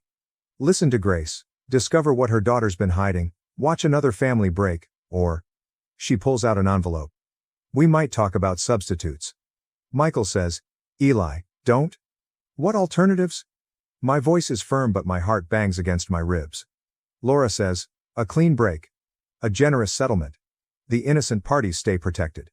Laura lays the envelope on James's desk. Everyone wins. Michael says, everyone except justice, quickly. Laura chuckle. Ask Eleanor what she actually wants, justice or peace. My phone keeps vibrating. These days, Megan's messages complement Grace's calls. From the desk, the name list stares up at me. Children, families, futures. How long do I have to decide? The words taste like surrender. Laura steps to the door. Until Grace finishes reading those papers. Choose deliberately, Eleanor. Unlike William, you still have options. She goes, and the office seems both bigger and more stifling. You cannot seriously be thinking about this, Michael says. I pick up the name list then my still buzzing phone. What if her right is what if trying to correct this just makes everything worse? Not justice, but that's fear talking. Maybe. I glance at James. But what if terror is trying to convey something vital? One last time the phone buzzes, then goes quiet. It is too late to stop whatever Grace found now. I pick Laura's envelope and feel the weight of choices not yet taken. I need to talk to Megan, I say at last, before we decide anything else. Because sometimes, I continue, I'm learning revenge isn't about who you're willing to hurt but who you're willing to spare. Before me sits the Mitchell family estate, its windows shining like evening caution signals. All the actors gathered for what they believe to be a surprise anniversary party for Laura and her second husband. Cars fill the circular driveway. Michael says, standing next to me and clutching the bag full of all the evidence, every paper, every recording, last chance to back out. Megan appears at my other shoulder and says, they're already inside, her voice taut. Grace is with them, Ryan is watching the door like a hawk. I change my black dress, funeral suitable, though they are not yet aware of it. Did you check the exits? James has people stationed at every door, Michael says, glancing at his watch. No one leaves until everything's disclosed once you start. Laura's envelope weighs against my ribs, nestled into my garment. Her offer of silence, of protection for the innocent, weighs against me. Still not opened. Still conceivable. We arrive in the kitchen, where caterers are busy without realizing they are presenting Mitchell Dynasty Last Supper. Ryan finds me right away. His face flickers between skepticism and relief. Eleanor. He comes near me carrying a champagne glass. I didn't suppose you would show up? And Miss Laura's party? My smile feels like broken glass. Would not dream of it. His gaze flies to Megan, to Michael, to the briefcase. I see the instant he discovers something is wrong, but Laura's voice breaks through the hushes of discussion. Everyone, kindly collect in the main hall. The audience moves, carrying with it us. I notice flashes of familiar faces. Grace, pale but understated. Laura's second husband, blind and radiant. Ryan's sister, gripping hands of her children. The young ones. God. The sons. Laura pulls out her glass. Thanks all for showing up to... Actually, I forward, my voice carrying across the unexpected silence. I'd like to say something first. Ryan comes toward me, but Michael blocks his way. Megan takes a seat close to Grace. Laura says, Eleanor, her voice low, give great thought to what you are doing. I open the still sealed envelope she handed me. I have thought about it. For weeks, I've thought about nothing else. I turn to face the room. About justice and protection. About who deserves the truth and who deserves mercies. Eli, Ryan's voice now clearly reflects actual terror. Whatever you think you know. I know everything. I open the briefcase but, not yet, I do not remove the papers. About William's death? About the trust funds? About your 2 marriages, Laura's schemes, Laura's lies to keep this house of cards standing. The space comes alive in whispers. Grace marches onward, her face ashen. Megan, Grace replies with shaky voice. I apologize. Mom. Megan's voice breaks. I knew nothing, not until Eleanor showed me. Clutching her children tighter, Ryan's sister asks, Showed you what? What are you doing? I look at the kids. Their innocent futures waiting on my next words, their perplexed faces. The envelope from Laura sears on my flesh. The truth, I say quietly, is that I came here tonight to destroy everything. To expose decades of fraud and manipulation. To get justice for everyone who's been hurt by the Mitchell family's lies. I get the first paper, William's actual suicide note. Laura moves rather silently. But standing here, looking at all of you, I glance back at Ryan. I understand something worse than being misled. Something worse than being deceived. Michael says, Eleanor, his voice tight. But I continue. The very thing you're fighting against is becoming. I touch it to Laura's envelope. The paper catches fast and I drop it into the briefcase. I find a match in my handbag. No. Michael jumps forward, but it's too late. Years of careful investigation burning to ash. With it burns my opportunity at justice, at revenge, at everything I thought I wanted. Since at times the best retribution is redemption rather than destruction. Laura sits across from me on the marble island, both of us wet from the sprinklers, watching cops cart away boxes of evidence. The actual evidence, not the decoy files I burned, painted Laura's perfect kitchen in alternating red and blue. Copies, I answer softly. Everything in that briefcase? Merely copies. The originals arrived at the FBI 1 hour ago. Her immaculate nails pound against her coffee cup. You chose this moment on purpose. The party here. Family gathering. Like father, like daughter-in-law. I slide William's real suicide note across the desk. He planned to disclose everything at your anniversary party too, didn't he? Prior to the hunting mishap. The drumming stops. Michael is watching with grim enjoyment through the glass, Ryan being guided to a police car. Laura's voice quivering. You don't understand what you've done, she continues. Those trust funds were being protected. Pulling out my phone, I show her the court orders. Every innocent beneficiary has been lawfully detached from the false accounts. The kids will hang on to their college money. The treatment keeps on medical level. I sense actual dread in her eyes for the first time. How? Much as leaning closer, I add. I had 3 weeks after you presented me the envelope. 3 weeks where you felt you would win. Did you truly believe I was doing nothing for that period? Much we hear activity at the door. Grace walks in, followed by federal officers. Her eyes connect with Laura's. Grace states, simply, You killed William when he tried to protect my daughter from your schemes. Laura stands so fast that her chair falls over. That's absurd. Much as I interrupted, William was going to expose how you used Megan to access Grace's company records, then, how you manipulated Ryan into marrying us both to maintain your financial facade. Everything I accomplished served this family only, Laura tears. Megan answers, looking at the doorway, tear-stained but steady. No. Everything you did was for yourself. And today we all know the reason. Laura goes somewhat motionless as I slide one final document across the counter. An old picture. William wasn't merely aiming to reveal the hoax, was he? I inquire, seeing her expression crumple. He found something else. About the true father of Ryan. About why you so sorely needed the connections of the Carter family. Mom? Mom, what's happening? Ryan's voice calls from outside. Laura leaps for the picture, but Grace is faster. Her shriek resounds in the abruptly quiet kitchen. Looking at the picture, Grace adds, That's my father, staring at Laura. 37 years passed. I say, 9 months before Ryan was born. The truth hangs between us like smoke, decades of control, all to conceal one desperate affair, thereby preserving the Mitchell family's pristine image. You destroyed everything? Laura says quietly. No. I stand, compiling the last of the papers. You lost everything the moment you chose lies above love. William fought to save all of us and today at last he has. What precisely do you mean? Much one last time I grab my phone and show her the message chain. From an unidentified number, from a dead man, scheduled emails, planned to arrive years after his death. I meet her eyes.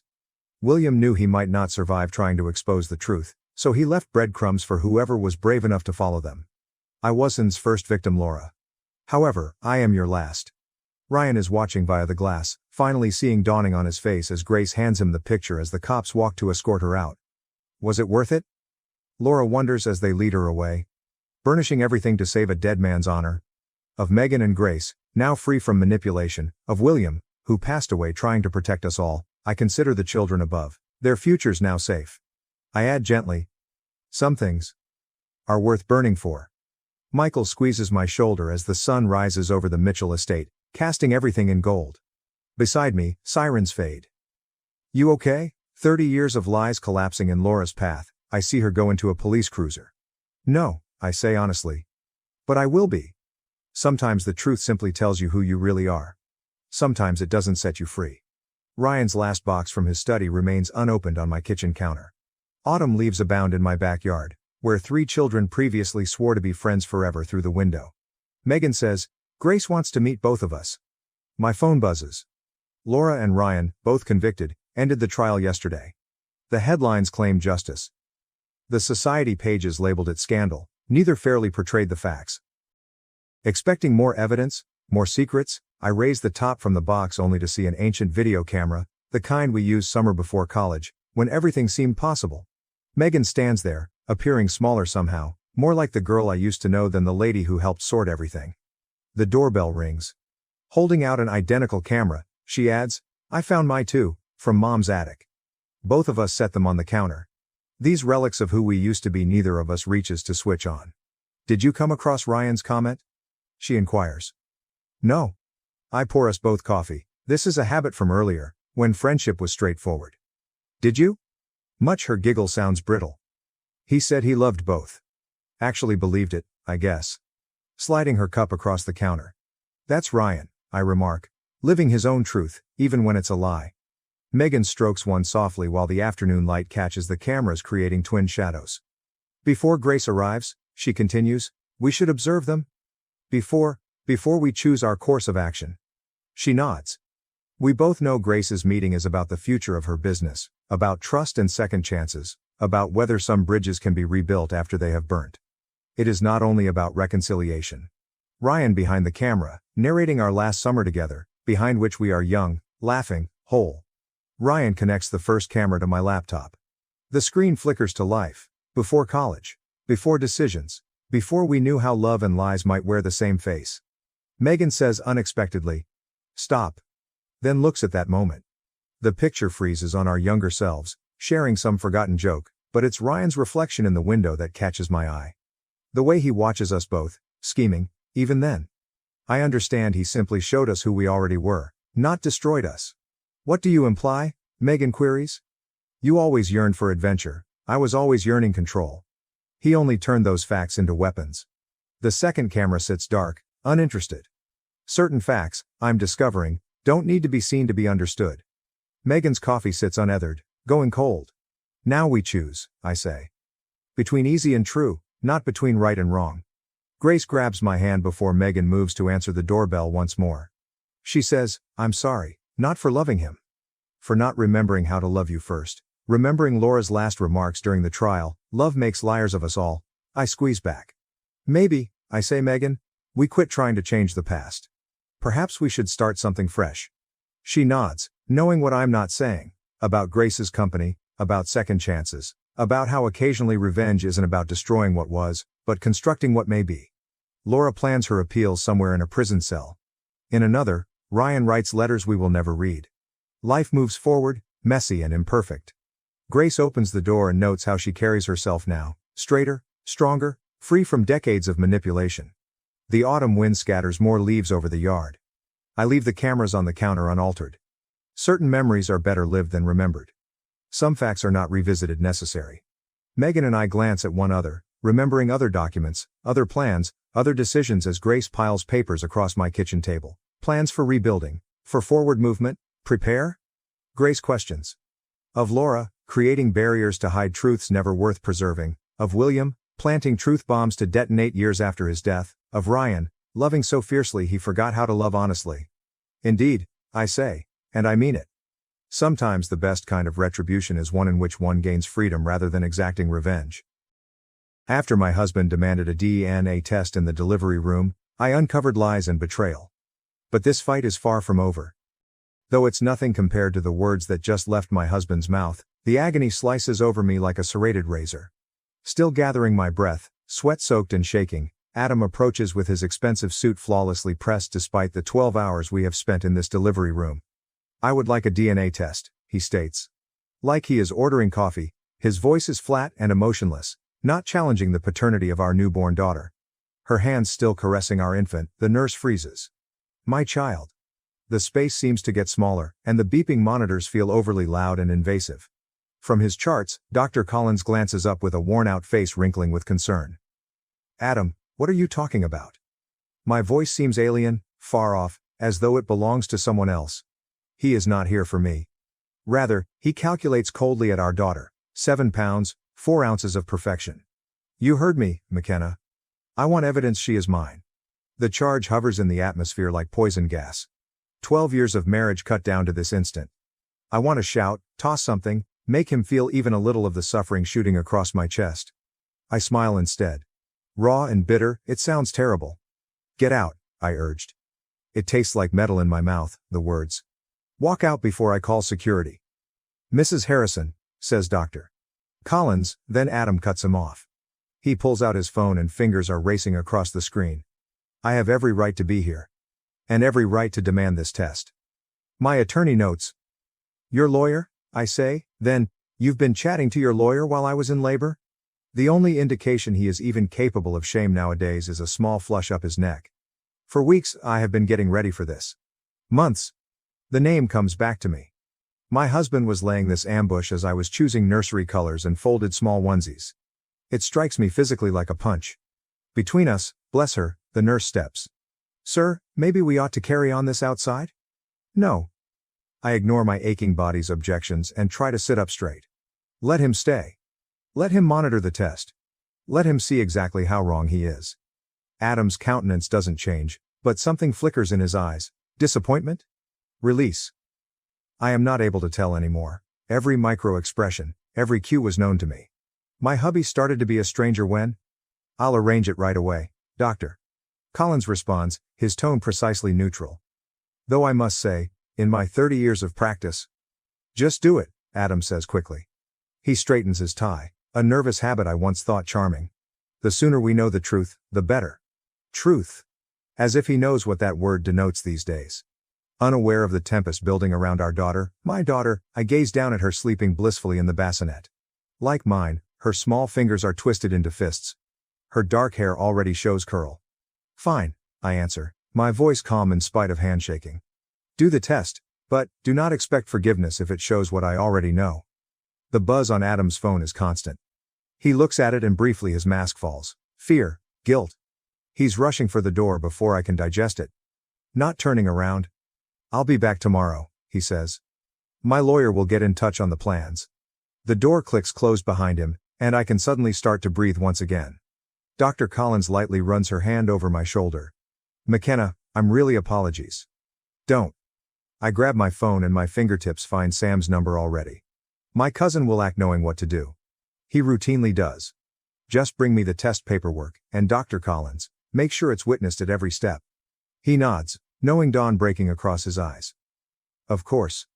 I once more study my kid, learning every flaw on her face by memory.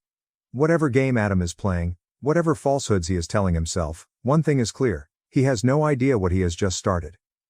3 days in the hospital has made Sam's flat seem like a haven. Tara runs about the kitchen making tea while I drop into his worn-out leather couch and cradle Emma. Coffee grinds and the familiar aroma of old books help me relax, yet my hands will not stop shaking. Seeing Sam pace, I say, he's changed all the locks. Changed the security codes too. 12 years of marriage, and he locks me out like I'm sort of a criminal. Sam pauses. His journalist's notebook is already full of scrawled notes. Think back carefully. Exactly when did things start changing with Adam? The question strikes like a gut-reversing punch. I close my eyes and search for the instant my marriage started to fall apart. Said it was a major merger, the Preston Tech deal, maybe 4 months ago. He started working late and missed doctor's appointments. Tara puts down a mug of chamomile tea, looking disturbed. That closed months back. I search sharply. How can you find that out? Tara says, because my sister works in their PR department, glancing at Sam. The deal fell through in March. March. When Adam began returning home with designer new suits. When the enigmatic corporate travel started. When he completely stopped caressing me. Sam taps his pen against the pad and says, here's what doesn't add up. Why wait until the infant is born to demand a DNA test? Why not do it during pregnancy? Tara whispers softly. Because he needed a scene. He wanted witnesses. Like freezing water, the insight comes to me. He is laying evidence against me. Emma stirs in my arms. I automatically change her blanket. Her small face is so calm and trusting, exactly like I used to be. There's something else, Sam replies, pausing. I gave some calls. Adam's been meeting divorce lawyers since January. January? My stomach drops. When I first told him I was pregnant, when he hugged and said everything was perfect, I caught myself, glancing down at Emma. That son of a... Why go with the pregnancy if he was planning this all along? Because of the Harrison family trust, Tara explains. Your father-in-law's will had particular heirs requirements, didn't it? The bits begin to line up. My voice sounds empty even to my own ears. The trust only pays out if there are legitimate children. He needed evidence the baby wasn't his to refute the claim. Sam hears buzz on his phone. He looks at it and darkens his expression. Adam just posted on LinkedIn. He's accepted a new job at Grant Technologies. Grant? The name reminds me of something from the past. Wait, isn't that the firm last year trying to buy out Harrison Industries? The same one your father-in-law refused to sell to before he died, Sam says at closing. We all leap at the door knock. Tara looks through the peephole and then rapidly backs off. It's Adam. I murmur, hugging Emma tightly. Don't open it. McKenna, Adam says as he walks through the door. I know you're in there, my lawyer insists you should be here. The DNA test is booked for tomorrow morning. Sam steps for the door, but I grasp his arm. Wait. Let him speak. Adam says. You're making this harder than it needs to be, his voice softening somewhat. Just come home. We can work this out. I rise gently, wary of waking Emma. Work what out, Adam? The lies. The secret meetings? Or how about the trust fund you'd like to pilfer? Stillness. Then, I don't know what you think you know. I know enough. My voice has stopped shaking now. I know about Grant Technologies. I know about the divorce lawyers. Soon, I'll know everything else too. One more stop. When he talks once again, all of his polite pretense disappears. You know nothing about what you are handling. Neither do you. I gaze down at our daughter, my daughter, and something hardens inside me. Game on, Adam. His footsteps turn back along the hall. Sam closes the door and then looks at me. What's the plan? I grab my phone and search among past contacts until I come upon the one I need. We first learn everything we can about Grant Technologies. Then I push the dial. We also call in some favors. Twice the phone rings, then a familiar voice answers. Dr. Collins? I need your help with something. Dr. Collins grimly slides the phone across his desk. I thought you ought to see these messages. They were automatically backed up to the cloud account you shared. I pick up the gadget and my hands shake. 2 days before I started labor, the timestamp shows 3:47 a.m. Everything is in place. The message comes across. She will not be entitled to the confidence once the test findings arrive. See to it you follow the plan. Adam answers. She doesn't suspect anything, just keep your father concentrating on the deal. Evelyn Grant, Dr. Collins adds softly. Son of Marcus Grant. My tongue finds the name to taste harsh. The man last year trying to make my father-in-law sell his company. Sam slants forward, his journalistic instincts alert. The same Marcus Grant who strangely bought 3 board seats following the death of your father-in-law? I go through more texts, each one worse than the next. Intentions. Meetings. Subtle elements that cause my tummy to churn over. They've been seeing each other since January, I remark, my voice faltering. I told him about the baby the same month. The timing's not coincidental, Sam explains. Grant Technologies declared their hostile takeover bid last week. With Adam's help, they will have controlling interest in Harrison Industries, unless there is a legitimate heir. The parts fit one another. That's why he needs the DNA test. To show Emma isn't his. It's not about the baby at all, it's about the company. A knock cuts off our conversation. Tara falls in, her face white. Adam's here with attorneys. Though my heart races, I will myself keep cool. Let them in. Adam arrives like he owns the place, accompanied by 2 suits possibly costing more than my annual pay. He seems different. Sharper, colder, sporting a tie I have never seen before. This is a private medical facility, Dr. Collins says, but Adam stops him. The older attorney says, stepping forward, we're doing a paternity test that my client has every right to oversee. We have questions regarding possible manipulation. I chuckled. I have no control over it. Tampering is rich coming from you. Adam's jaw gets stiff. Careful, McKenna. You already run possible fraud allegations. I hand out the phone. If these messages somehow get out there, the ones showing you and Evelyn intending to steal your father's company. He turns cold. I saw actual dread in his eyes for just a moment. You were able to access your private messages on our shared cloud account. I get up, rage providing strength. The one you neglected to cut off when you were so busy organizing your small business takeover. Adam's visage darkens as the younger attorney mumbles something in his ear. This changes nothing, he says, but his voice failures. The test will go precisely as scheduled. Dr. Collins speaks out of turn. Under my supervision, with witnesses present, unless you would want to explain to the board why you are colluding with Grant Technologies while serving as Harrison Industries CFO. Adam's hand jerks toward his phone, but Sam advances. I wouldn't.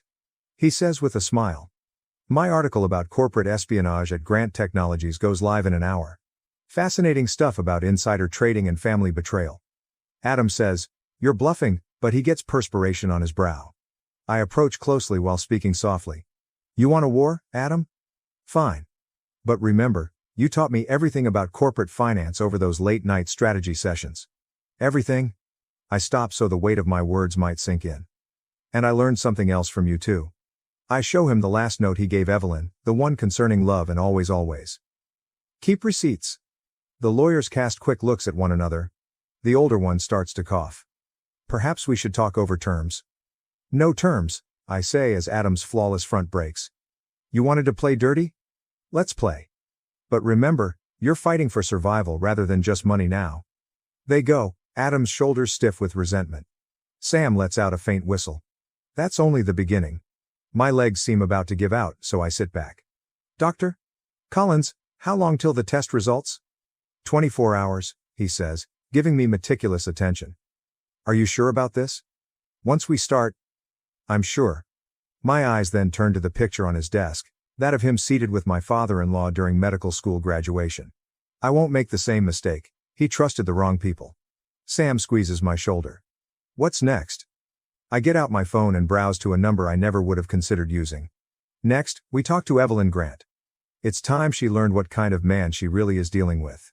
The Grant Technologies lobby sparkles with riches and power, steel and glass stretching upward. Emma's carrier is changed on my arm. It seems little until I see my reflection on the glossy marble. One of Adam's preferred suits, the one he buys for board meetings, is on me. It fits now differently, but the armor is what counts. Not looking up, the receptionist responds, "Miss Grant is in a meeting."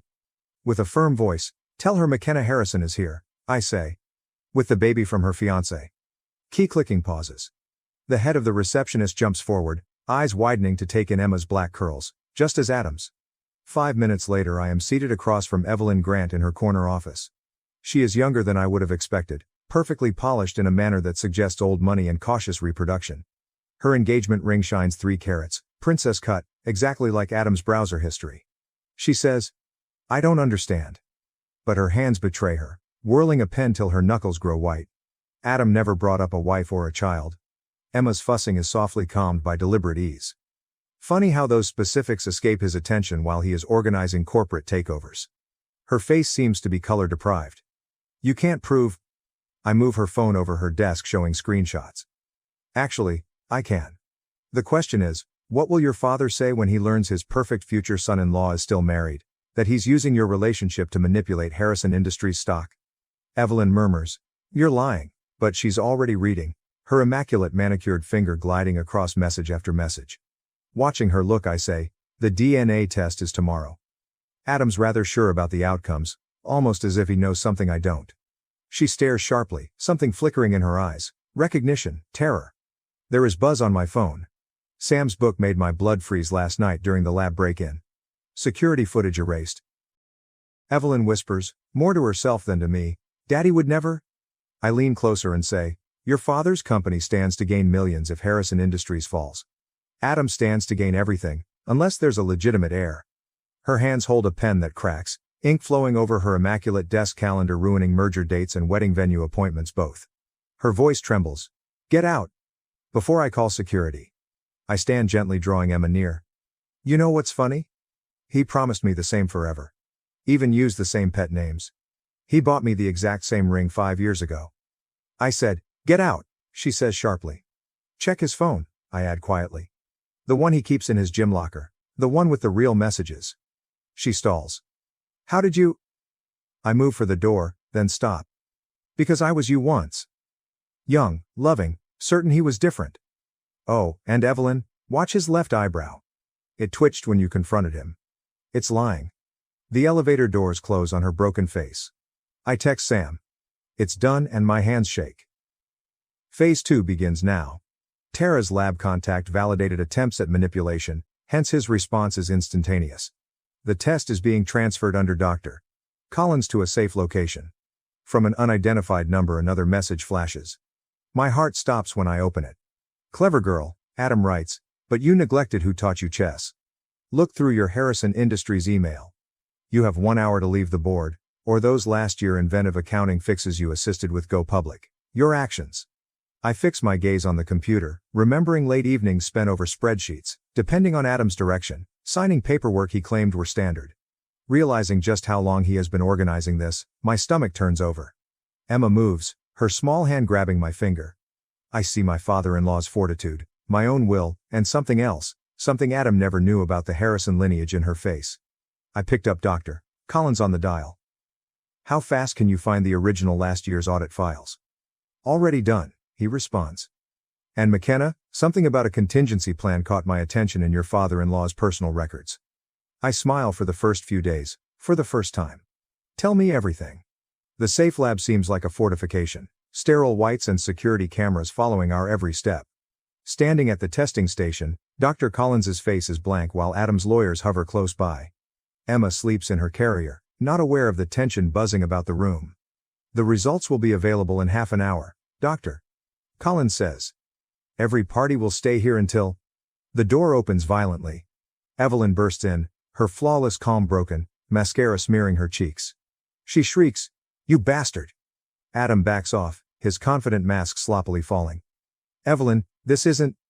she says. "The gym locker," throwing her phone at him. It crashes against the wall, 3 other ladies. "And you're still married?" The lawyers glance at one another with great dread. Sam blocks his way as one reaches for his briefcase. "Nobody leaves," Sam adds softly. "Not until we hear those results."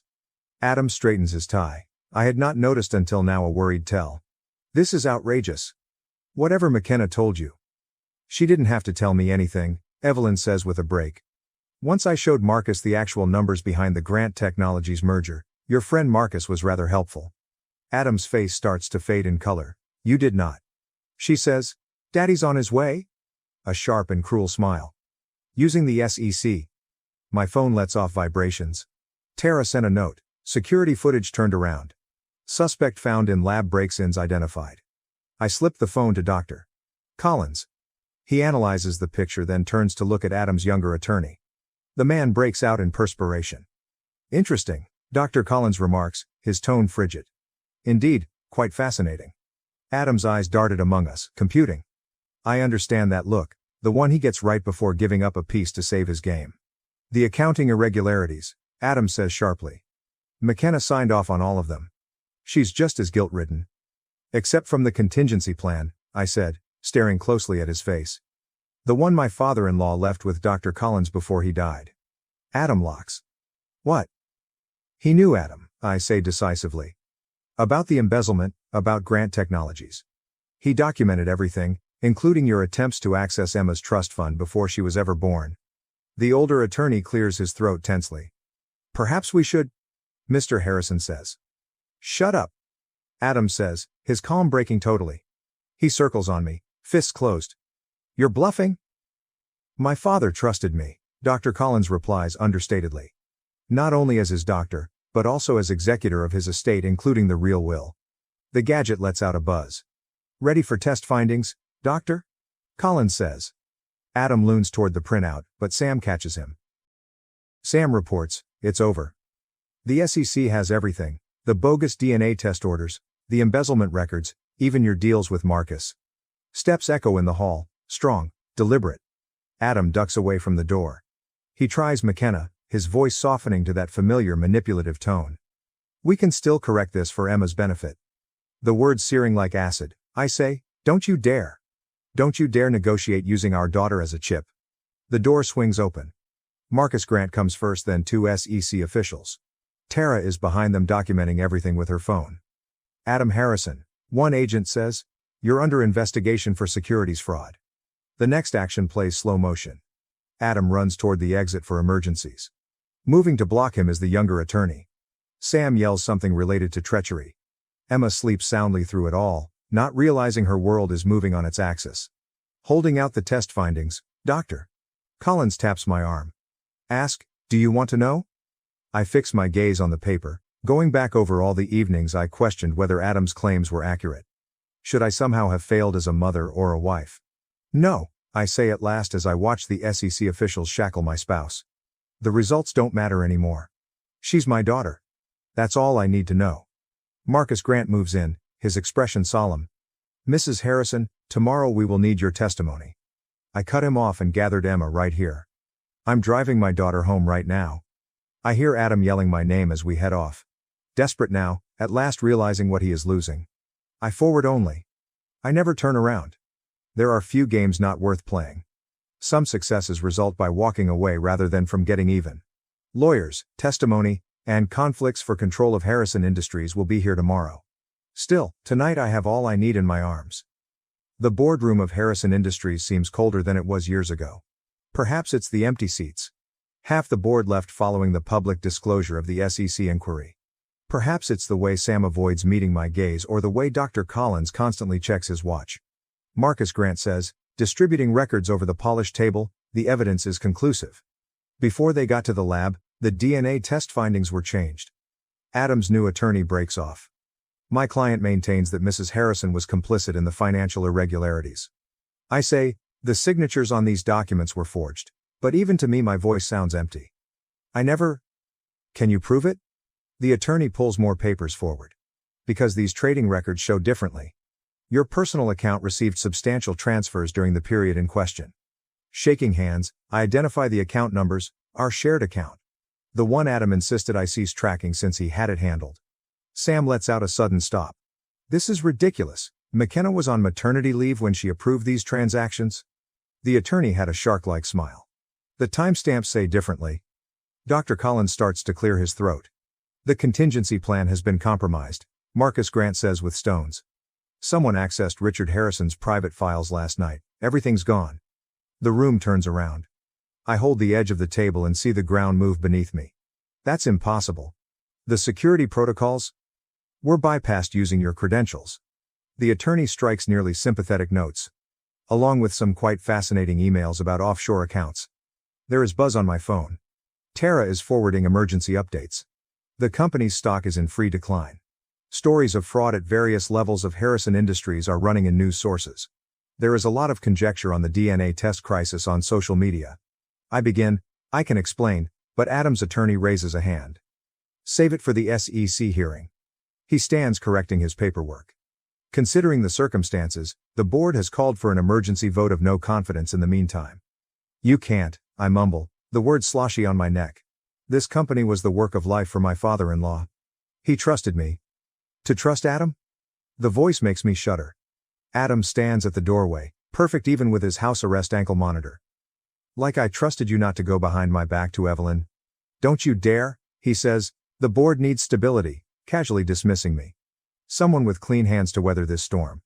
Fortunately, my agreement with the SEC includes full cooperation in exchange for a reduced sentence.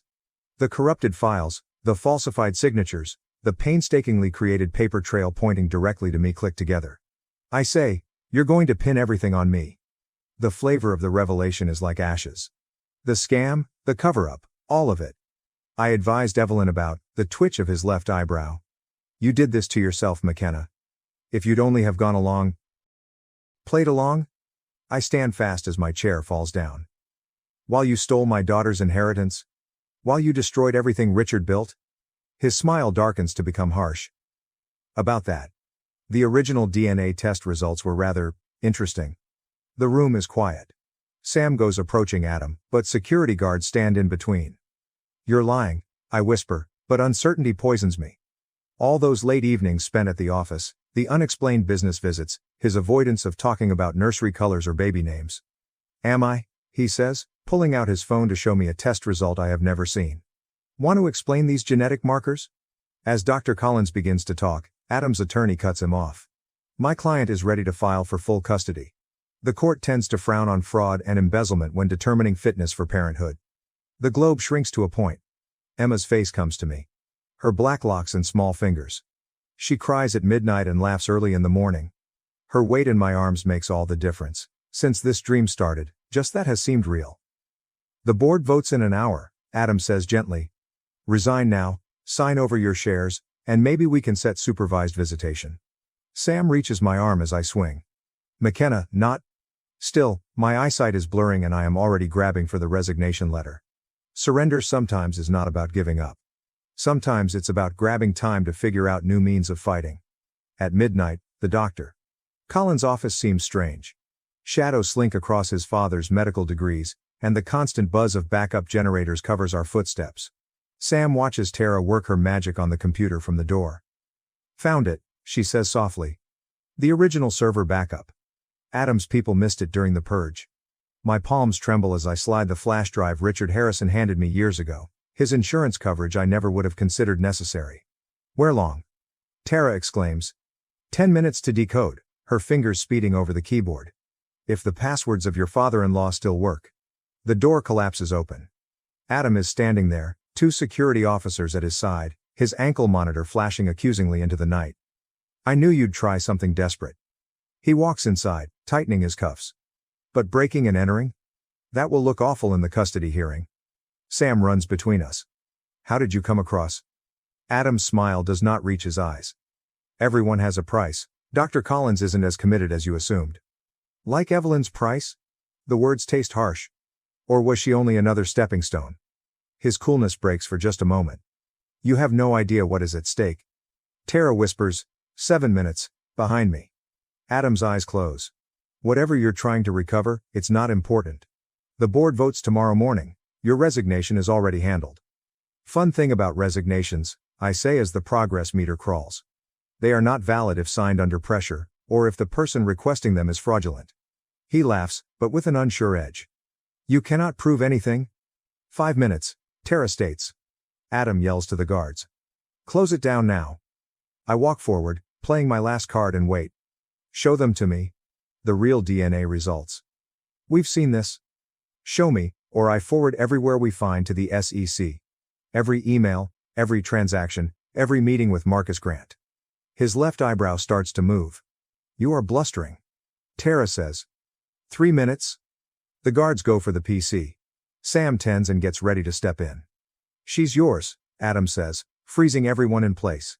The actual DNA test shows she is yours. I changed the findings since I needed power. Though all I feel is clarity, the admission should sting. You never wanted her either, did you? She was just another asset to manage. 2 minutes here. At last Adam's facade breaks down. You believe this relates to a baby? This is about power, control, everything Richard promised me when he made me CFO. Quietly. He promised you a legacy, I whisper. Not a kingdom to steal. 1 minute. Adam lunges for the PC. Sam catches Tara shielding the screen. Something falls from Adam's pocket in the tumult, a phone I have never seen before. I grab it and immediately see the messages. Emails from Dr. Collins, plans to strip Harrison Industries for components, and talks with Marcus Grant. It's done, Tara adds with great triumph. Everything's deciphered. Adam still goes. You do not want to open that file. But right now I am already. The chamber echoes Richard Harrison's voice, a video confession captured just before his death. He names names, specifics, plans, and exposes one last turn. The company was never yours to steal, I say to Adam, at last comprehending. Richard left Emma controlling interest before he died. He changed his will. Adam says, impossible, but his voice failures. She wasn't, birth was not even. I show him the date indicated on the will. He knew, Adam. About everything. The affairs, the fraud, the deals with Grant Technologies. You have been playing exactly the game he expected all this whole time. Police sirens call out far away. Adam's visage twists with rage. You think you have won? I still have the board, the evidence, your signed confession. Sam says quietly. Check your phone. The real one you just dropped. Messages flood Adam's eyes. The SEC reopening their inquiry, Marcus Grant cutting agreements to save himself, Evelyn's father pulling all support, and Dr. Collins delivering one more note. I kept my promise, Richard. Your granddaughter's legacy is safe. As Adam crumples his empire of falsehoods around him, the police explode in. But I'm already leaving, considering Emma soundly asleep at home. Some successes are about safeguarding what counts most rather than about winning. The Harrison Industries boardroom still bears traces of the turmoil yesterday night. Police tape crosses the entryway, and evidence marks the meeting table where Adam's empire collapsed at last. I get a leather portfolio from Dr. Collins. Quietly. Richard Harrison's personal files. He wanted you to have these, he whispers. When the time was right. Inside, under years of corporate plans and financial data, I uncover a letter. Although the ink faded and the paper is aged, Richard's firm handwriting is still clear. Darling McKenna, darling, you will know by now why I chose you to guard Emma's inheritance. Not because you are Adam's wife, but rather because you observe what he never could. Legacy is not quantified in stock values or merger proposals. It is developed in moments of choice and in decisions to defend rather than destroy. Emma rucks around in her carrier. I change her blanket and catch a look of my reflection in the dark windows. I look different somehow, stronger, maybe, or simply more certain. Sam shows up at the gateway. Evelyn Grant is here. The SEC wants to go over the video testimony once more. When Evelyn walks in, I get enraged, her eyes just show weariness. The board approved the dissolution of the merger, she says. Daddy's stepping down. The scandal, she says, trailing off, twisting her now ringless fingers. I never wanted this, I say to her. Indeed. Mostly. Neither did I. She glances at Emma, something gentle softening her face. You know, he promised me children too.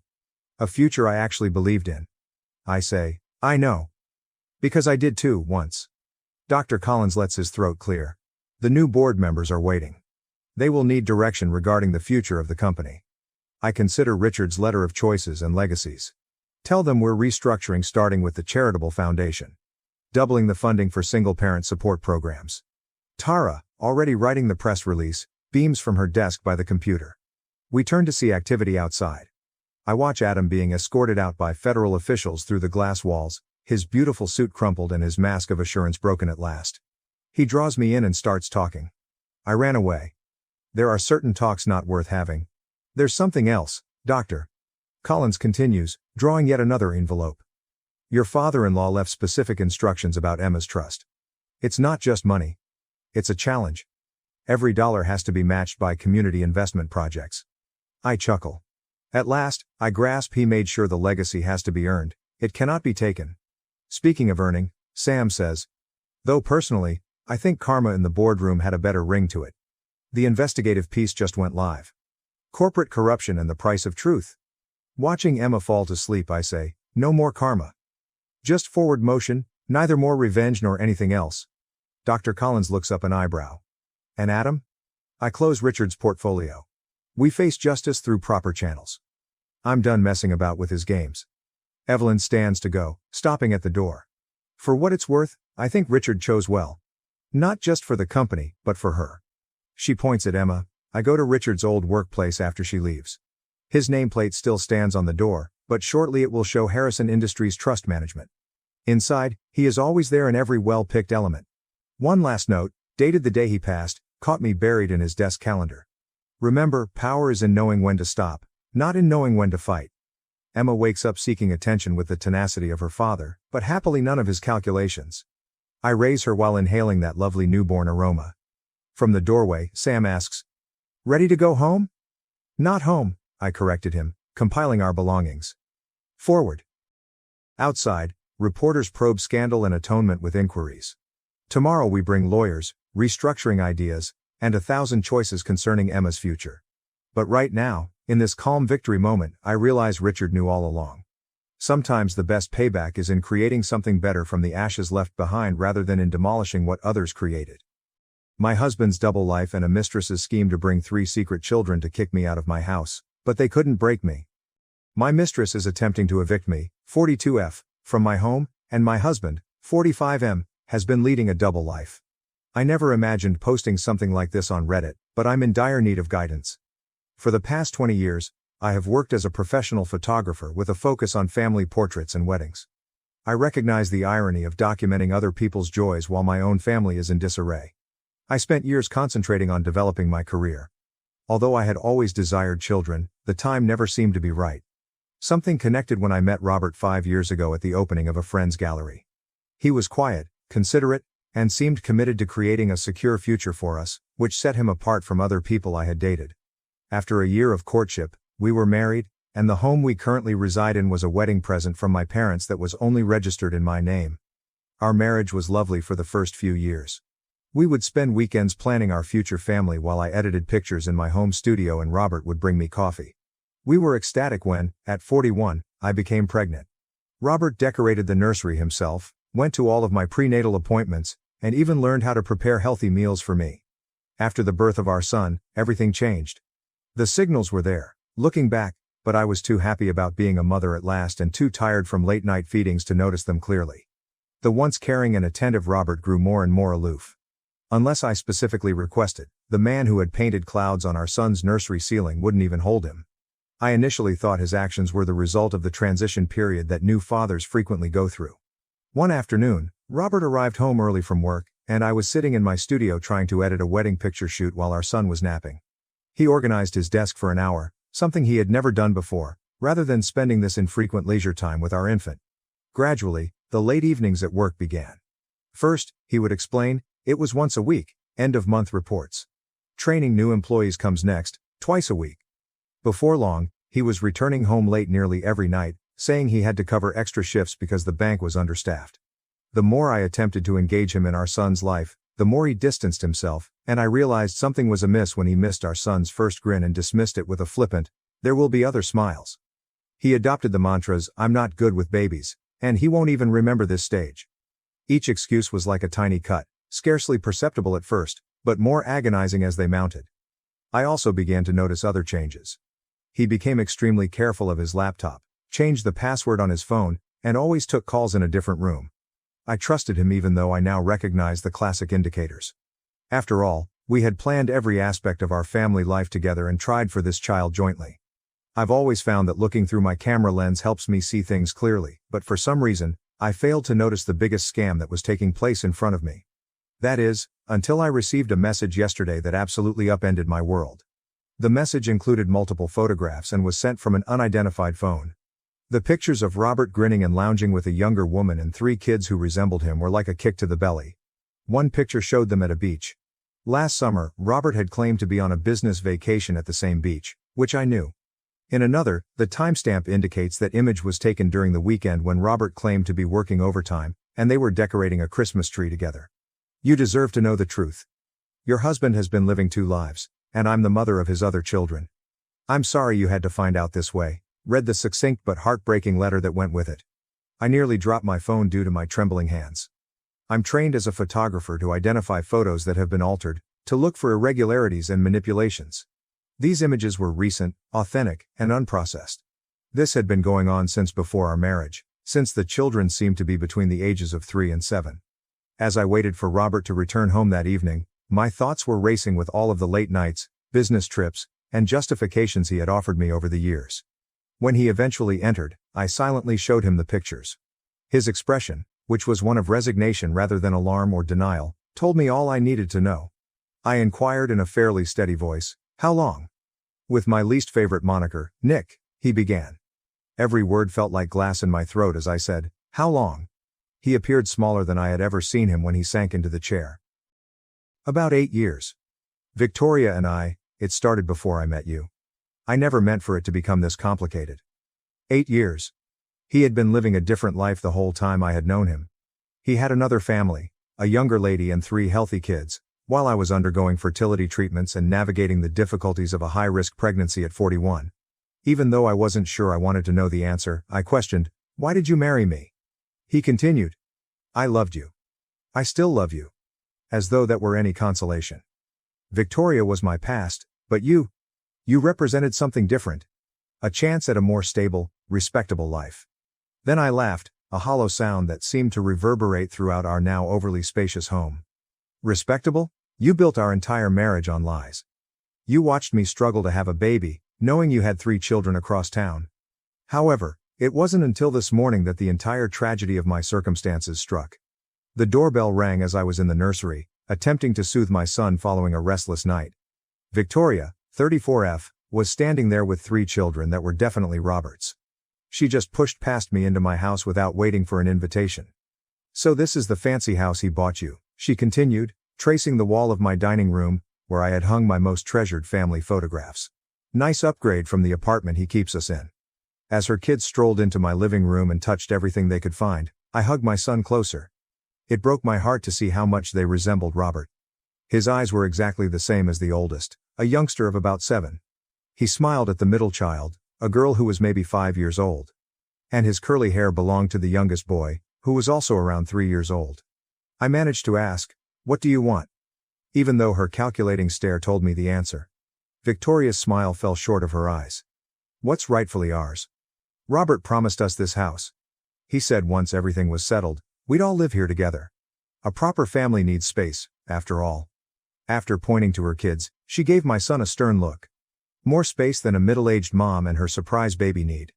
Her statement struck me like a physical blow for their audacity. Robert had no right to promise anyone that this house was mine, a gift from my parents. Her attitude immediately shifted after I informed her of this. She snarled, "Listen," and moved in closer. "I've been in Robert's life longer than you have. These children need their father. They need a stable home. You're just the midlife crisis he'll get over soon enough." I discovered a strength I was unaware I possessed. I firmly said, "Get out of my house," even though my hands were shaking. "This is my property, legally mine. Robert has no claim to it, and neither do you." Anger twisted Victoria's face. "You think you've won something here? You're nothing but a temporary distraction. Robert always comes back to us. Always." She raised her voice, purposefully loud enough to be heard by the neighbors. "You're trying to tear apart a family. Think about these innocent children."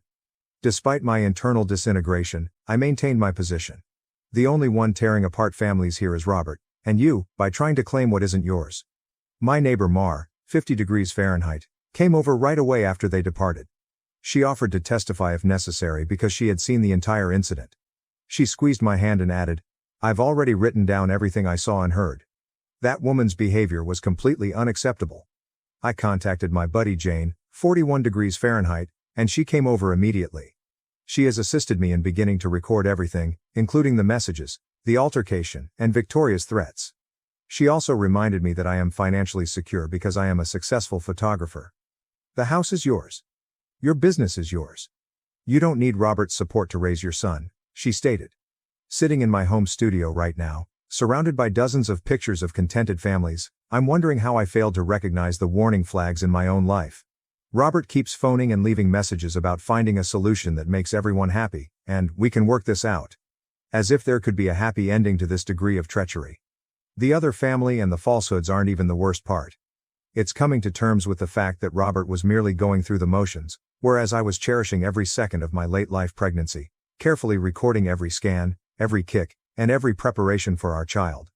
All these firsts had previously happened to him with Victoria. And I was simply a side endeavor? A dignified front? I need guidance. Do I need to get a divorce right away? Get Victoria subject to a restraining order? How can I keep my son safe in this mess? Although I've already gotten in touch with a lawyer, I would still like to hear from anyone who has had a similar situation. Right now, my son and my job are my top priorities. Next weekend is my wedding photo shoot, and I find it kind of funny that I'll be documenting someone else's happily ever after, when mine is in ruins. Perhaps, though, I need to remind myself that trust and love endure, even if they didn't in my own marriage. Has anyone already handled a scenario like this? What should I do initially? Right now, I feel like I'm drowning in a sea of confusion and betrayal, so any advice would be invaluable. I convince myself over and over again that I'm capable of handling this. I overcame a dangerous pregnancy, I developed a profitable company, and I can get through this too. However, I'm afraid of what tomorrow may bring as I watch my kid sleep soundly in his cot, oblivious to how his world has altered. First update. We appreciate all of your encouraging messages and remarks. I have to discuss what has transpired over the past 12 hours because the issue has taken unexpected turns. Victoria has started using social media for her campaign. She has been posting in our neighborhood Facebook groups, portraying me as a homewrecker who took another woman's spouse and herself as a victim. If the irony weren't so devastating, it would be absurd. She is showing her kids pics of Robert's pictures, saying they are the original family, and I am the intruder. Even more disturbing, though, was what transpired this afternoon. Victoria arrived at my photography studio posing as a prospective customer who wanted to schedule a family portrait session. She used a false name on the booking and had a different style, so at first I didn't recognize her. She was grinning and looking through my wedding portfolio when I entered the consultation room. Such beautiful moments, she remarked without raising her gaze. You're good at capturing other people's happiness while destroying it in real life. She went on to inform me that until I changed my mind about the house, she would post unfavorable evaluations of my company on all platforms. I remained calm and turned on the audio recording feature of the studio's security system. You're trespassing, I said forcefully. Leave now, or I'll call the police. She carefully got to her feet, moved over to my wall of highlighted wedding pictures, and purposefully knocked one down, breaking the frame. Oops, she murmured, seeming to be worried. Looks like things break easily around here. Victoria departed before the police arrived, even though my assistant had already contacted them. I've recorded everything, including the shattered frame, surveillance footage, and social media posts. In addition to defending me, my attorney is requesting an emergency restraining order to safeguard my company. She has also told me that Victoria may have engaged in harassment and attempted extortion with her acts. The most unexpected development was when Rachel, 47F, Robert's sister, contacted me in private. She claims that 6 months prior, Robert attempted to obtain a second mortgage on my home by falsifying my signature. Instead of filing charges, the bank, which is also where he works, discovered the counterfeit and discreetly allowed him to leave. This explains why he had been so evasive about his recent promotion to a separate branch. Victoria's fans are always posting critical remarks on my studio's social media pages, so I've had to temporarily close them down. Concerned about the situation, a few of my scheduled clients have contacted me. Fortunately, most of them have been understanding when I've been honest with them. Some have even told their personal tales of surviving betrayal in their families. Victoria had already done this, according to the findings of my lawyer's private investigator. She harassed another woman in a similar circumstance in a different state 3 years ago. Her tendency to approach successful people and use her kids as emotional leverage to obtain financial benefits appears to be consistent.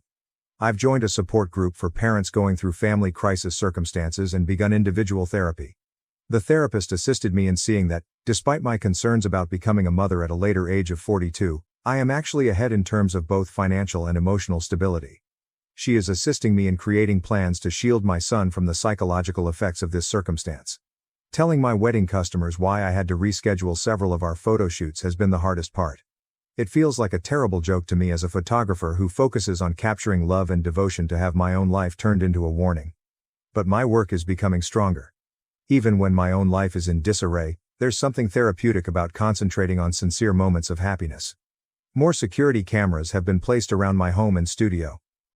Mary, my neighbor, has been amazing. She has been watching and recording anytime Victoria or Robert show up in the area. The local police have stepped up their patrols in our area and now have a dossier on the problem. A few of you inquired about Robert's response to everything.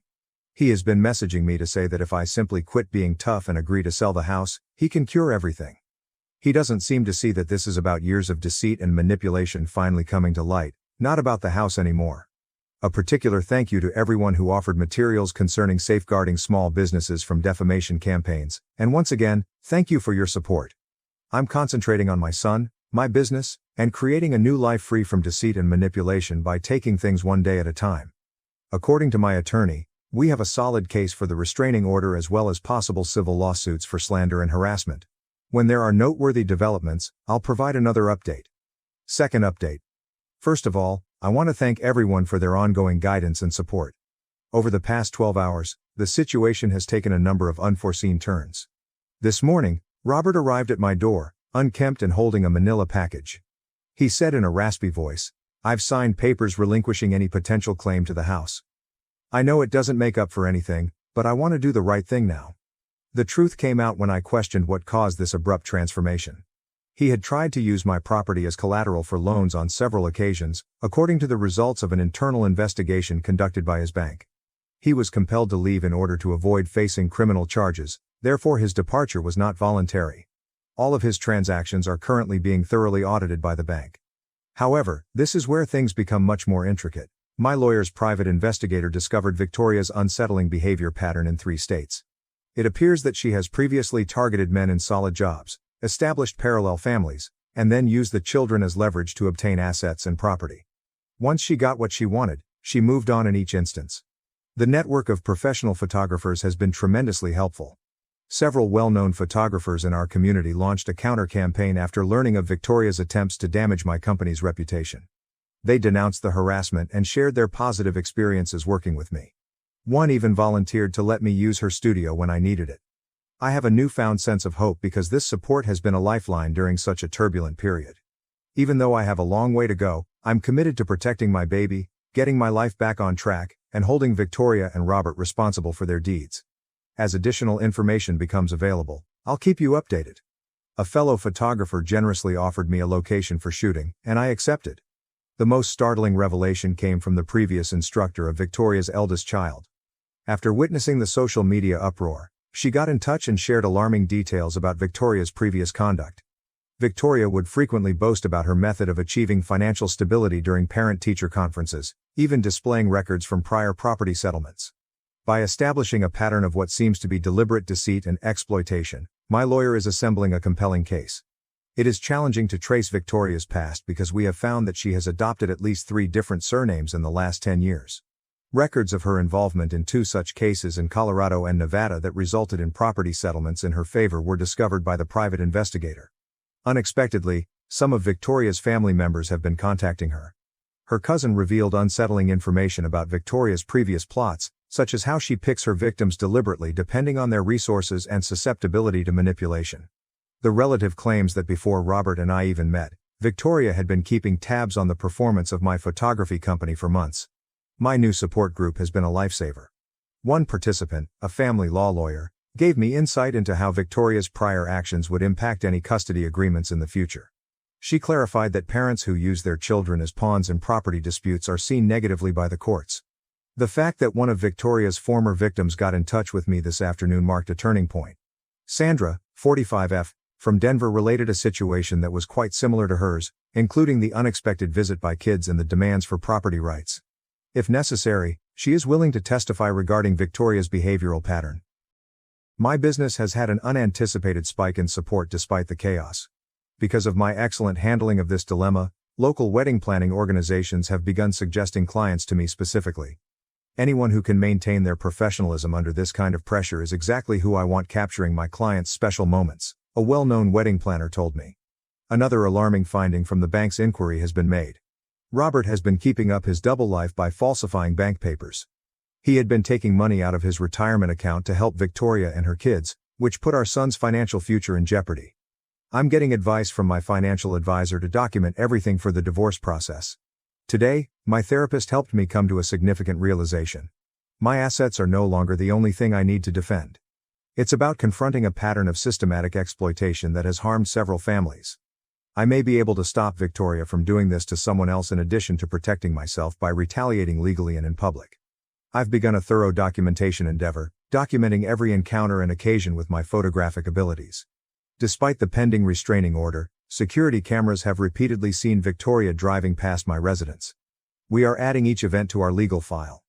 Knowing how much this has affected my son is the most devastating aspect, but I'm determined to fight for his future and make sure he grows up in a secure atmosphere.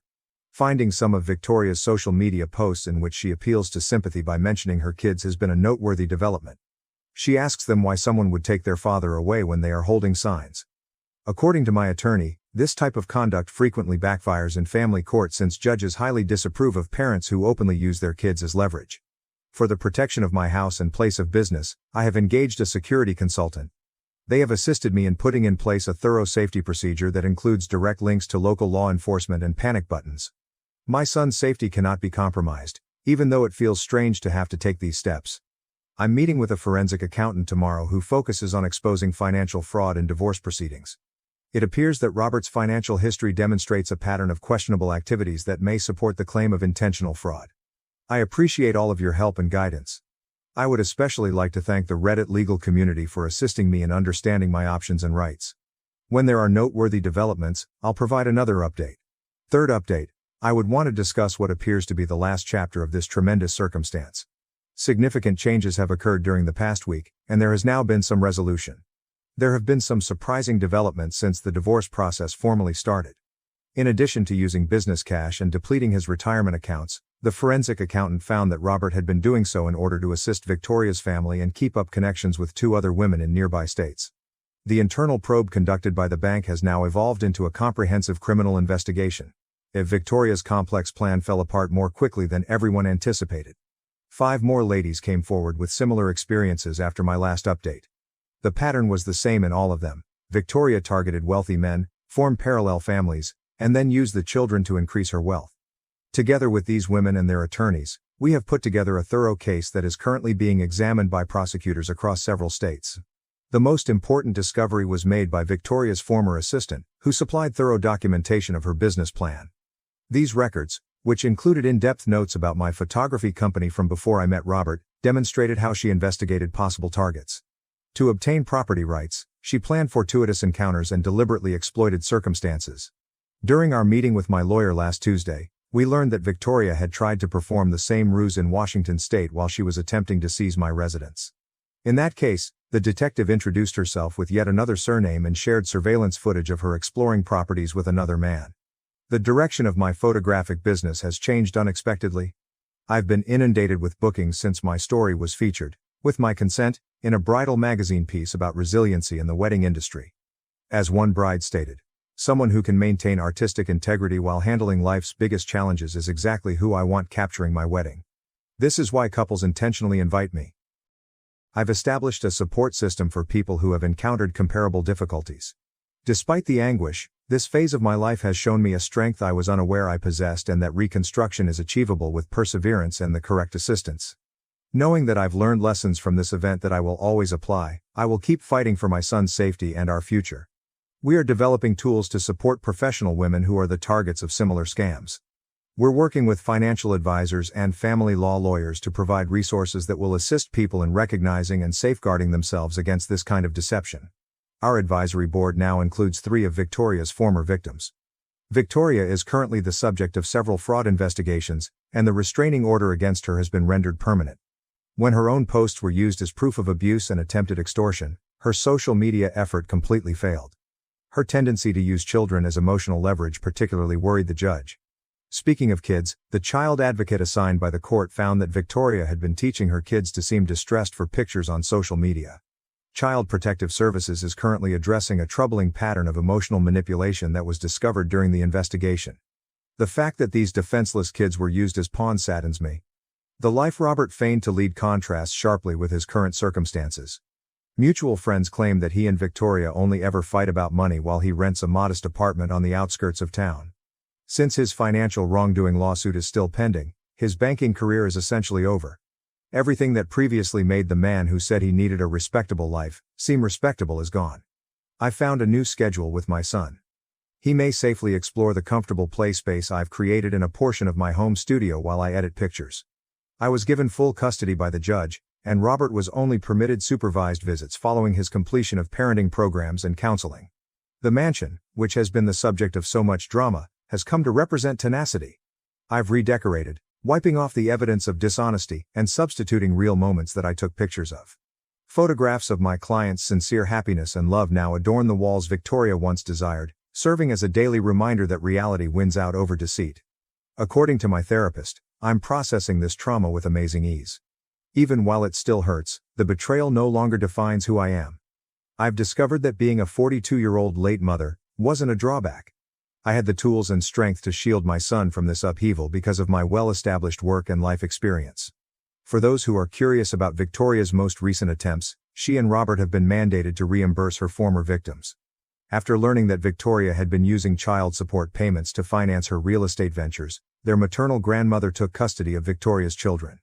At last, the kids are getting the treatment and security they are due. I took pictures at my first wedding since this whole thing started last Saturday. I had no resentment as I watched the couple exchange sincere vows of love and dedication. Rather, I discovered that I was even more grateful for the genuine moments. Being deceived hasn't harmed my capacity to portray genuine feelings. If anything, realizing the importance of authentic connection has improved it. I want to express my gratitude to everyone who helped me along the way. When Victoria tried to threaten me, when Robert tried to control me, and when I doubted my own strength, your counsel and support enabled me to remain strong. This group of people were my lifeline when I was at my lowest. I'm rebuilding something better, not just getting by. My business is expanding, my son is doing well, and our future appears to be more promising than ever. The darkest negatives can occasionally yield the best images. Yes, this photographer did. My ex and his mistress crashed my open house, mocking my success. But they didn't realize I had already built a life they couldn't destroy. As I reposition the expertly arranged throw pillows on the couch, the aroma of freshly made cookies fills the air. In our company, it's the small details that make a big difference. The open house is prepared to greet prospective buyers, so I take a moment to appreciate my job. I freeze as I turn to see how the refreshments are doing. Ethan and Chloe, my ex-husband and his new wife, whom he left me for, enter the house with the audacity of brass. I put on my most polished smile, but I'm furious on the inside. As he walks up to me, Ethan grins and says, well, if it isn't Zara. Still trying to sell houses? I see. Condescension permeates Chloe's voice when she adds her voice. I'm surprised you're still in this business, Zara. Ethan told me you were never really cut out for it. Refusing to give them the gratification of witnessing my tremors, I bite my tongue. Ethan. Chloe. What a surprise. I didn't expect to see you here. Are you looking for a new place? Ethan wraps Chloe's waist with his arm. Thought we'd see what you have to offer. I recognize the irony. I gave my all to our marriage years ago while helping Ethan establish his legal practice. But I was never good enough at anything. He became aloof, judgmental, and constantly looking for flaws. I obtained my real estate license because I was determined to contribute and forge my own path. At every opportunity, Ethan disparaged my efforts and claimed I was squandering my time. I should have recognized the warning flags back then, but I was too infatuated and blind. I confronted him after learning of his affair with his much younger assistant Chloe. They refer to it as gaslighting since he denied it and made me feel like I was going insane.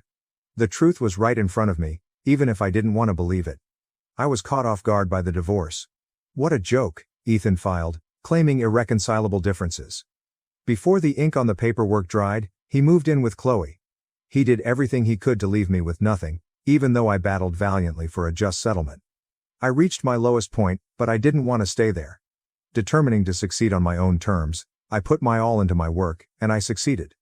I launched my own agency after becoming a top-selling agent. I made it my goal to assist women who are struggling, like myself, in finding their ideal houses and starting over. And now I find myself confronting my past. Ethan and Chloe, who are trying to reduce their household size. The thought of their financial difficulties makes me feel a little satisfied. I put on my best act and lead them around the house, pointing out its features. I ignore the sarcastic remarks that Ethan mutters. With her gaze darting anxiously between us, Chloe appears preoccupied. I can't help but make a small jab as we finish the trip. I'm sure I can find you something that fits your budget. My business has been thriving, and I have a lot of high-profile clients. I'm sure I can help you out. Ethan lashes out as his face flushes. You got lucky, Zara. You're just riding on my coattails. I give a charming smile. Luck has nothing to do with it, Ethan. I worked hard for what I have, and I did it all without you. I can see the flaws in their flawless facade as Chloe shifts uneasily. They have no idea what lies ahead. This is only the beginning. As I drive home from the open house, the memories come flooding back. Chloe's scathing comments, Ethan's arrogant expression. They remind me of everything I've attempted to move past, and they're like a knife twisting in my stomach. I remember our marriage, how I helped Ethan through law school, how I had faith in him when others had lost faith. As he started his business from the beginning, I supported him at every turn. But he drifted farther away the more successful he got. I was never good enough at anything. I would act as though I didn't notice when he would arrive home late and smell like perfume and drink. He would simply grunt and withdraw to his study even though I would prepare his favorite dishes and attempt to converse with him. I still recall the day I made the decision to obtain my real estate license. I was sick of depending on Ethan for everything and feeling like a burden. I desired to have something of my own and to contribute. Ethan laughed in my face when I told him about my plans. You? A real estate agent? Don't be ridiculous, Zara. You don't have what it takes. Even though what he said hurt, I didn't let it stop me. I put a lot of effort into my studies, aced my tests, and jumped right into my new job. However, Ethan never helped me. He would minimize my endeavors, claiming that I was squandering my time. The day I learned about Chloe then arrived. I discovered a flirtatious text message between Ethan and his assistant on his phone. My heart broke into a million fragments. That night, my voice trembling with rage and betrayal, I faced him. How could you do this to me, Ethan? To us? He lied while staring me in the eye. I don't know what you're talking about, Zara. You're being paranoid. There's nothing going on between me and Chloe. I fervently hoped that he was telling the truth. But I knew in my heart. It all made sense. The late hours at work, the covert phone conversations, the way he glanced at her when he believed I wasn't looking. After I engaged a private investigator, pictures of Ethan and Chloe caught in the act were revealed. I challenged him once more, this time with evidence. I guess you weren't enough for me, Zara. I need someone who understands me, who supports my dreams, he remarked with a shrug. It was an awful divorce. Ethan resisted me at every turn, attempting to deprive me of everything. He even dared to say that I was the one who had cheated on him. I eventually left with a just settlement, but I was devastated. The greatest years of my life had been spent with Ethan, and he had tossed it all away as if it didn't matter. I reached my lowest point, but I didn't want to stay there. I put all of my effort into my work because I wanted to disprove Ethan. I would prove to him that I was capable of succeeding without his help. And I did. I launched my own agency after becoming a top-selling agent. Helping women like myself who had been knocked down but refused to stay there was my goal. However, everything comes flooding back when I meet Ethan and Chloe today. The hurt, the betrayal, the rage. I want to lash out, scream, and give them even a small portion of the pain they inflicted on me. I won't though. I am superior to that. I'm more powerful than that. I have created a life for myself that Ethan will never be able to take away. I inhale deeply and exhale slowly as I pull into my driveway. I refuse to be affected by them. I refuse to let them prevail. I'm a survivor named Zara. And I will be damned if I let Chloe and Ethan drag me down once more. On a Tuesday, the divorce papers arrived. The receptionist buzzed me while I was reviewing some postings at my desk. Zara, there's a courier here for you. He says it's urgent. With trembling hands, I ripped the packet open and signed for it. I was immediately struck by the words, petition for divorce. Next to the checkbox for irreconcilable differences, Ethan's name stood out accusingly. It seemed as though someone had punched me in the stomach. Even though I knew things were awful, I never imagined he would get this bad. I never imagined that he would simply give up on us. He wasn't picking up when I called him. My voice became increasingly frantic as I left message after message. Ethan, please, can we just talk about this? Can we try to work it out? However, he had vanished. His car was gone as I passed our house, and there was a moving van parked in front of it. As I sat there with the engine running and tears running down my cheeks, the neighbors looked at me pityingly. He moved in with Chloe that same day, as I later learned. He lacked the civility to wait for the divorce to be finalized. He was eager to begin his new life with her. It was an awful divorce. Ethan tried to leave me with nothing, but he fought me to the death. He engaged the most skilled and merciless attorneys, and they thoroughly destroyed me in court. I recall sitting across from him in that impersonal courtroom on the day of the last hearing. He refused to even glance in my direction, instead focusing on Chloe, who was sitting smugly in the front row. It ended when the judge struck his gavel. Even though I received a settlement, it felt like a pointless win. Everything that had ever been important to me was gone. After that, I reached my lowest point. In the morning, I was barely able to get out of bed, much less go to work. To dull the ache, I started drinking. I pushed my family and friends away. I didn't want their platitudes or sympathy. However, I woke up one day and understood that I couldn't continue in this manner. I couldn't allow Ethan to prevail. I couldn't allow him to ruin me.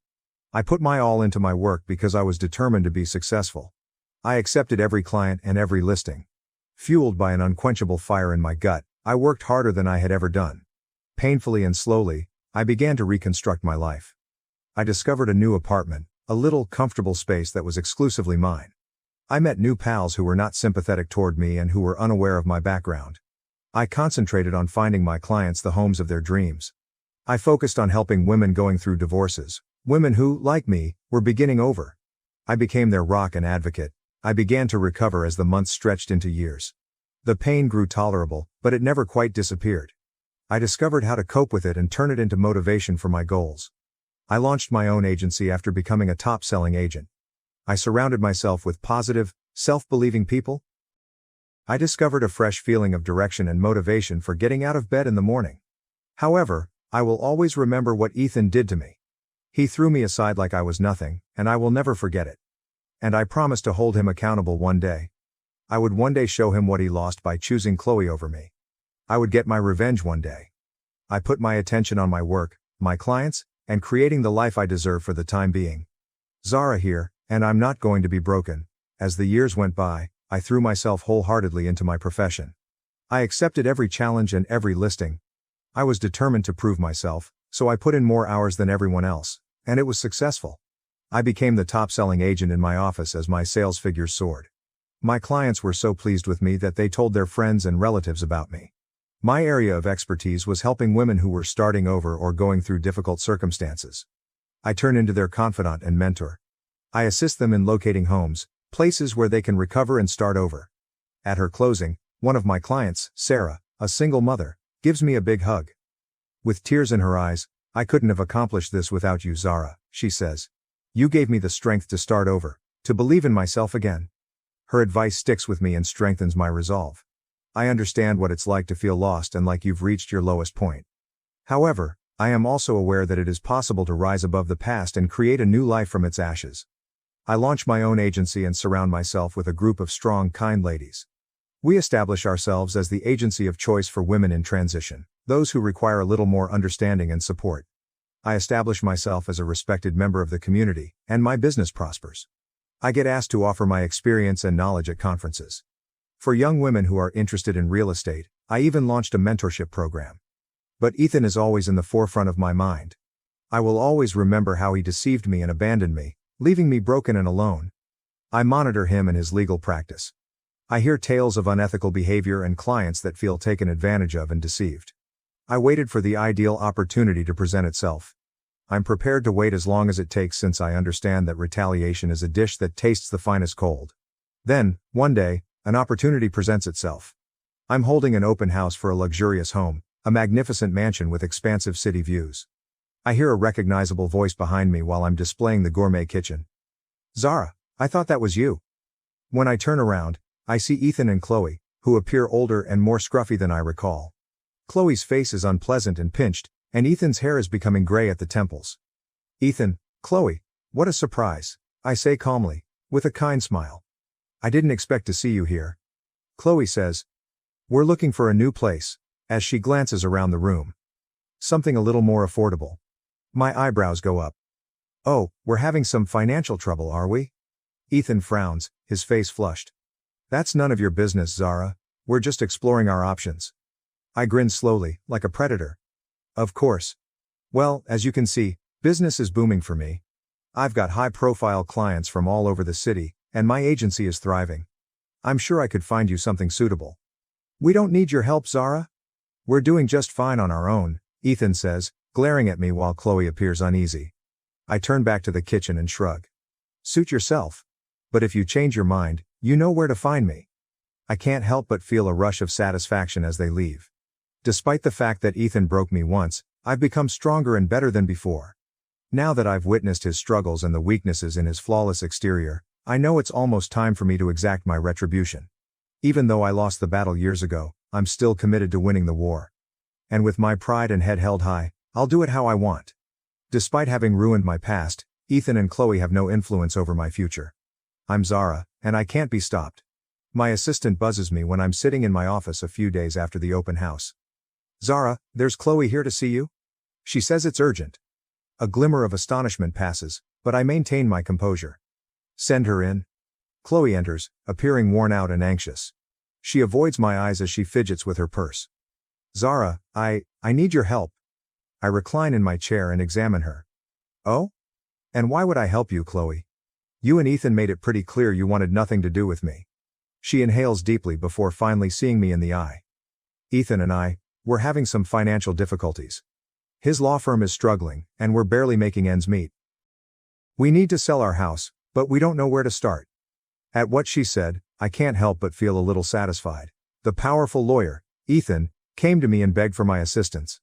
How the powerful have fallen, oh. However, I maintain a neutral look and a professional voice. I see. And you think I'm the right person to help you? With beseeching eyes, Chloe nods. You're the best in the business, Zara, everyone knows that. And I know we haven't always seen eye to eye, but I'm hoping we can put that behind us, for the sake of our shared history. Sensing an opening, I resist the want to laugh in her face and tell her precisely where she can stick her shared history. Very well, I responded as I straightened my skirt and got to my feet. I'll take a look at your property and see what I can do, but I make no promises.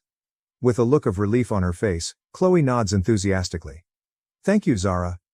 You have no idea how much this means to us. Oh, but I think I do, Chloe.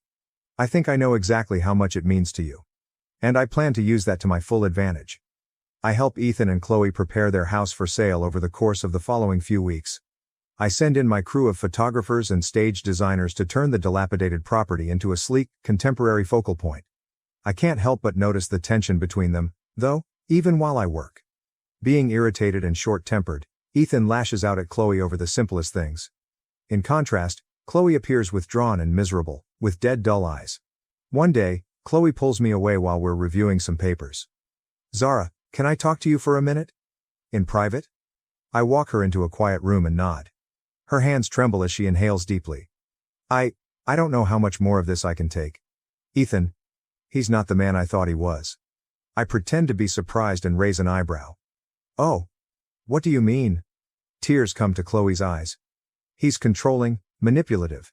He's been emotionally abusive for years, but I never wanted to admit it.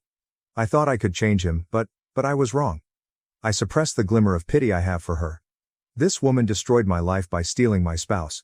I cannot afford to be sympathetic to her. I'm sorry to hear that, Chloe, I remarked in a calm, non-committal tone. But what do you expect me to do about it? Her eyes are beseeching as she looks at me. I don't know. I just needed to tell someone. I feel so trapped. So alone. I nod, my thoughts rushing. It's this. This is my chance to finally defeat Ethan, the moment I've been waiting for. I understand. I put a hand on her shoulder and said. And I want to help you, Chloe. But you have to be willing to help yourself first. You have to be ready to leave him. To start over. Her face crumples as she nods. I know I do. But I'm scared, Zara. I'm so scared. I give her a shoulder squeeze while speaking in a forceful yet comforting tone. I understand how you're feeling, but know that you're not alone, Chloe. I'm here to support you, and together, we'll make sure Ethan receives the justice he deserves. I'm polite and professional, but I can't help but notice the building tension between Ethan and Chloe as we work closely together over the following 3 days, showing them possible properties that match their budget. Ethan is irritable and angry, sneering at each house I show them. "Is this all you can do, Zara? I believed you were meant to be the town's top agent." Keeping my smile intact, I bite back a retort. "I promise you, Ethan, that I'm showcasing the finest houses within your budget. However, I'm happy to keep searching if you have a specific idea in mind." During our showings, Chloe appears withdrawn and preoccupied. She seldom talks and keeps her eyes on the ground. I see her glancing at Ethan with a mix of fear and hatred, and I know that our chat from the other day is still a big part of her thoughts. Chloe abruptly interrupts us as we're driving back from yet another failed showing, saying, "Zara, is it possible for us to speak in private?" I turn to look at Ethan, who is frowning out the window. "Chloe, of course. How about we get coffee?" After dropping Ethan off at their hotel with the promise that we will meet later to discuss some paperwork, I take Chloe to a quiet cafe and order a cappuccino for the two of us. "I've been thinking a lot about what you said the other day, about leaving Ethan, starting over," she says, taking a big breath while holding her mug tightly. I maintain a neutral expression as I nod. "And what have you decided?" Tears well up in Chloe's eyes as she says, "I'm not sure whether I can do it. I've known him my entire life, and I'm afraid of what he might do if I try to leave." I take her hand across the table and say, "I know it's scary, Chloe. But this is far less than what you deserve. Instead of someone who depresses and manipulates you, you deserve to be with someone who loves and respects you." She wipes her eyes with a tissue and nods, saying, "I understand. You're correct, I know that. However, I'm not really sure where to begin." Squeezing her hand, I say in a firm but comforting manner, "Start by speaking with a lawyer. Find out what alternatives you have. Meanwhile, keep a record of everything. Note every instance of Ethan being domineering or abusive. If you choose to leave, it will help you make a stronger argument." Chloe nods and takes a trembling breath. "All right, I can do that, all right." With a glimmer of optimism, I grin at her and say, "And Chloe, keep in mind, you're not alone, I'm here to support you at every turn." Ethan is waiting excitedly in the hotel foyer as we return after finishing our coffee. "Where have you been?" Glaring at Chloe, he yells, "I've been waiting for more than an hour." I move forward and say, "I'm sorry, Ethan," in a composed and businesslike tone. I promise that everything is in control, but Chloe and I had some business to discuss. His eyes widen as he frowns at me, saying, "It had better be. Zara, I'm too busy to play any more of your games." With a lazy, rapt smile, I say to him, "Oh, Ethan, you have no idea what kind of game I'm playing." I can feel his gaze piercing my back as I turn to leave, but I ignore it since I have work to do. I assist Chloe in gathering proof of Ethan's abuse over the course of the following several weeks, and she begins journaling, recording every harsh remark and every act of control. She also takes pictures of the bruises on her arms and the holes he has punched in the walls. I'm also constructing my own case against him in the meantime. When the time comes to finally take Ethan down, I'll be prepared to watch him fall and see the expression on his face when he realizes that he's finally met his match. In Zara, the woman he once destroyed, the woman who rose from the ashes, stronger and more powerful than ever before, the woman who will be his ultimate downfall. I reach out to some of his former clients, the ones who felt cheated and misused, and I gather evidence of his unethical practices and shady dealings. I didn't anticipate the day of reckoning coming so quickly. Chloe, who is distraught, answers the phone as I'm in my office reviewing some papers. "Zara, please, you have to help me." Ethan learned about the attorney. He is enraged.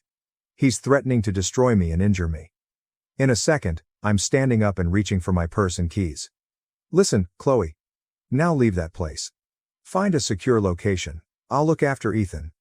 On the other end of the line, I can hear her crying, all right, I'll go to my sister's apartment. But please, Zara, exercise caution." He's not thinking clearly. My heart pounding, I hang up the phone, knowing what I must do.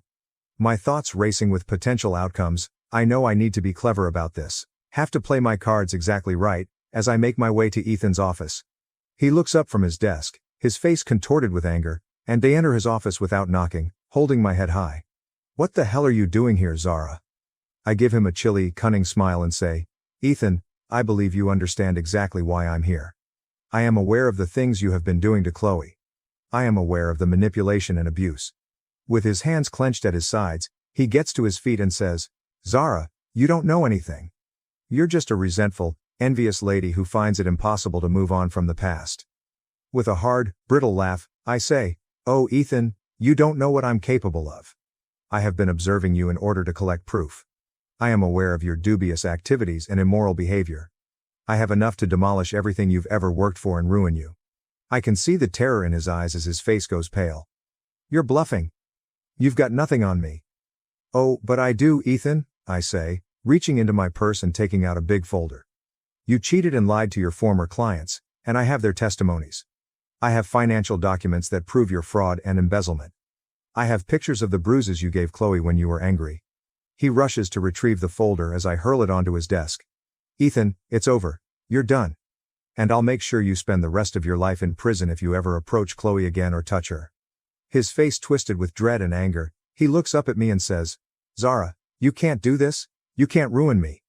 With a low, ominous whisper, I bend up close and say, "Watch me." He takes my arm and digs his fingers into my skin as I turn to go. "Zara, you'll pay for this? I'll see to that." With my eyes burning with rage, I yank my arm away. "No, Ethan.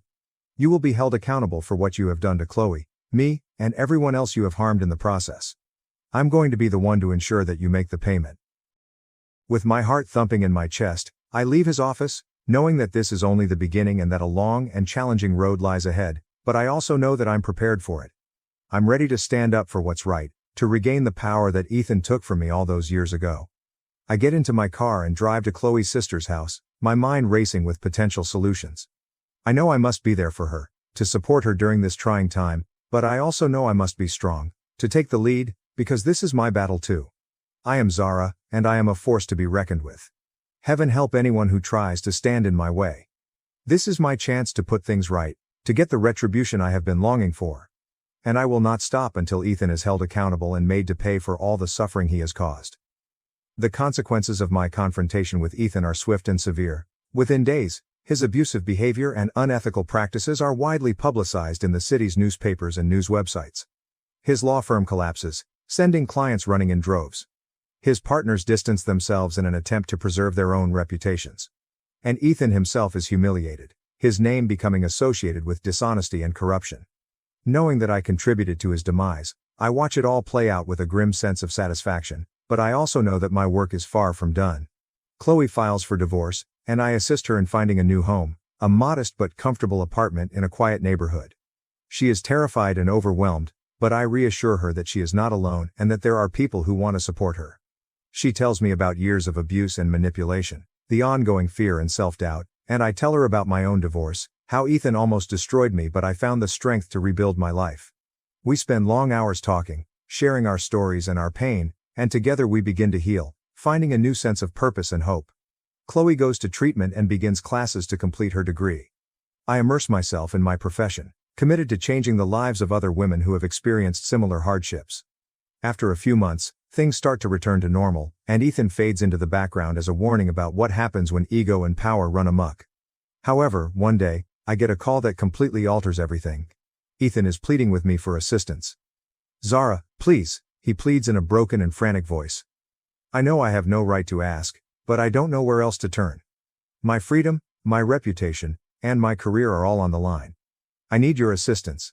I'm tempted to end the call and let him pay for his crimes, but then I recall something my therapist said about the need for forgiveness and how harboring hate and resentment ultimately damages us. I inhale deeply and then make a choice that even surprises me. "All right, Ethan, I'll assist you. But not for me, nor for you. Because in order to move on with my life, I must let go of the past." We meet at a coffee shop, and as I listen to him open up to me about his anxieties, his regrets, and his desperate attempt to put things right, I feel a shift in myself. A sense of release and closure. Then, feeling lighter than I have in years, I get up to go, giving him tools and advice on how to get assistance and make amends. With tears in his eyes, he adds, "Thank you, Zara. I know I don't deserve your kindness, but I'm grateful nonetheless." With a little smile teasing my lips, I nod. "Ethan, look after yourself. Additionally, keep in mind that there is always time to start afresh." I feel at peace as I leave the coffee shop, knowing that although I will always remember the suffering and anguish of my past, I have managed to go on and create a new life founded on fortitude, resiliency, and optimism. I feel a rush of pride and thankfulness for how far I've come and for the person I've become when I think back to the woman I was all those years ago, The one who was lost and shattered and believed she would never find her way out of the darkness. I am Zara, a lady who has persevered through hardships and emerged stronger on the other side. I am confident that I possess the bravery and tenacity to confront any obstacles life presents and to keep going forward, one step at a time. My parents kicked me out to let my golden sister live there, even though I bought the house. But karma came faster than expected. I, 37F, have spent the last 15 years developing my career as a senior management at one of the leading investment banks on Wall Street. This narrative focuses on my complex connection with my sister Emily, 47F, my parents, both in their late 70s, and a house I recently bought for them that has become the focal point of constant family strife. I have to take you back to the beginning to see how we got here. My parents were in their late 40s when I was born, so I was an unplanned child. My mother would frequently tell me that they already had Emily, who was 10 years old at the time, and that she was more than enough. She did not say this with malice, but rather in a tone that somehow made it worse. She would say, "We didn't plan for you," as she was arranging Emily's extracurricular activities or putting together her college application paperwork. These innocuous comments, which served as a constant reminder of my position as an afterthought in our family, shaped the background of my early years. I might not even be here if it weren't for my maternal grandparents' persistence. My parents saw me as a burden they hadn't requested, but they were thrilled about the possibility of having a second grandchild. I was an afterthought in my parents' lives, and that was evident right away. They had the same ritual every morning when they dropped me off at my grandparents' place. My father would say to my grandfather, "You wanted her," as he got ready to go for work, keys jingling in his palm. "She's all yours." My grandparents' house turned into my true home, a haven where I felt genuinely loved and wanted. They made sure I was fed and taken care of, picked me up from school, helped me with my homework, and took me to the park. I would spend hours learning about numbers and problem solving from my grandfather, a retired math professor. He'd say, "Numbers never lie." These lessons will subsequently influence my professional choices in ways I could not have predicted at the time, such as they tell stories more honest than people do. At their kitchen table, my grandma would assist me with my schoolwork every afternoon, ensuring that I fully grasped each idea. Her patience appeared limitless. She had taught high school before retiring. She would add, "Knowledge is the one thing nobody can take away from you," in a forceful yet kind manner. She also taught me to cook as a means of expressing my creativity and love, rather than as a chore. These times spent in their kitchen, reviewing my school day and learning how to measure materials exactly, turned into some of my most cherished recollections. My parents, who were generally exhausted and a little irritated at having to make the trip, would only arrive to pick me up late at night. "Madison," my grandmother would say as she bid me farewell every night, "you're the best thing that ever happened to us." I could almost forget that I wasn't wanted anywhere else while I was in her loving embrace. They became my emotional rock, giving me the stability and affection that were conspicuously lacking at home. My grandfather would often add, "Remember, sometimes the best things in life aren't planned."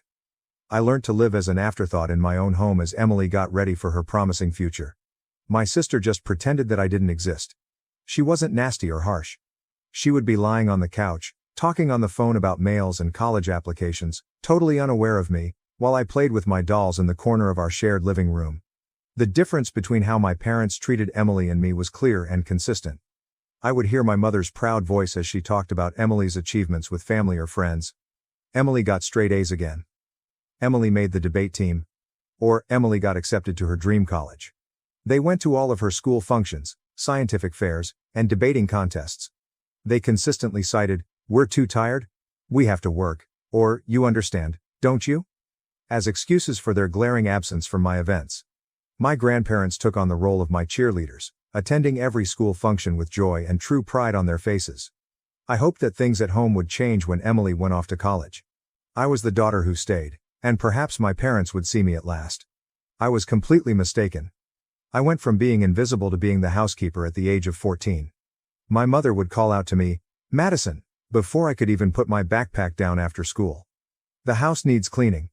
Start with the bathrooms." Emily's chores were taken up by me, along with a number of additional duties. I got to know the washing machine's settings and peculiarities by heart, and it became my daily companion.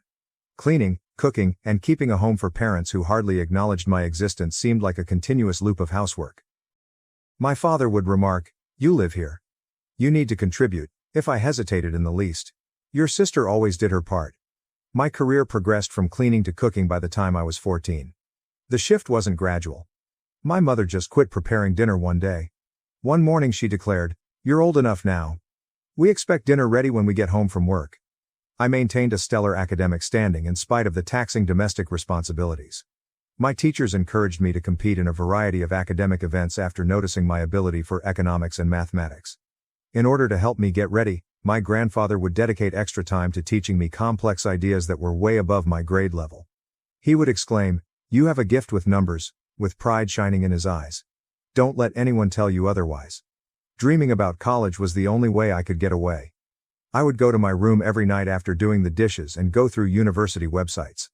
I would see myself traversing several campuses, distant from the never-ending tasks and chilly quiets. I was rewarded for my diligence in school.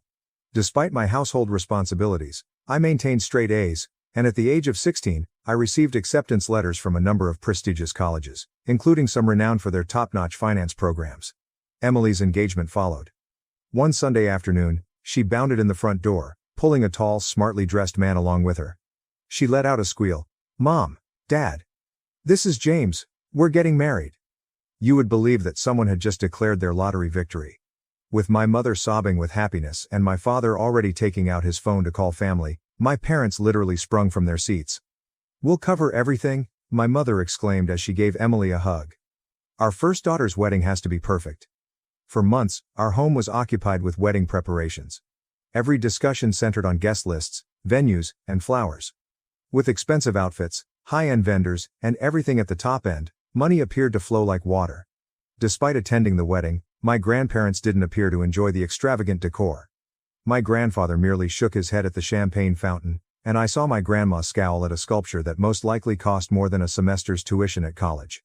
However, they likely already knew what was going to happen, so they kept their opinions to themselves. I gave my parents the wonderful news while sitting at our dinner table with 3 envelopes spread out in front of me on the day I received my acceptance letters. My heart was pounding. "That's nice," my mother murmured, without raising her gaze from her meal. "But we can't pay for it. We spent all our savings on your sister's wedding. Even took out a loan for it. There's nothing left for college." I stumbled and said, "But you paid for Emily's college." Scarcely raising my voice above a whisper. "That was different," my mother said in a condescending tone. "We saw potential in her." The ensuing hush was deafening. "You should get a job, save up some money, and take out student loans. That's what responsible adults do," my father said in between sentences. I had never before dared to leave the table without being excused. Grabbing my phone with trembling hands, I dialed my grandmother. In a matter of minutes, I was crying as I entered their well-known front door. As he heard my narrative, my grandfather's expression hardened, but I could not quite read the sparkle in his eyes. They exchanged a knowing glance after I had told them everything.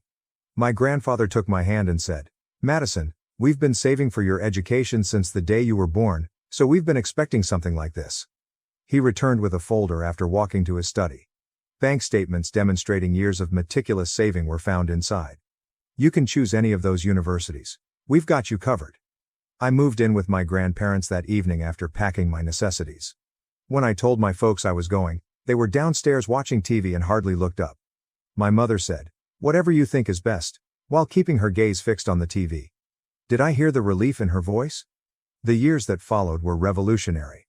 I decided to enroll in one of the best business schools to study financial analysis. My passion in doing things correctly was maybe prompted by witnessing my parents' poor financial management. My zeal and innate financial skills were noted by my lecturers. Before long, I was staying after class to talk about difficult financial ideas. Someone other than my grandparents saw possibility in me for the first time in my life, real potential. I obtained esteemed internships at significant financial institutions during my time in college. Every summer presented fresh possibilities as well as difficulties. Senior managers were impressed by my analytical abilities and meticulousness. During my performance review at Morgan Stanley, my supervisor said, "You've got a natural instinct for this. We'd love to have you back next summer."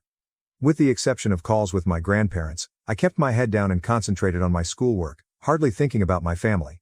I was hired by one of the city's leading financial firms after I graduated. I never would have imagined earning the starter pay. I located a small, clean, and secure one-bedroom apartment. I was thankful every morning that I didn't have to make breakfast for anyone but myself. As I poured myself into every new challenge, my career took off, and I received bonuses and promotions that I could never have dreamed of when I was younger. I advanced to a senior role in 5 years, overseeing intricate portfolios and fostering significant client connections. Within the industry, I became known for my strategic thinking and analytical accuracy. Every accomplishment felt like a subliminal affirmation that my parents had misjudged my abilities. In the meantime, I discovered from my occasional chats with my grandparents that Emily's marketing profession wasn't succeeding as she had intended. James, Emily's husband, struggled to maintain a career. They were begging for money from my parents all the time. My grandma told me in one of our weekly conversations, "Your mother emptied her retirement account last month to help them with rent. They just can't say no to her." After a year, things deteriorated. Even with our parents' assistance, Emily and James were no longer able to pay their rent. They and their twins, who are 7 years old, returned to my former bedroom.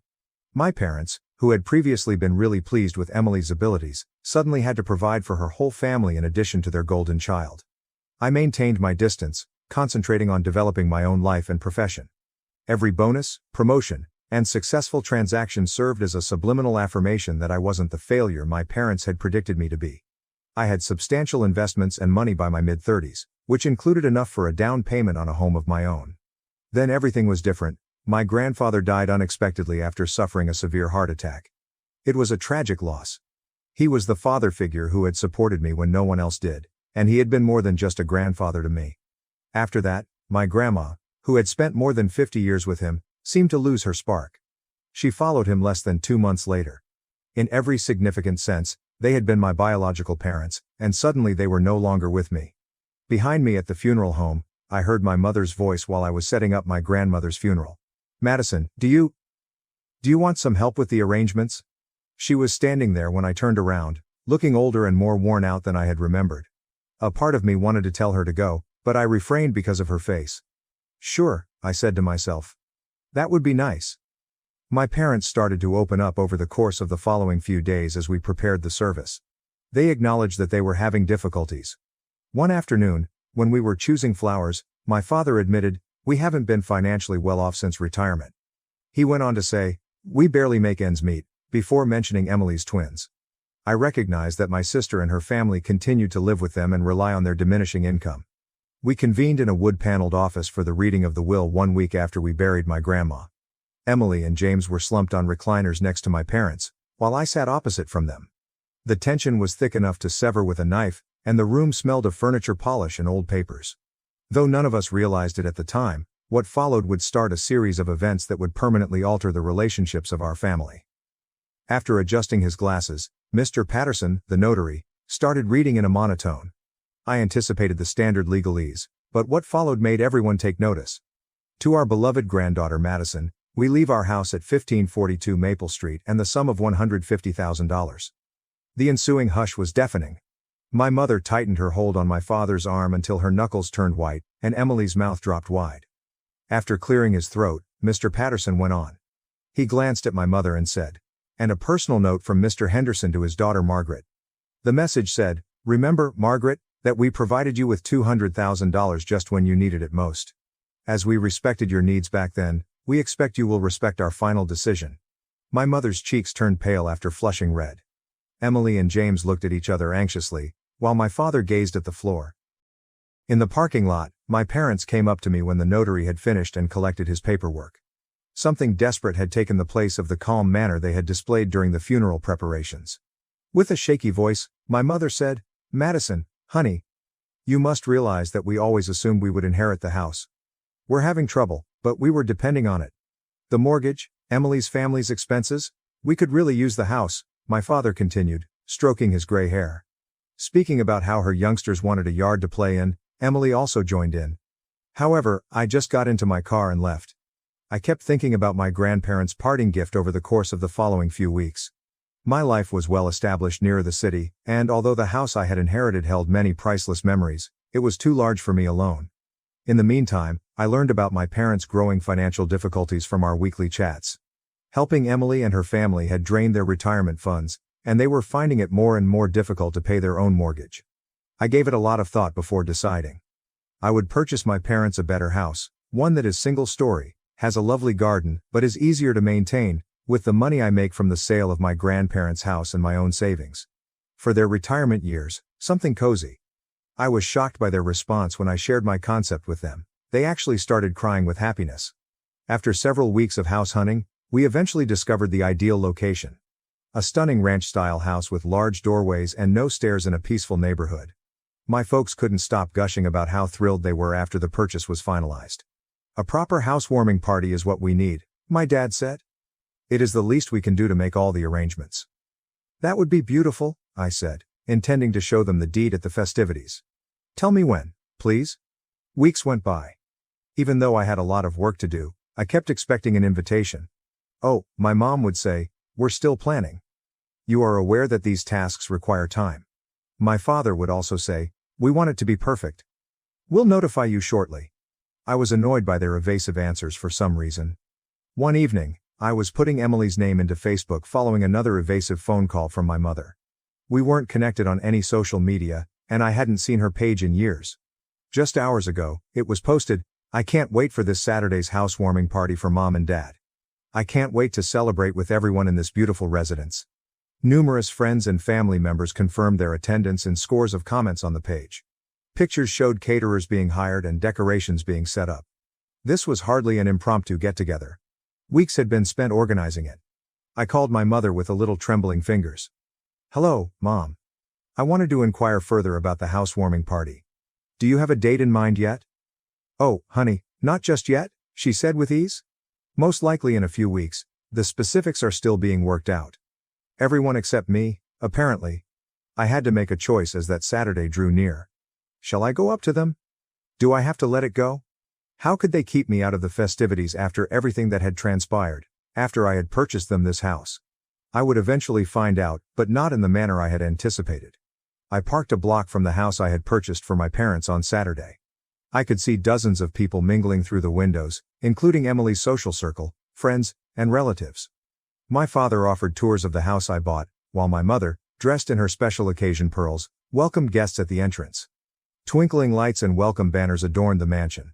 Laughter and music poured out onto the street.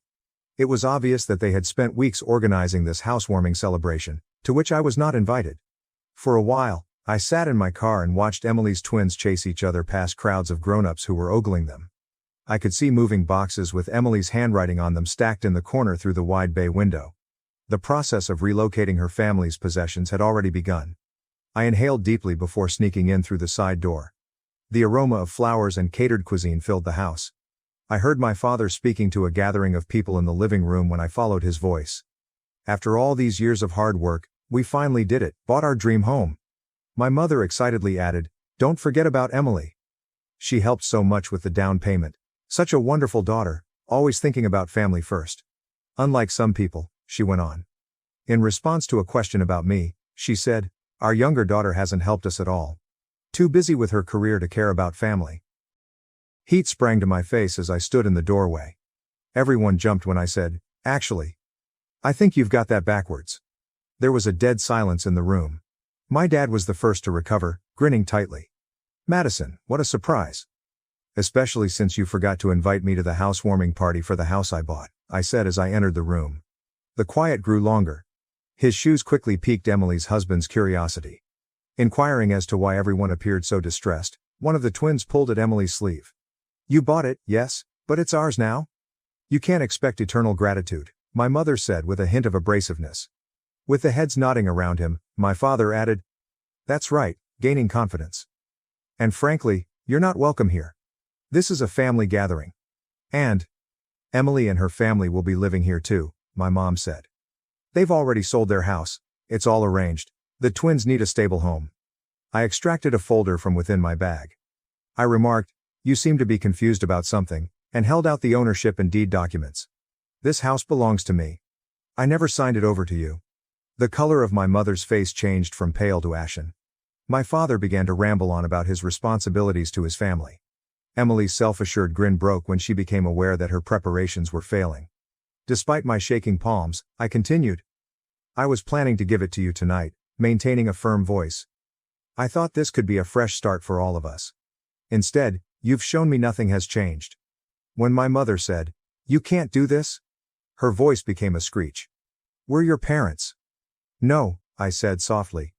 You're just the people who gave birth to me. My real parents, my grandparents, taught me that family means more than blood. They also taught me about finances, Which is why I own this house and you don't. I turned to speak to the astonished visitors. I'm sorry, but this party is over. This is my house, and I'm asking everyone to leave. My parents, Emily, James, the twins, and all of their guests departed in tears. From the porch, I observed them driving off one by one until the street was deserted. In the yard, the ornamental lights continued to sparkle mockingly. Inside, half-empty drinks and discarded food plates covered every surface. The house, which was supposed to be my gift of reconciliation, ended up being the last straw in our relationship. A few weeks later, I found out that they had purchased an apartment using the proceeds from the sale of their previous home. 3 generations crowded into a 2-person apartment when Emily, James, and the twins moved in with them. They tried calling me all the time at first. Their voicemails varied between angry accusations.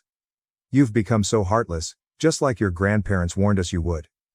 And guilt-tripping, how could you do this to your own family? I disabled their social media accounts, emails, and phone numbers.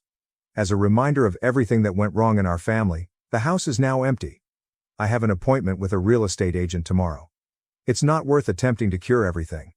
Like old photos in a dusty album, some relationships are better left in the past. When I eventually have kids of my own, I've made a self-promise that they won't ever need to win my affection or vie for my attention. In contrast to my parents, I will love my kids just as much and without conditions, just as my grandparents loved me. Every heartbreaking reality about my family was exposed that Saturday night. I had not been invited to the housewarming celebration my parents were throwing when I arrived at the house I had purchased.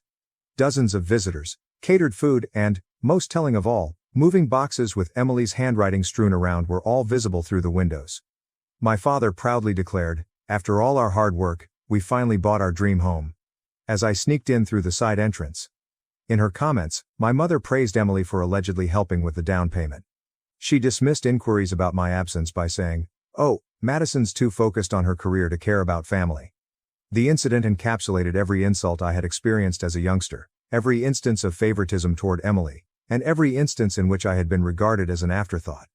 I had never before experienced such clarity as I stood in the doorway, witnessing my parents rewrite history by preparing to relocate my sister's family onto my land without even asking me. "Actually," I said, causing the room to quiet down, "I believe there was a miscommunication regarding the buyer of this house." I could tell everything I needed to know about their actual emotions from the expressions on their faces. Amazement, humiliation, and then indignation. My mother was the first to recover, her voice piercing with a sense of entitlement. "What's done is done. The house is ours now, and Emily's family needs the space." I took out the ownership documents and the property deed. "No, the house is mine. I never transferred ownership to you. I was planning to give it to you tonight, but clearly, that would be a mistake." "You can't do this," my mother said in a terrified tone. "We're your parents, we have rights." "The only rights you have," I said quietly, "are the ones I choose to give you. And right now, I'm choosing to ask everyone to leave my property." Following that, there was a frantic evacuation, with guests rushing out with plates of food still in hand, Emily's twins sobbing in bewilderment, and my father trying to maintain some dignity while guiding people to their cars. "How could you do this to your own family?" was my mother's final attempt at manipulation, but it failed against my newfound determination. The 5 of them were crowded into a tiny flat in the weeks that followed. The messages began right away. My father demanded a re-examination, Emily begged with tears for her children's stability, and my mother accused me of cruelty. They were all blocked by me. The vacant house served as a reminder of what might have been, a new beginning, an opportunity for peacemaking. Rather, it served as the impetus for my ultimate separation from a family that had never fully embraced me. A month later, I sold it and used the money to fund my own future. Some asked if I would ever try to mend those bridges or forgive them. However, I came to understand that forgiving does not always entail letting harmful people return to your life. Forgiving oneself for leaving can be necessary at times. Before putting away the old wedding picture of my parents, I promised my future children that they would never experience the anguish of conditional love, the hurt of being compared to a sibling, or doubt their position in the family. With me, the cycle of partiality and emotional blackmail would come to a stop. Emily's twins were playing in the tiny courtyard when I last drove by my parents' apartment complex. I briefly experienced sadness, but it was for the relationships that never truly existed in the first place, not for the ones I had lost. My grandparents taught me that a true family is based on love, respect, and support for one another, despite the belief that blood is thicker than water. I take their lessons with me as I start this new phase of my life. Love ought to be freely given rather than demanded. Family is more than just genetics. Walking away is sometimes the healthiest course of action. I didn't open my mother's last unread mail, so I erased it. Any defenses or charges it included were no longer relevant.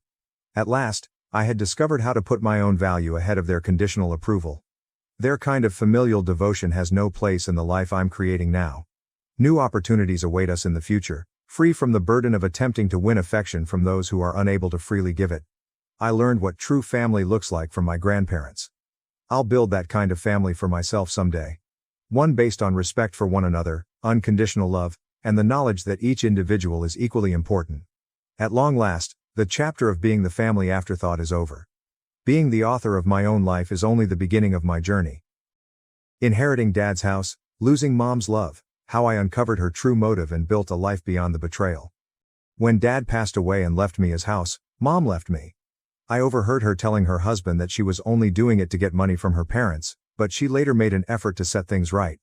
Just a few months before my 18th birthday, at the age of 17, my life took an unexpected and excruciating turn. My father died. He experienced a heart attack. He was there with us, vibrant, 1 minute, and then he was gone. The speed at which everything changed is still difficult for me to comprehend. No warnings were given, no time to prepare ourselves emotionally or say our goodbyes. The most important person in my life, my dad, was abruptly taken from me. We had a very strong connection. I looked to him for guidance, solace, and amusement. It was like losing a piece of my soul when I lost him. My dad's lawyer brought the family together to make his will public after his funeral, while we were still in the cloud of mourning. Although my dad wasn't particularly affluent, he had worked hard throughout his life and had made wise investments. The lawyer revealed, much to everyone's surprise, that he had essentially left everything to me. He owned the family home, but it was now in my name. I had the deeds to the house signed by him. I didn't first completely understand the significance of that, especially when I was still grieving his passing. My mother was enraged while I was still absorbing it. She began screaming as soon as she learned that the house was now legally mine, and she adamantly asked that the lawyer show her the will so she could confirm it. To put things in perspective, my parents' marriage was among the worst in history. My parents were always at odds, and it wasn't like one of them was at fault because they were both flawed. They had first married for love, or at least that was how they explained it, but any love they had had soon vanished. As their disagreements widened, their love gave way to frustration and resentment. My parents were both very focused on their careers. That really made them farther distant from one another, despite your assumption that it would bring them closer together. My dad's achievement was too much for my mom to handle. This was because she lost out on years of her work when she decided to have a child. My dad never made her make this decision, to be clear. My mother has expressed to me on multiple occasions her uncertainty about having children. She ultimately made the decision to become pregnant nevertheless since she didn't want to look back and regret not having children. But she soon discovered how much she detested it after having me. My mother is a prime illustration of why not every adult should be permitted to have children. She would become upset with me for the tiniest things, like not tying my shoes properly or having trouble with my homework, and I can still clearly remember those times. From the beginning, she treated me like a burden. Even if I couldn't really comprehend it as a child, I could sense her contempt. I would witness other children with their mothers receiving warmth, support, and hugs. She only gave me coldness and criticism. My mother treated me badly because she was frustrated with her own life. I couldn't help but feel like I was in the way. Due to health problems and pregnancy complications, my mom had to take a few years off from her job after giving birth to me. She blamed me for her inability to work, which she detested. My dad was the one providing for the family at this period. He believed that this would be the ideal chance for my mother to connect with me, but it never did. My mother chose to remain emotionally aloof throughout this time rather than attempting to connect with me. She would frequently tell my dad and I that she wished I had never been born because she wasn't suited to be a mother. As a result, my dad would threaten to divorce her throughout a number of arguments with her. My mother would threaten to take me away from him as a form of punishment for him abandoning her, rather than taking her to see a psychiatrist. My mother was obviously unhappy with the way things had gone, both in her marriage and as a mother. My mom frequently left me alone without any concern or attention by zoning out for hours, watching TV at home, or going out with her friends. She made no attempt to hire a babysitter. I was left to my own devices most of the time. During her few visits, she made it apparent that she had no interest in taking on the duties of a typical mother. I don't recall her ever preparing a decent meal for me because she detested cooking. Pizza rolls, mac and cheese, and other frozen foods that didn't require work made up the majority of my diet. That was all I knew for a long time. Since I was too little to understand any better, I didn't mind at the time, but now I see how neglected I was. It was more than just missing home-cooked meals or a good hug. The most painful part was the emotional abandonment. I immediately discovered that I should never complain to my mother about anything. Every time I attempted to communicate my wants or sentiments, it would backfire. She would reprimand me and act as though I was solely to blame, never accepting responsibility or making an effort to make things right. I found it easier to suppress my emotions and keep her from getting upset. I was always trying to avoid upsetting her, always trying to blend in, and always walking on eggshells. I was deeply scarred by the reality I had to live with. Unlike my mother, I felt appreciated and seen by my father. He was undoubtedly the best of the two, but I wouldn't say he was the ideal parent. He had his shortcomings too. He really liked hanging out with me, unlike my mom. He never gave me the impression that he was acting out of duty. It made all the difference because he truly cared about being in my life. As I began to mature, our home underwent a transformation. In the end, my mother returned to work, although she never fully reclaimed the esteemed position she had held before to her leave.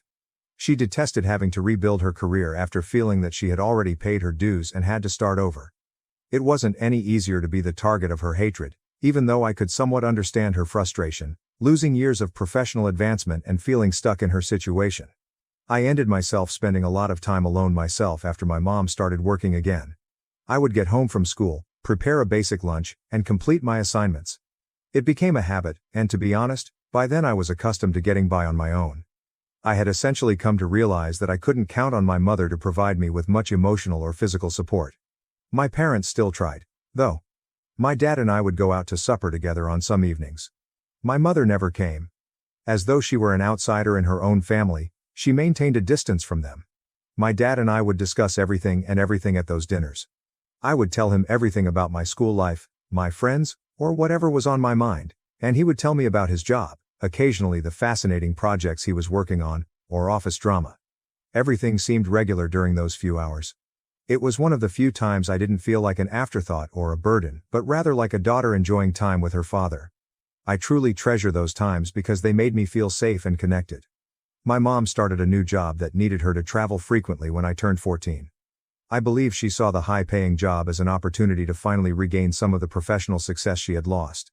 She chose to take the job without consulting my dad, which resulted in one of the most heated arguments I've ever seen between them. Although my dad didn't mind her working, she would be gone for days at a time for this job, which meant he would have to care for me by himself. Their voices reverberated throughout the home as I listened to them quarrel late into the night. I was the primary point of disagreement. I detested that. I detested being the cause of so many of their arguments. I went to my dad's study later and assured him that I could take care of myself while he was at work and that he didn't have to worry about me. I reasoned that perhaps my parents' relationship would improve if I could only demonstrate that I wasn't a burden. I recall the expression on his face when I said that. Guilt swept over him. As though he recognized that I had been made to mature more quickly than I should have, he drew me into an embrace.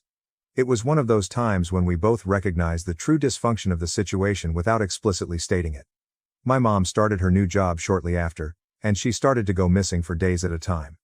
The home was quieter, almost tranquil, without her. It wasn't much better when she returned either. When she did spoke to me, it was like she was speaking to a complete stranger. Warmth and a sense of belonging were lacking.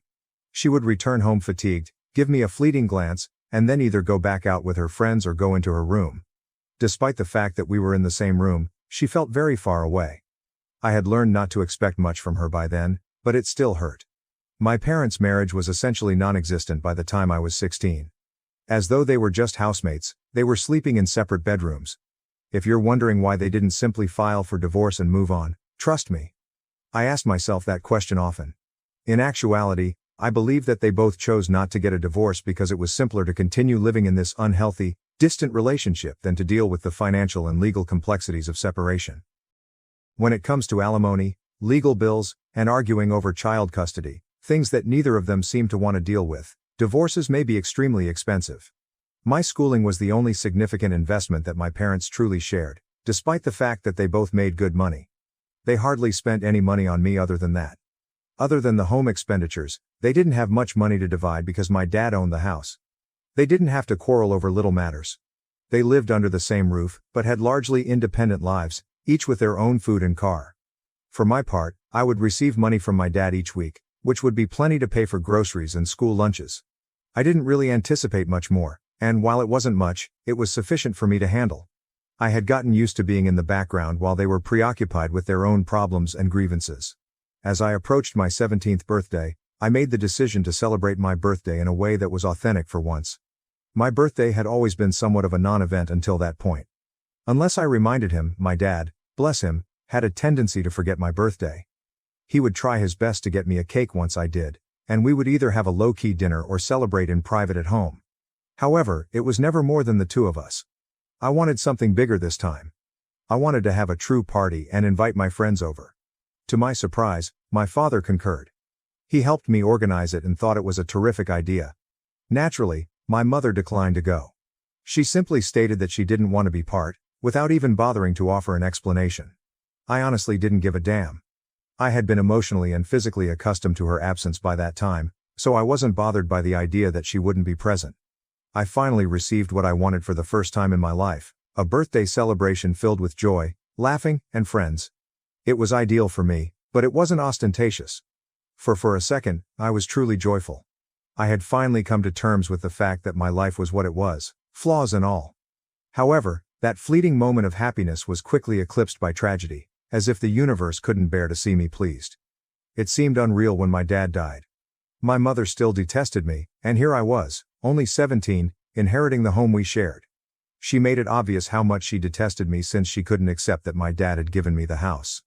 After the will reading was finished, she yelled at me for hours, claiming that I had manipulated my dad throughout the years and that she was the true owner. Then she modified her strategy. She began attempting to persuade me to put her name on the house's deed. Fortunately, my dad's parents, my grandparents, defended me.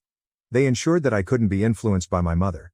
Since she was never a decent wife to my dad when he was living, they made it apparent to her that she didn't deserve his house simply because he was dead. If she attempted to compel me to alter the deed, they even threatened to take her to court. My mother became enraged and threatened to leave me. She claimed that because I was self-centered enough to refuse her the house, she intended to prove to me that I couldn't live without her. She seemed to be trying to convince me that I couldn't support myself, as if losing her would also make me realize how much I depended on her. My paternal grandparents refused to give up. They promised to take care of me in the event that my mother left. In contrast to her, they promised to support me through anything, not only until I was 18, but for the rest of my life.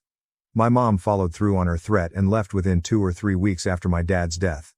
My dad had loved and collected comic books for years, but my mom threw out his whole collection before she left the house. It was her last act of retaliation. It is obvious that she did it out of spite, in some perverse manner, to harm me, to destroy him, and to hold me accountable for any resentment she may have had inside. When I was nothing, she said, I would come crawling back to her in a few years. At a time when I was already feeling totally lost, her words were poisonous and intended to tear me apart even more. She left me as though I had no significance to her. It was hard for me to comprehend that she could leave so simply, so soon after my father's passing. I felt as though I had lost both of my parents in a matter of weeks, and the burden was unbearable. As promised, my paternal grandparents moved in with me. They made every effort to give me support and stability during this period. My grandparents were calm, loving people who understood how much I was in pain. They set aside their own suffering to support me, despite the fact that they were also hurting. I was simply trying to get by day in the meanwhile. My mom's desertion made me feel even more alone, and I was already grieving over the loss of my father. I was unable to completely comprehend what was going on around me, as if I were living in a fog. I made myself get out of bed, get dressed, and go to school every day. I knew I needed to complete my education in order to be someone in my life, even though I wanted to shut down entirely when I was still in high school. I couldn't get my mother's words out of my head. Without her, I would be nothing. I vowed to myself that I would work hard and make sure I succeeded for the rest of my life. My maternal grandparents also made it a point to see me often during this very trying period in my life. They were incensed that their daughter had left me after my dad's death and were just as astonished and horrified by my mom's behavior as I was. They actually bore a great deal of responsibility for it. I've put a lot of effort into creating a life for myself over the last 5 years. I persevered through it all, graduating from college last year with honors, cum laude, and landing a fantastic career in information technology. Being able to work remotely has made the position an incredible opportunity. Given everything I've been through, This flexibility has allowed me to travel the world while still working, which feels like a dream come true. I never imagined that I would be here, leading a life that seemed so full of possibilities. But I managed to get through those difficult times somehow. The house my dad left me has been a blessing in more ways than I can list, and I still reside there.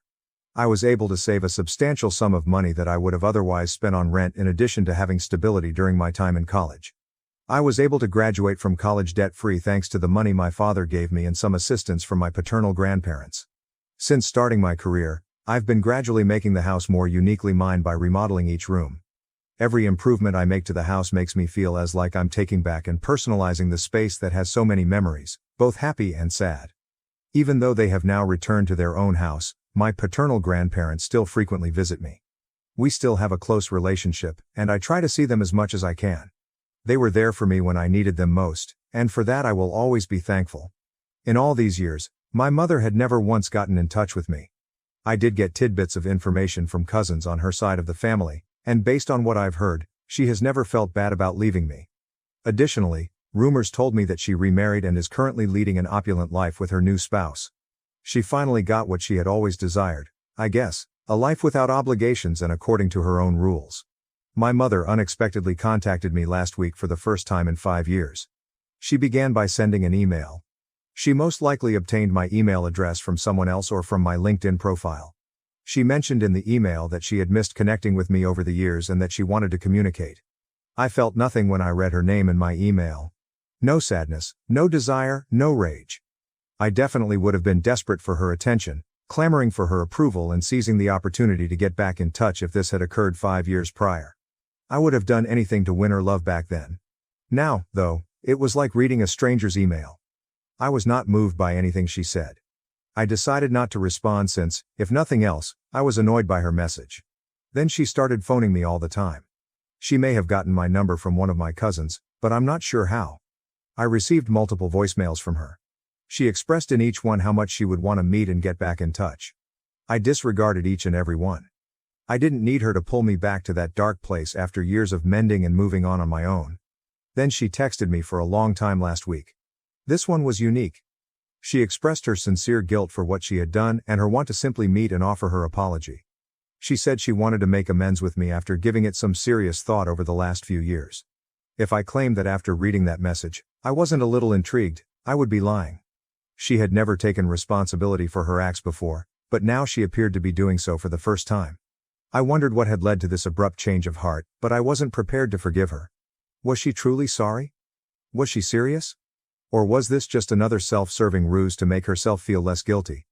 I answered when she called again. I wanted to know what she truly wanted because her insistence was beginning to irritate me. After responding, I asked her directly what she wanted from me. I instructed my mother to talk rapidly and made it plain that I would block her and finish the conversation within the next 5 minutes if she didn't have anything important to say. She frantically begged me not to interrupt her right away. She said, "I missed you, and now that I'm older, I hate myself for everything I did." Her voice trembled. She repeatedly apologized, telling me that she had finally come to the realization of the seriousness of her acts, and I could hear the desperation in her voice. She continued by saying that while it was clear that she understood if I didn't want a relationship with her, her true desire was simply to meet with me. I wanted to explain why I did what I did all those years ago, she stated. As though there were some rationale for leaving me out of the question. I couldn't resist laughing. She had given me enough justifications to last a lifetime. I informed her that I didn't need any closure from her because I had already come to terms with the situation as it was. I didn't care, so I didn't need to know why she did it. However, she insisted that I at least join her for supper. She assured me that she would never disturb me again if I didn't agree with her and that I could block her or go. She was so desperate it was almost disturbing. I wasn't comfortable with it. There was a strange feeling. Why now? Why was she now so keen to make amends after being silent for 5 years? Now, the same woman who had cursed me and said I would be nothing had reappeared, pleading for one opportunity to give an explanation. I couldn't get rid of the thought that this abrupt change of heart was about something else. Everything looked too premeditated, too abrupt, as though she had a secret agenda. I smelled something fishy, but I couldn't identify it. I chose to comply even though it was against my better judgment. I simply wanted to find out the true purpose of this. I reluctantly consented to join her and her new spouse for supper. The meal was held at my mother's new home, and I could tell right once that she was leading a very different life. The home was extremely opulent, with pricey artwork, sumptuous furniture, and sophisticated accents all over. Bill, her new spouse, appeared sufficiently amiable and kind. We engaged in small talk after his kind introduction, but the entire situation felt uneasy, as if there were enormous unsaid tensions between us. As I walked past the bedrooms during dinner to use the restroom, I couldn't help but notice them. They seemed like they were from a luxury catalog because of how exquisitely designed they were. The pictures that lined the walls attracted my attention even more. Images of my mother and Bill grinning together while visiting far-flung places across the globe. They appeared content and relaxed. I was saddened to see that. She never acted that way toward my dad and me. Her smile with us was unlike anything I had ever seen. I was taken aback by the contrast, which evoked emotions I had previously suppressed. I heard Bill and my mother conversing in low tones as I was making my way back from the restroom. Since they hadn't noticed me approaching, I stopped and tried to listen to what they had to say out of curiosity. My mother was telling Bill how much she detested seeing me and how much I reminded her of my father at that point. I felt sick to my stomach. Despite Bill's attempts to comfort her, she persisted in moaning that she wished she could skip the entire supper. I took out my phone on a whim and began to record. I have no idea why, although it might have been a reflex, as if I needed evidence of her true vileness. Perhaps I hoped to see it later so I could completely comprehend what was going on. In any case, I made a record. I overheard my mother tell Bill that she would never have gotten in touch with me if it weren't for her folks' insistence that she get back in touch. She continued by saying that she detested her parents for pressuring her to take this action and that, as a result of their circumstances, she was merely going through the motions to ensure her inheritance from them.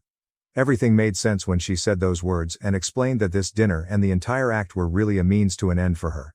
Now everything made clear. My mother hadn't become morally upright overnight. She hadn't given it much thought, and she most definitely didn't feel bad about leaving me. All along, my intuition had been correct. For a minute, I stood motionless, my heart pounding. Her statement that she didn't want to be doing this and that she detested being around me struck a deeper chord than I had anticipated, even though I had a sneaking suspicion something wasn't right. She remained the same self-centered individual who only thought about herself after all these years and everything. After turning off the recorder, I left. She fell silent as soon as she spotted me. I silently thanked Bill for supper and made my way out the door, ignoring my mother's persistent calls wondering why I was going so suddenly. She later messaged me to say that I had embarrassed her in front of her husband and that I should just be more honest with her because she is my mother after all. I haven't texted her back because I'm so mad at her. After hearing my mother talk about it, is I wrong to have left the table in the middle of dinner? First update. I want to make it clear that I have always accepted my mother for who she is, which is why I didn't go straight to her in her home after hearing what I did. To be honest, I wasn't overly surprised by it. I was correct to suspect that she had a hidden agenda from the beginning. In fact, I'm happy I got to meet her and have that tape. Tomorrow, I'm going to confront my maternal grandparents about it and find out the truth. Second update, I told my maternal grandparents everything when we met. They initially expressed a happy surprise at my mother's desire to get back in touch with me. However, their faces immediately changed when I played the tape of her telling Bill that the inheritance was her only motivation. While my grandmother apologized to me, my grandfather appeared enraged. She admitted that they had been talking about their inheritance lately and that 2 months prior, they had told my mother that they were too disappointed in her for leaving me, therefore they didn't want to leave her anything. Rather, their older children would receive the bequest. After my mother pleaded with them to change their minds, my grandfather informed her that she may be named in the will if she got back in touch with me. She had chosen to contact me out of desperation. My grandfather apologized awkwardly and said he felt it was a wonderful idea at the time, but I shook my head.